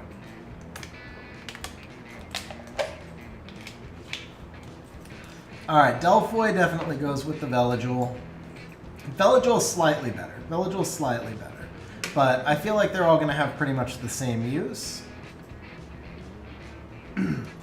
Icarus would pretty much go with Molong. I believe the Icarus actually has a slightly higher win rate than Molong, but we don't need to look that one up. They play together. They're about the same strength. Molly this season, it feels bad to me to say this because I always talk crap about Molly, but Molly this season has an absolutely insane win rate. She just fits the meta really, really well. And I think she, defines the meta. I think that's fair. So I think it's fair to put Molly into this tier. But how can I put her in a tier with Lima? That doesn't quite fit. I think we might need one additional tier somewhere. I think we might need one more room right here. So if these guys define the meta, and these guys are strong in the meta or as a counter, outperform in this meta? How's that? Because that's what it really is. Molly is outperforming her kit. The meta just favors Molly very heavily. Alicia, honestly, probably outperforming her kit. Anybody from here that would bump up then? Jaeger doesn't really outperform. Shizuka would probably bump up. Shizuka would probably bump up. Masha, okay, so that, while I agree with you, Masha defines the meta, Masha's just not a 90 monster. That's kind of, you could say Masha outperforms in the meta. Masha would bump up. That would be fair. Pontos outperforms in the meta. That would be fair. Josephine probably outperforms, but the win rate's not there. The win rate's not there on Josephine. Alright. Anybody from here that would come down? I mean, do I really think Rika doesn't outperform. She doesn't define the meta, but she's not on par with she's not on par with Lima, so that's good to have the extra tier in there. Bella, these guys are all on par. He's on par. He's on par. Leo probably is on par with that. Saimai, maybe we could put her in the middle. Beelzebub maybe could go in the middle here. Ongi go in the middle here. Zeratu as good as Vivishil or Elenoa. Actually, he is. Zeratu is really good. Miles is actually really good. I think that's probably fair. Probably Saimai still needs to be here too. I think Saimai's really underrated. Alicia, though, can we say Alicia's is good? Alicia's just like an exceptionally good nuker. But yeah, I think that's probably fair. Outperform in this meta. That's a good tier. So this now, I think we're going to say this is 97.5 and this is 95. This is fair. Defines the meta, outperform. 85 tier, 80 tier. 75, 70, 60, 50, 40.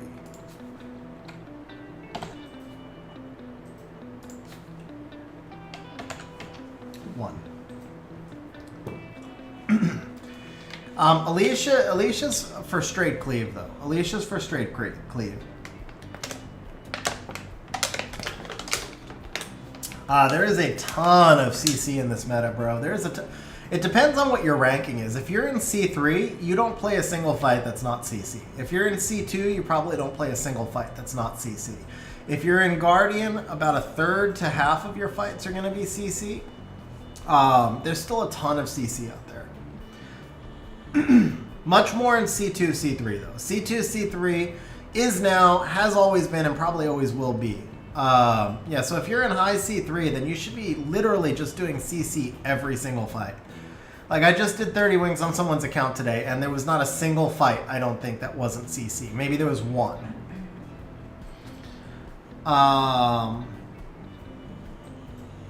Okay, Lucian.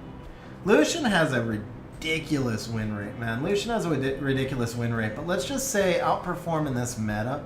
He doesn't define the meta, but he's right there with Alicia. Like, he's right there with Alicia. They're the two best cleave monsters, so we can do that. Susano is a sneaky good counter, but, I mean, he's just, you know, he's a Magnum style. Actually, he's a little bit less because he's RMG-based. He's a chilling style counter. Chilling Vertihile seems fair. Carbine also, chilling Vertihile. Niche counters that can perform really well but need a little bit of RNG. Same thing for Asilin. Cadiz has a really good win rate. I've not been able to succeed with him. I have not, but he has a really good win rate. The thing is, if you have the right comp, so one of the reasons, like, Cytex, you were asking why I had Ciara so high. One of the two strongest comps I faced, I talked about the strongest one earlier. The other just really pain in the butt comp I faced is Ciara Cadiz Gurkha. Bro, it was Ciara Cadiz Gurkha and then like one more single target strip with some sustain. It was just like nothing to ban. It was such a difficult comp to deal with. But I think Cadiz is kind of like Beelzebub, where he just can't work on a consistent... I think Cadiz is spammable if you build a team around him. But I think unless you have the right LD5 to build around him, he probably has a ceiling. Whereas a monster like Gianna obviously has no ceiling. Whereas Beelzebub and Ongiyuki are more counter picks, but really, really strong counters. Cadiz is like a slightly more spammable pick that has more of a ceiling. So I think he's probably equal to them in about that range. We'll call him 85. Rigel, same thing as the other counters here. You can just throw them in with the Asilin. They're all kind of the same, like, niche counters. Kali is going to be on a Daphnis tier. Put Kali right there with the Cocky and the Daphnis. Ileana probably goes right here with the other... Yeah, Ileana goes right there with those units. Wally Young. Wally Young is God tier, man. People sleep on the Wally Young. But Wally Young is God tier. She's not really God tier. She's not quite there with like a Yun Hung, but bro, she is strong. Crazy high base speed with an attack buff and an attack bar boost. And a 28% speed lead.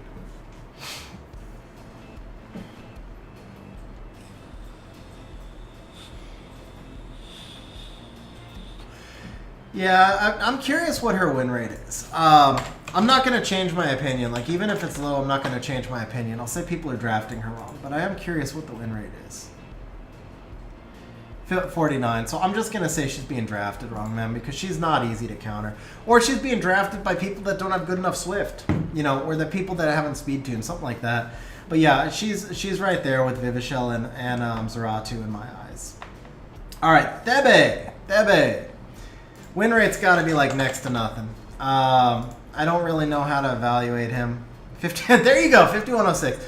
But 0.07, the play rate is next to nothing. Play rate is next to nothing. I'm curious, what are people even using him with? Thebe Kraka Chung. Interesting. Thebe Kraka Chung more. So he's being used as a nuker. That makes sense. So he's a big nuker, so we could kind of put him in the nuker class.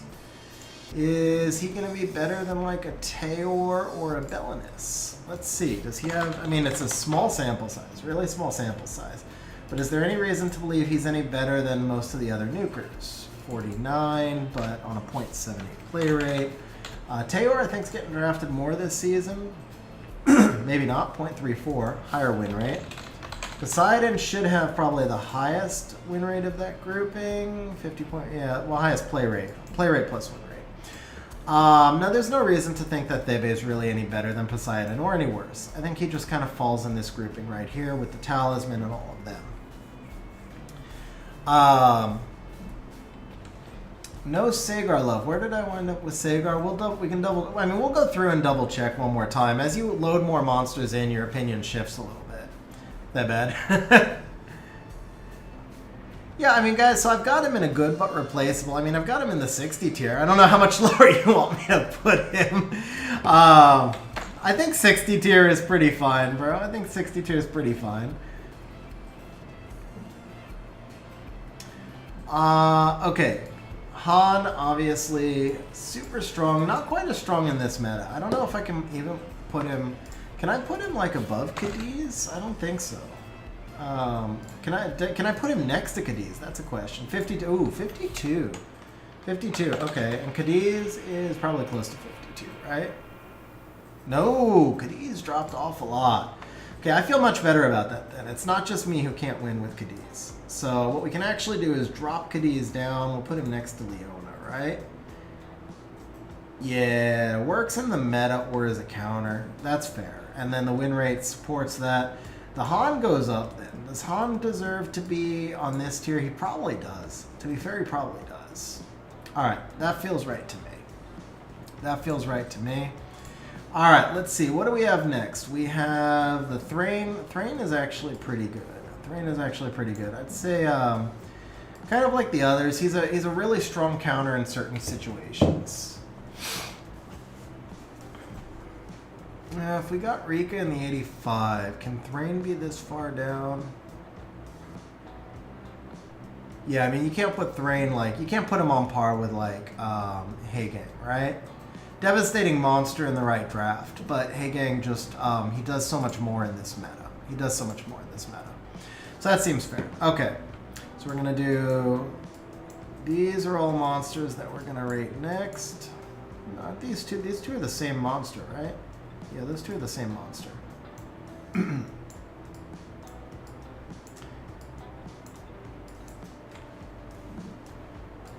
This goes here. This goes here. Okay, Fire Robo, he gets used. He gets used, so we can rate him. Aaliyah doesn't get used much, but probably should. We're gonna do all the LDs, of course. So I have to figure that one out. Momo doesn't. Momo's more of a siege monster. I mean, yeah, I would be surprised. Momo's draft rate's gonna be like, does Momo even have a draft rate? Has anybody actually even used her? 0.03, yeah, and 41%. Yeah, she's much more of a siege monster. So we can skip the rating on her. Hammer Girls we can skip. Weapon Masters definitely all get rated. The Gina, I feel like, I thought I saved the Gina from somewhere else, but the Gina can definitely get rated. Linda and whatever, the Cilia or something, they're actually not terrible. Darian and Jabel, I could see them having uses, but probably not. Okay, Covenant, you know, Covenant actually needs to be rated as well. That should be everything. That should be everything. All this was the 3 stars we shuffled down. Sagar on par with a Sillin. Sagar on par with a Sillin. Sagar on par. Yeah, actually, kind of, yeah. Kind of, yeah. But we'll take, after I put in, we have just this last batch. After I put these in, we'll take one more kind of look through, and I'll also take any other arguments from chat. I mean, I've made a few changes based on chat. All right, let's start off with the Teshar, because I have seen Teshar used in RTA a little bit. I think Teshar is probably on par, 1 tier below the Ethna. Where'd we settle on for Ethna? Ethna in 75, so Teshar in 70. That actually works pretty well for me. The Lulu, still really useful, but really basically on par with kind of like the Herney, and you know, should be 1 tier below. Where'd we settle on with Riley? I don't see my Riley. Did we not have Riley artwork? No, because we have Totemus down here. Maybe we didn't put the... Oh, okay. We didn't settle on Riley yet. So, I personally feel like Riley is stronger than Wusa, but the win rates do not bear that out. Now, granted, people draft the units differently, but Wusa's also been spammed much more. So Riley's got like 3% lower win rate, 2-3% lower win rate, and Woos has been spammed more than Riley. So that makes a big difference. I mean, the data there is a large enough sample size. So if anybody sees Woosa, let me know. Where did we settle on? We settled on the Woosa in the 70. I think we actually have to put the Woosa up. We'll put the Woosa up to 80, and we can put the Riley in the 75. I think that's fair. And then the Lulu, I lost my Lulu. Lulu should be in the 70 then. Yeah, that kind of fits. Okay. Fran would just go in the 70 with Lulu. Vigor probably should be 75. But let's see if there's some data on Vigor. I feel like Vigor is still going to be really strong in Fighter and maybe lower Conqueror. But he fades. The nerf that he got a while back just causes him to fade. So that's a good win rate. That's an effective win rate. The play rate is low here just because I think you don't see him as much in Guardian. You probably see him a lot more in Conqueror, which doesn't get captured by the site data. But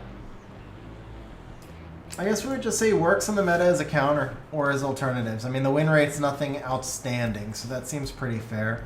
Coco would probably be kind of the same in this kind of like counter tier niche pick.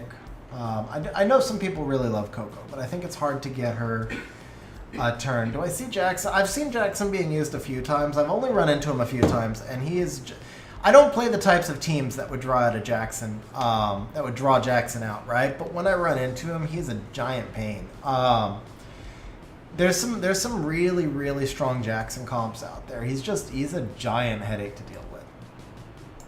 All right, Nana's definitely going to be up there. Now, Nana just keeps getting nerfed every patch. I think her win rate's really high, but I would say outperform in this meta is actually a pretty apt description. I don't know if her win rate's been dropping off. It started the season really high, but I haven't seen her on the leader lists in a while.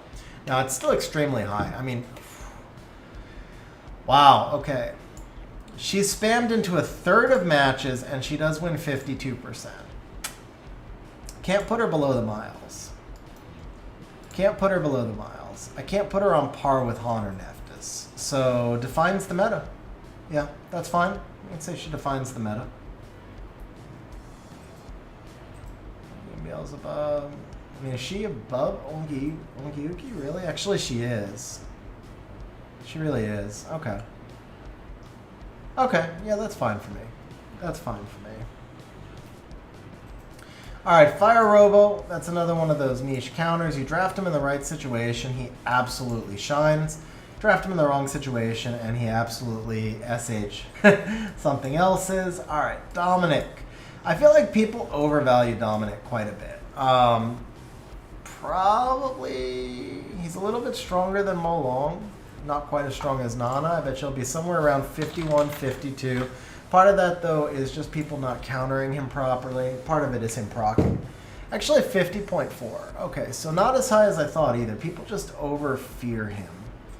Still a slightly higher win rate than Mo Long. I would say this is fair to put him on tier with like the Ongi and the Rika, things like that. I think Rika's win rate's going to be low because people draft Rika at the wrong time, but I'm curious where it'll be. Actually, 50.63. There you go. Yeah, right on tier with Dominic. Right on tier with Dominic. So that feels correct to me. Okay, Escher has more of a niche use, but he is a really strong monster. I would say he's strong in the meta or as a counter. That seems fair. Yeah, but that's true of like Diana. That's true of everything in this game, man. Honestly, that's true of everything in this game. Okay, this dude, because he has a speed lead, he's freaking busted. If he didn't have a speed lead, he actually wouldn't be that amazing. But because he has a speed lead, he's absolutely freaking busted. I'm going to guess he's like a 52% win rate. We're going to go straight off win rate. If he's like under 52, we'll put him in the 90. If he's over 52, we'll put him in the 95. If anybody remembers what his name is, it starts with an M, I think. M-A something. Can we just do Weapon Master? Weapon Master Dark. There we go. I should be able to find the name from here. Dark Weapon Master. No. Anybody know his name? Maximilian, thank you very much. Maximilian, much better. 51.17. Okay. Eesh. Does he belong in the Lima tier then? Maybe he does. This is, yeah, so he's spammable. What's his draft rate? 2.3%. His weakness is base speed. And base speed and base HP, right? Really low base, yeah, really low base HP. So a lot of times you can either reset him or even snipe him with an Ethna.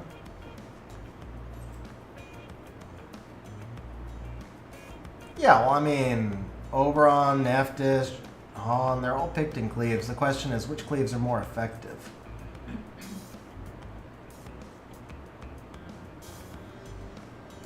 Yeah, he's comparable to a Seema, though. And the win rate bears it out. I think this is fair. I think this is fair. The speed lead adds so much more value to me, but I think this is a fair tier. I think defines the meta. That's fair. I think that's fair. Okay. All right, Liam. Liam and Carlos, I think. So here's the thing. Liam, I actually think he's a really good monster, but he's just not good for RTA. I think he's good for other parts of the game. The same thing is true for Carlos. Carlos is actually just so-so. Liam, honestly, is also just so-so. And it's not that they're so-so monsters, but this is an RTA tier list. I don't think either of them do anything all that amazing in RTA. All right, Ren, good but replaceable, but I would put her, yeah, she goes right, or him, excuse me, he goes right in that list. Minato, this is another one of those just kind of like niche counter picks. He can really shine in the right spot, but for the most part, he's not very good. Gina, I think, is probably, Gina just goes right with the other strippers. Really strong kit, but same thing, just fits with, it's really just a strip room contest type thing. Nice, John, nice. Okay, Shushu actually probably drops one tier below. This is like the next tier below. 75% heal is nice, but just the lack of extra cleansing makes him a little bit less valuable. Aaliyah is going to go probably one tier above. I wonder if Aaliyah is getting much play in RTA.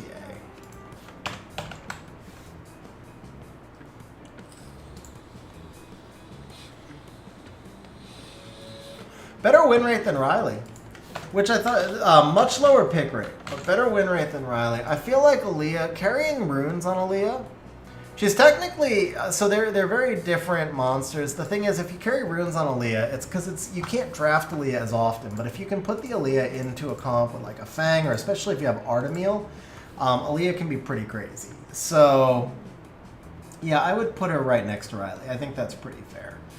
The Nora, I think Nora is, again, just, Nora is not a common stripper. Nora is actually, I like Nora's kit a lot more because it's more disruptive. You can pick her in more fights.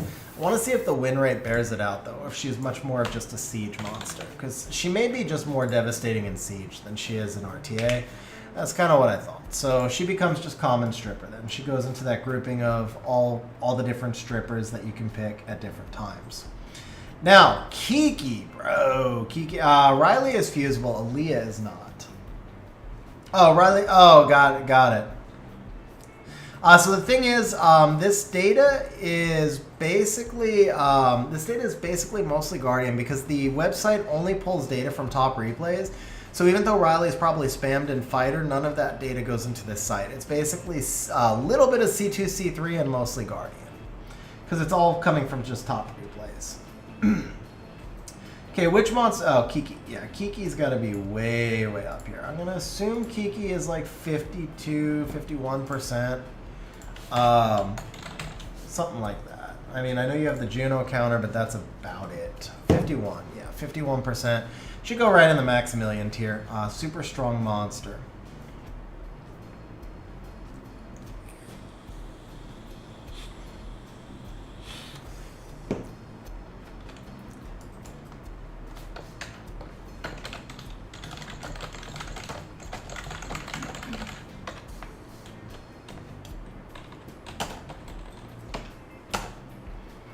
Can't really call this list defines the meta anymore, but super strong and high win rate is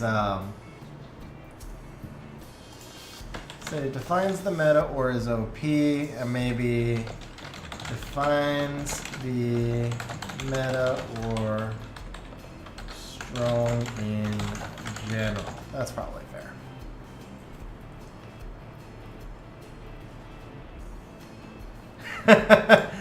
Yeah, Dorothy, I don't know much about Dorothy. I only know 2 people who have her. Obviously, neither of them like her. Let's see. You're right. She does deserve her own tier, bro. No monster in the game has a 57% win rate. Definitely deserves her own tier. That's instant nerf, man. Instant nerf. We need to nerf Dorothy right now, bro. Right now. Nerf the Dorothy. Okay. I don't even know what Dorothy does, to be honest. The last few, I'm actually going to have to look them up. I don't know what oh, actually, I know what Ella does. Ella's actually pretty good. Ella's actually really good. I'd put her 1 tier above the Riley. I think she's fair in this tier. Alright, so we've got Dom at 85, so I'm going to put Benedict in 80. I feel like Benedict was really strong until Dom got nerfed, and then Benedict just falls in a little bit under Dom, so that answers the question of what I think about Benedict. I think he's just a little bit weaker than Dom, basically. He was a really good unit, or still is a really good unit, but Dom just outshines him now, is basically it. Covenant is just a niche Nemesis counter. He kind of goes in with these other kind of Nemesis counters right here. This is the Ken. Ken is just like another generic stripper. I mean, it's just so many strippers that all kind of do the same thing. That's what makes CC so strong. It's not that they're bad units, by the way, guys. And I know I hate turn 2, so it probably looks like I'm ranking them low for that reason or something. It's not. It's just what makes the CC meta so strong is there's so many strippers whose kits overlap. But because their kits overlap, if you've got 3 of them, then you can just draft them. And it doesn't really matter which 3 you have. The 3 you have just influence what your other 2 picks are going to be. Maybe the team can be a little bit stronger or weaker, but it's mostly just going to be defined by your runes, your speeds, your planning, your prep, and your pivots. More so than the monsters. Monsters matter a ton in the game right now, more than they ever have before. But at the same time, just doesn't make that much difference which strippers you're running overall, honestly, in my opinion. As long as you're running ones that make sense together. Obviously, that's a big thing. You can't just run dumb strippers. You have to run ones that make sense together, but because there's so many and they overlap, it doesn't necessarily matter if you're like, oh, I missed the Orisa HOH. It's not game over. It just means run the free-to-play Ken, and you get pretty much the same effect. Not exactly the same, but very similar.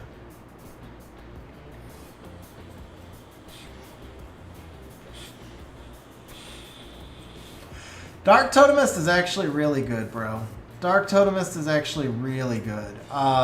She may be more of a siege monster. We're going to take a look at her win rate, but she's actually extremely... She's like a Nora that takes less damage, especially in this meta where everything multi-hits and she only takes damage from the first hit. She's really good, man. She's really good, especially for a turn 2 player. 37% win rate. There you go. So 37% win rate. Holy crap. That is brutally bad. But 0.04%, 0.04 play rate just makes me feel like maybe she's not being drafted at the right times. Oh, man.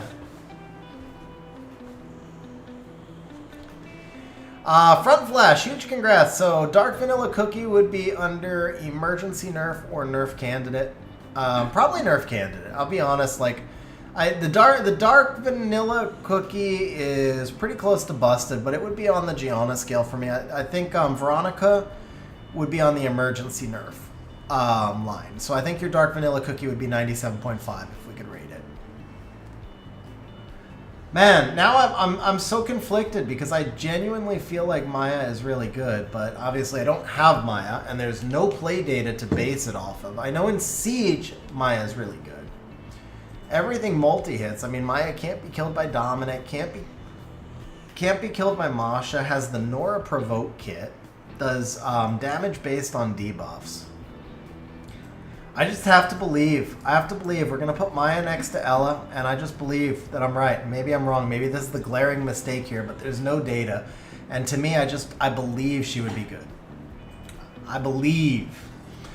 All right, that gives us a few shadow casters. So Zen is absolute utter garbage.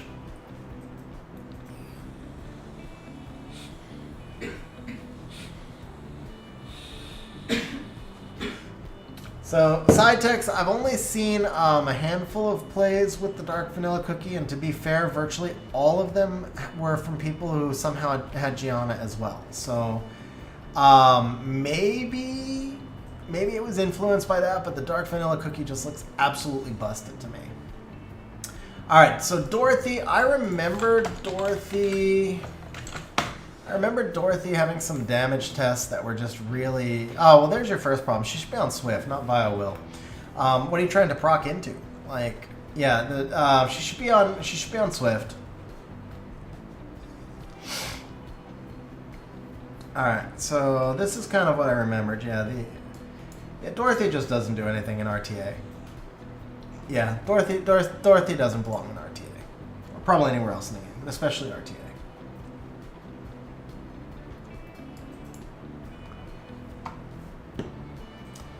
Yeah, I mean, at that point, you're like taking a monster that can control an entire team and you're putting it into a build specifically to counter one unit. I would rather... The slow debuff is enough to deal with Masha. Masha won't do any damage with the slow debuff, won't cycle as much. You should be on Swift, and you get that strip into pushback and slow debuff. It'd be much more effective build.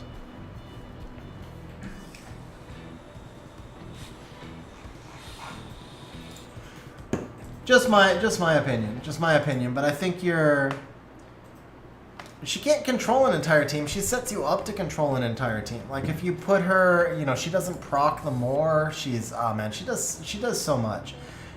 She can't be cut by Heigang or more. So the two major CC counters in the game, she can't be cut by either of them. And then if they try and run a Douglas or a Minato, she can Oblivion it. So yeah, she needs to be on Swift in my opinion. Just my opinion. I don't have her. I mean, maybe it wouldn't work out anyway, but I feel like she should be on Swift.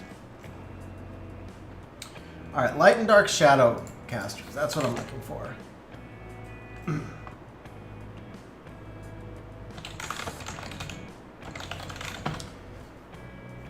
Okay, Shun and then the Dark one. I know a lot of people complain about these. Let's see. Shun was, ignores defense when attacking.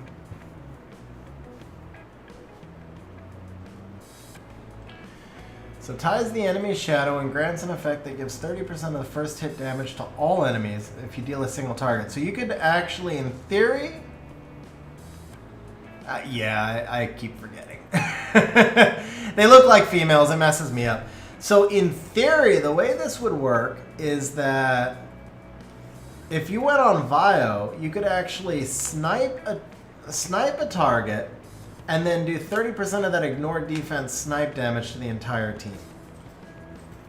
Seems like a great siege offense. Seems like a great siege offense monster, but I think it might be hard to get him a turn and do enough damage. I feel like he would just kind of go into that Daphnis grouping, maybe even a tier below, because he needs the violent proc. So he probably needs to go into the so-so here. I feel like he'd be a good siege defense monster though. Siege offense monster. SW Dark Monster. Yeah, I feel like he would make for a really good siege offense monster, but probably not so much RTA.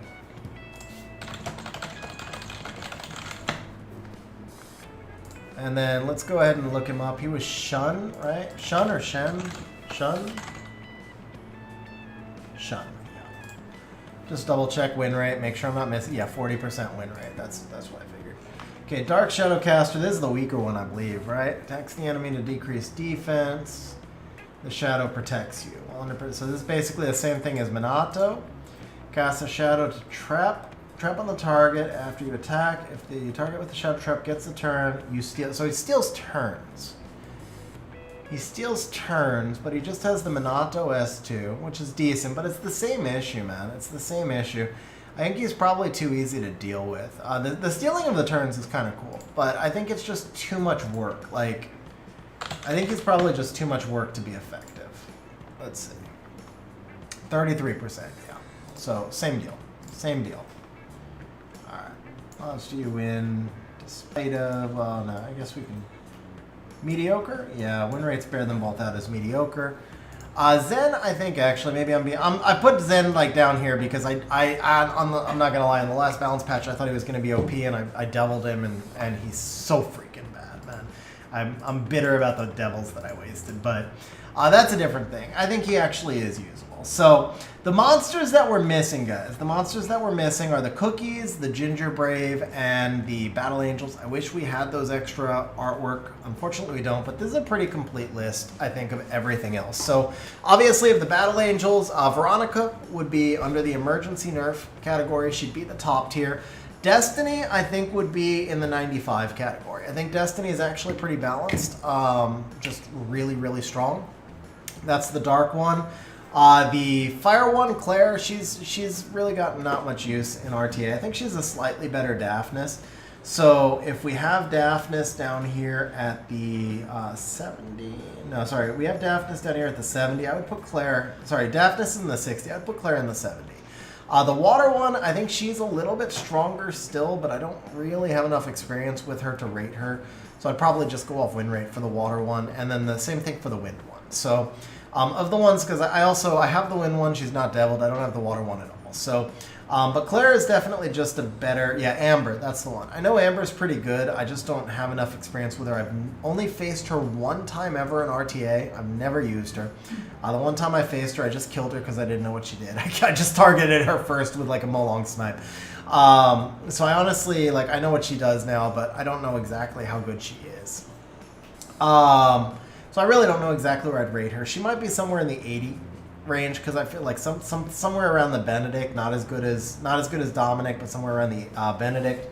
And then, like I said, Claire would probably just be a 70. Veronica would be 100, and Destiny would be 95. And the wind one, I just don't know at all. From the cookies, pure vanilla cookie, I don't think the pure vanilla cookie does quite enough. When I first read her kit, I got real excited about it. I was super excited to summon her, and then the more I've tried to think about how I would use her, the less I have actually figured out how I would use her. I think she's just lacking a little bit.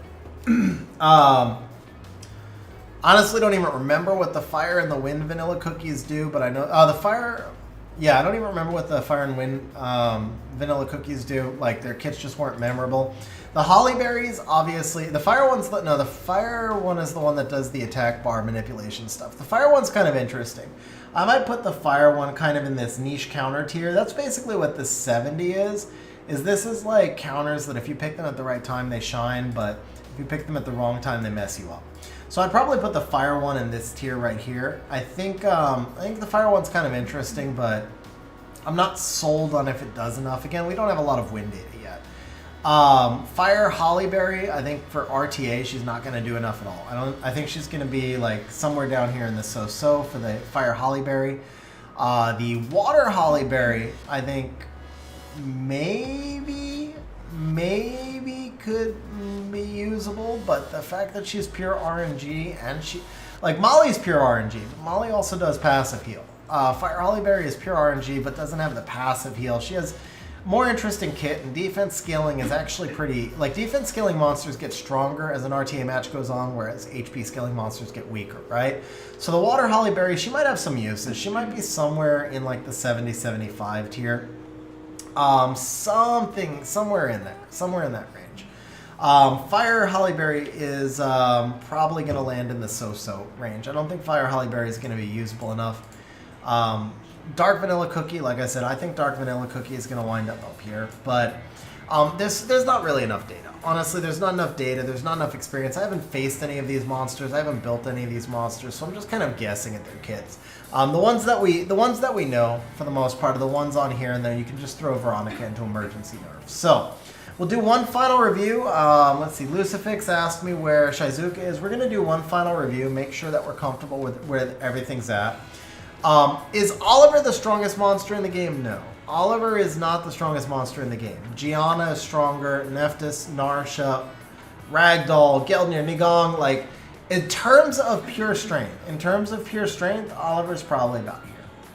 But in terms of the damage his existence does to the game, he is here. Oliver is a monster that creates major issues because he forces too many monsters. His existence forces too many monsters into being drafted, which limits the meta. We're in a position right now where the game has incredible balance throughout most of the game. And if Oliver didn't exist, we would see a much greater diversity of drafts in RTA. So, the issue with Oliver is that he exists. It's not necessarily that he's that broken. It's that he exists and he exerts influence on every aspect of RTA. And that's why I have him in the emergency nerf category. Gianna, I don't think Gianna's a nerf candidate because she's an LD5 and she just got nerfed. I think Gianna is probably the strongest unit in the game because she's usable in every single part of the game and because she has continued to be usable no matter what. She's been nerfed twice. The meta has changed consistently. She remains consistently the top unit in RTA. She's the strongest unit in the game, like based on longevity, right? So again, going back to like sports fans, do you give credit to Pedro Martinez? Remember, like if you were comparing Pedro Martinez, who had like one of the greatest 5-year peaks in baseball history, as compared to Tom Glavine, who had like Greg Maddux, like Greg Maddux, but it's a great 20-year career, right? Like there's different ways to evaluate monsters. Gianna gets a little extra credit in my eyes because she's been so good forever.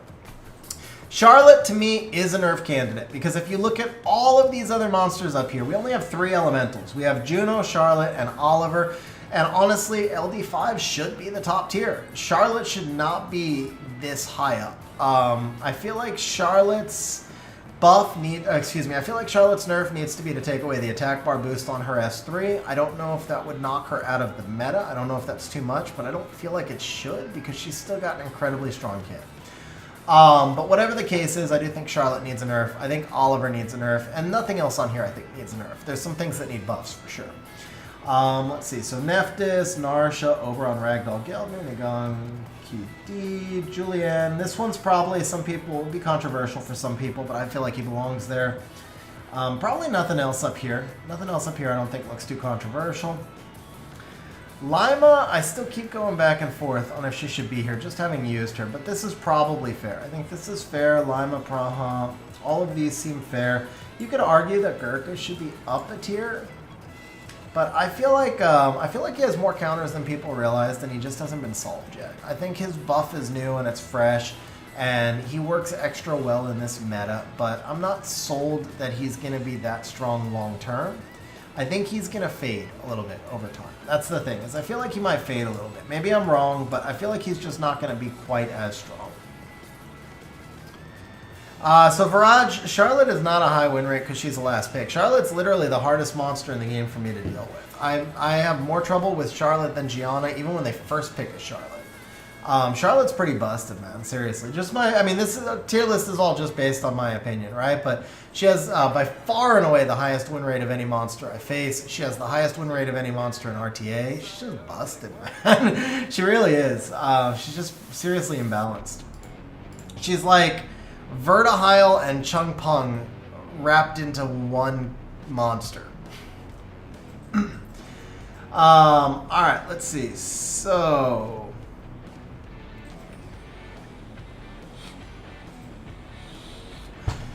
Yeah, but it's different. Nana's, it's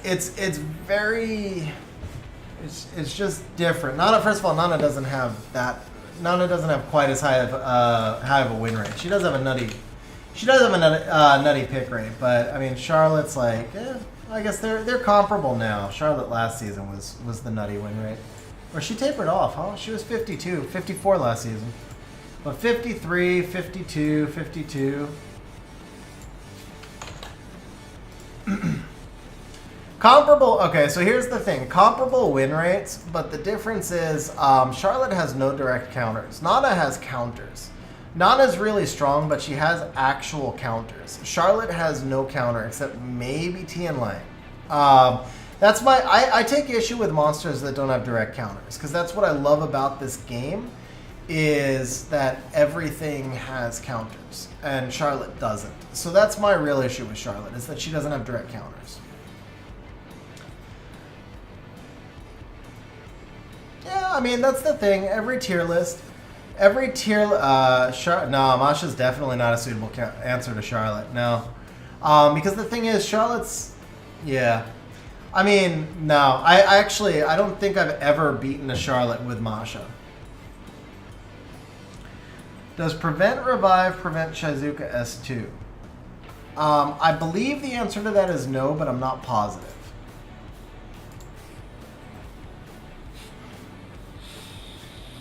Yeah, I've tried Masha into Charlotte a handful of times, and that's a 100% loss rate for me, because you're basically just going 1v4.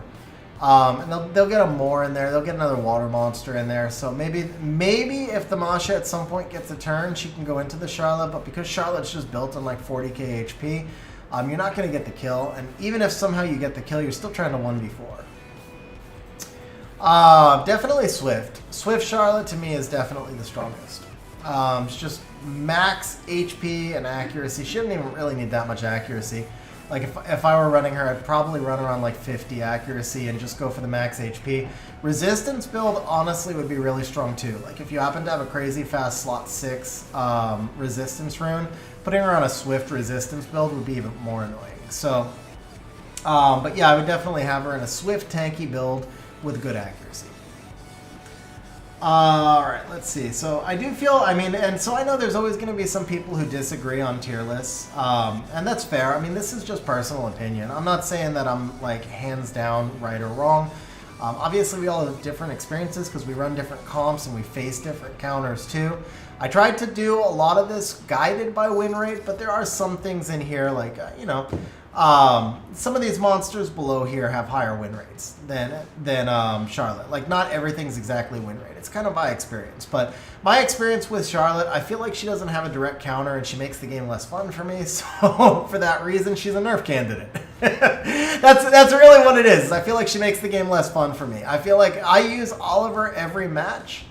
I use Oliver every match only because I have no choice. And I would be totally fine if he just like went away out of the game and I rebuilt my team not using him. I feel like Oliver and Charlotte have way too strong of it. Now Charlotte less so because she's not spammed on pick rate. So, and that's why I have her on nerf candidate. I didn't call her emergency nerf. Nerf candidate, but when she is drafted, she's just busted. Oliver has too much of an influence on the game, period. He just impacts everything. He needs to be nerfed. Charlotte, I mean, it's not like I'd be devastated if Charlotte wasn't nerfed, but Oliver just needs it.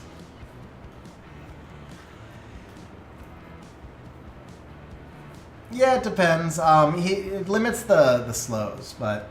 Okay, so moving past Charlotte, I feel like everything else in this line is pretty realistic. Yeah,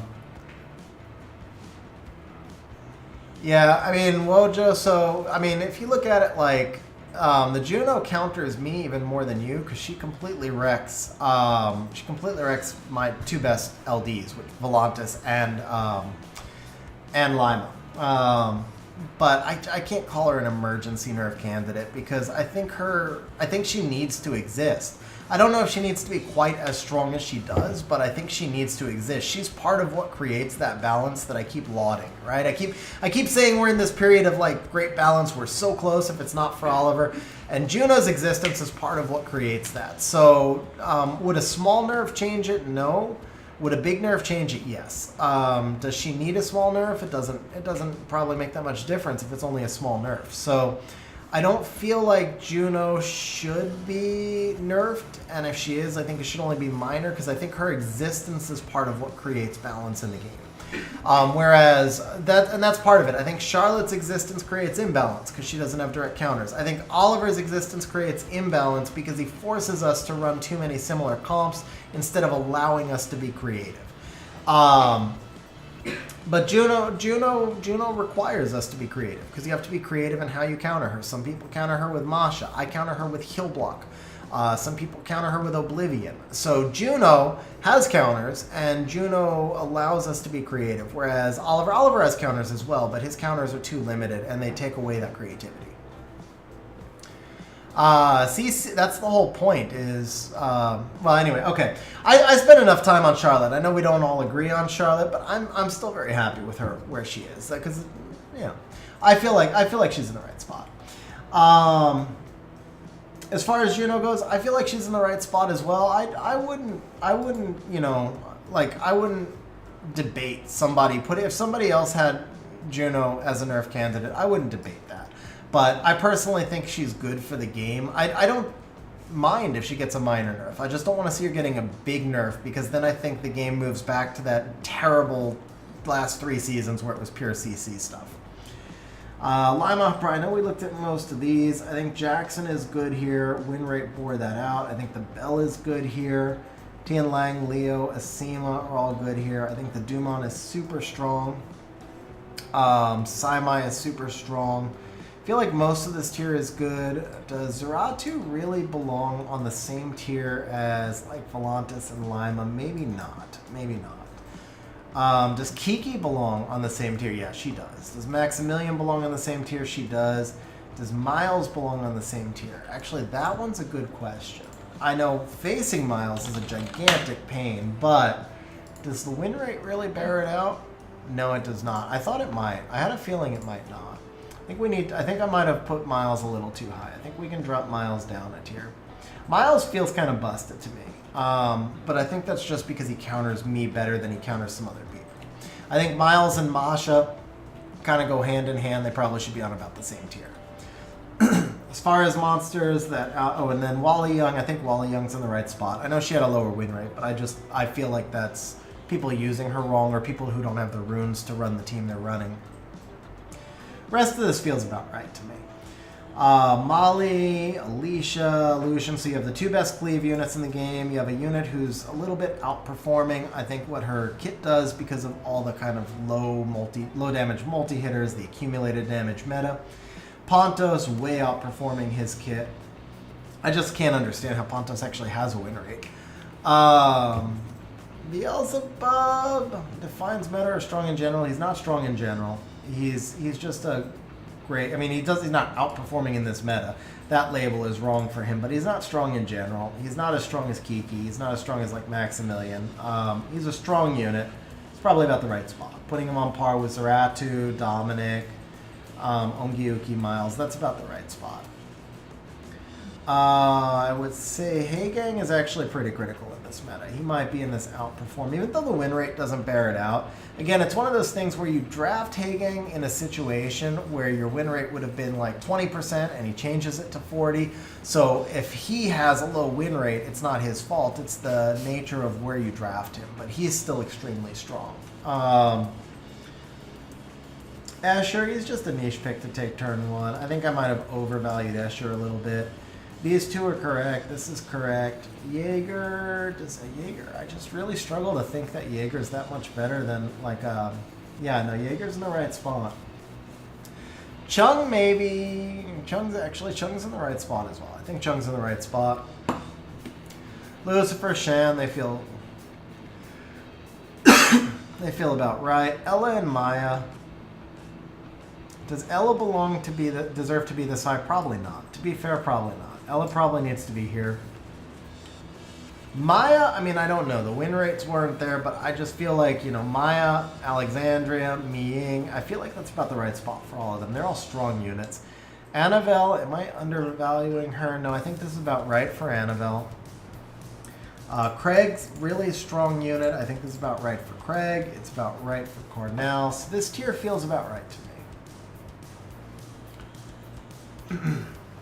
Desert Queens, man, the Desert Queens used to be like all triple S tier, but I feel like this is probably correct as well. There's replacements for them nowadays. Pater could go back to triple S tier without even getting a buff, but I think Pater, Nyx, Ethna, yeah, this all looks about right to me.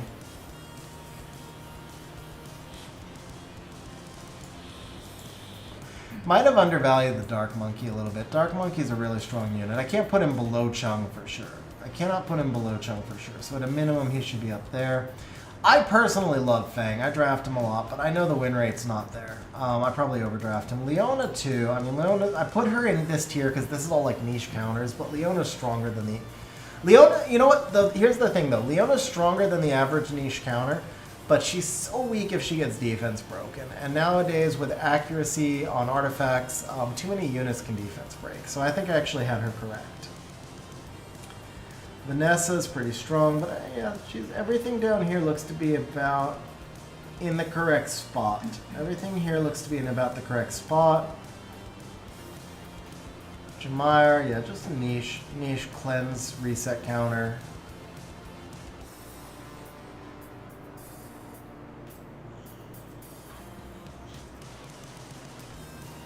All right, guys. I think I'm pretty happy with where this tier list is at. So, last chance for chat to make any. Devin, Camilla's not on there. We could throw Camilla on just for fun. I would say Camilla's probably. Yeah, she'd be one of the niche counters. She would fall in line with the niche counter picks, like with the Susano, Antares, kind of all those. She would fall right in there for me. I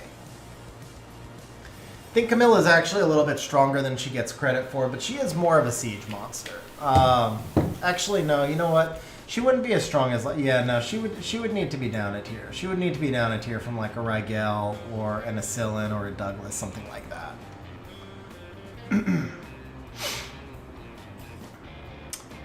Yeah, I think the Camilla would probably be around here.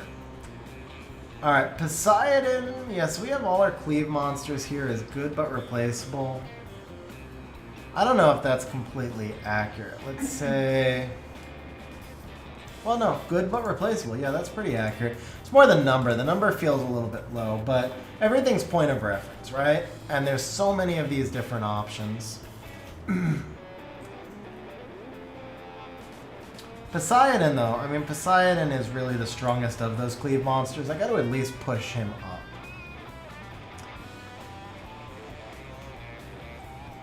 Yeah, we actually talked about Ciara quite a bit earlier, and I was convinced by chat to move her down. I'm comfortable with where she's at. The nerf hit her really hard. The win rate is abysmal. It was the win rate, like, it was chat that started it, but it's the win rate that really convinced me. I think she still has niche uses, but I don't think she's really... There's just too many better options now. No, the nerf hurt her a lot, man. The nerf really did hurt her a lot. The nerf was a big deal. I feel like the nerf was a really big deal. I don't know. I could argue with her here or here. I definitely could not buy into her being up here. Like, there's no way I could say Ciara is equal to Poseidon or Okeanos or any of the strippers. None of that, because I don't feel like she does anything all that special compared to, like, even, let's say, a Shimate. I mean, Shimate is going to do AoE glancing, more damage, attack bar pushback. It just doesn't cycle. Yeah, I could go between either of these two. I could really go between either of these two. The win rate pushes me into 50, but I definitely could not go any higher than this because I think Shimate is a better speed lead than Ciara right now. We didn't even put Shimate. We literally didn't even put Shimate on the tier list, and I think Shimate is probably a better speed lead than Ciara. I know Moore is a better speed lead. I know Oliver is a better speed lead. I know Tableau is a better speed lead. Like, there's just so many better speed leads. So I just don't think she does enough anymore. Laura and Celia and mediocre. Yeah, I still feel like Celia should be good, but the win rate disagreed. And so we put her there. Yeah, I mean, with Ciara, I could go either of these. She's like just sitting on this line right here. But the Poseidon, I do think he's a slight notch above the rest. Like if I'm saying if Poseidon, then it would be Poseidon and Gianna, right? So if I'm saying most of these AoE nukes are kind of AoE nuke / CC units are kind of common. The Poseidon and the Gianna are just like a little bit above, like let's say the Vrad and the Belinus and so forth. I mean, Teor is honestly right there too. Vrad's honestly right there too. I don't know enough about Talisman and Thebe.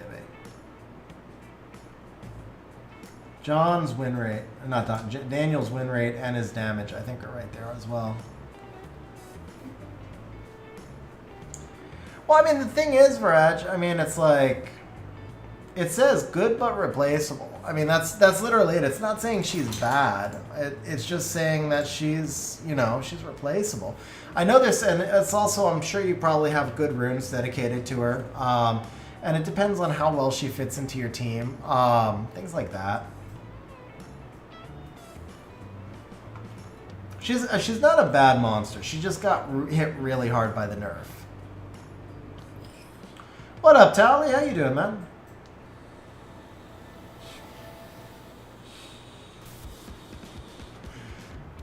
All right, see, I'm struggling because I feel like, yeah, I feel like I probably, all these AoE units, I think I probably devalued them a little bit. I think that's probably, because it's like I put them in here originally when we called it replaceable, so we put alternatives. I think they should have been a tier up. I think that's more fair. Now the Daphnis, Kali, Covenant, Cocky, these I'm still comfortable with them being good but replaceable. Zerath, I think actually can go up the tier. This feels right to me. This feels right to me.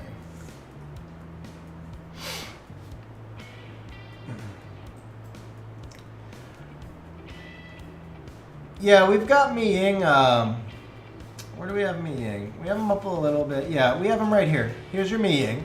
I think Mi Ying's one of the more underrated monsters.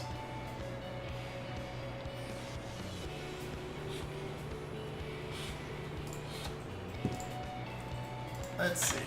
Talisman, I think, had a really low win rate also. No, he didn't. Never mind. Yeah, Talisman, 51%. It's a really low play rate. That's what it was. Really low play rate. I'm fine with moving the Talisman down, but I feel like he's just kind of interchangeable with a lot of these other monsters. I mean, that's the whole point. Like 70 here, it's nothing crazy high. It's just saying he works, but you have alternatives. You can use him as a counter, but you have alternatives. I think I'm comfortable with him here. I mean, it's tough because I don't have him, right?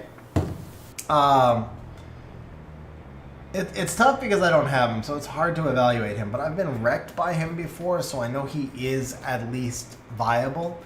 I haven't been wrecked by him that often. I haven't seen him that often, but I know he's viable. I've seen him in some pretty strong cleaves. So, like, I mean, you know, is it any different to say, like, you know, if you can draft him, why would we say he's below Belinus? Why would we say he's below Teor? Why would we say he's below, you know, Daniel?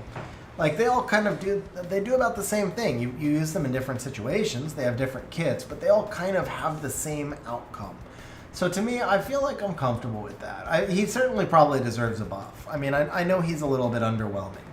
But at the same time, it's hard for me to say, like, is he so much worse than Belinus, or is he so much worse than, you know, etc. So I'm sure he does need a buff. He probably needs a damage buff. I mean, he definitely needs a buff. And I guess that would be the counter argument here. Poseidon definitely does not need a buff. Teor does not need a buff. Belinus does not need a buff. Gianna definitely does not need a buff. Talisman probably does. So maybe I can buy into that. Just on that basis. Just on that basis. I can buy into Talisman needing a buff. We can drop him down. I'm cool with that. Okay, Belial, at that point, he's certainly no worse than Talisman. He's probably, actually, he should be up here. I think I had him out of range. He should be up here with the other AoE nuke type stuff. John probably should as well. Yeah. Fermion, I feel like Fermion is still a really good siege monster, but probably just doesn't do it for RTA. Rahul just doesn't work right now. Hertite's win rate wasn't there. I think the rest of this list, Barbara's probably a little underrated. I think in my list right here, Barbara's a little underrated. She should be in the 60. And I would say this is pretty good for me. Let's see. Let's delete this. All right, guys, I'm comfortable with where we're at here now, so I am going to, I'm going to say this is probably, yeah, I'm comfortable with this where it's at. I appreciate that. Thank you, Front Lash.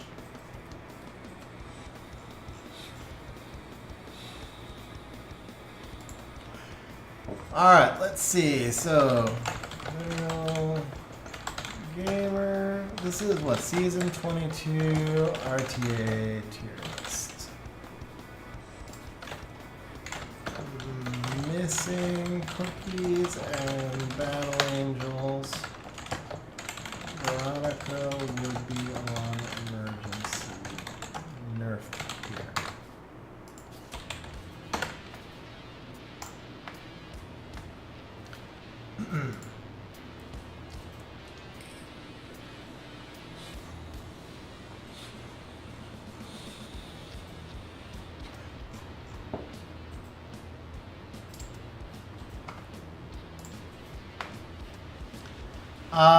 Yeah, you can actually find the multipliers of any monster in the game. If you just like Google SW and the monster's name. I think it's probably like 800, 840. So, well, no, because it's a multi-hit, but I think it adds up to like 840, somewhere around there. 160... 160 times 3. It's only 160 times 3, huh? Thought it would be higher. Okay. There you go. 160 times 3. I thought it would be a little higher.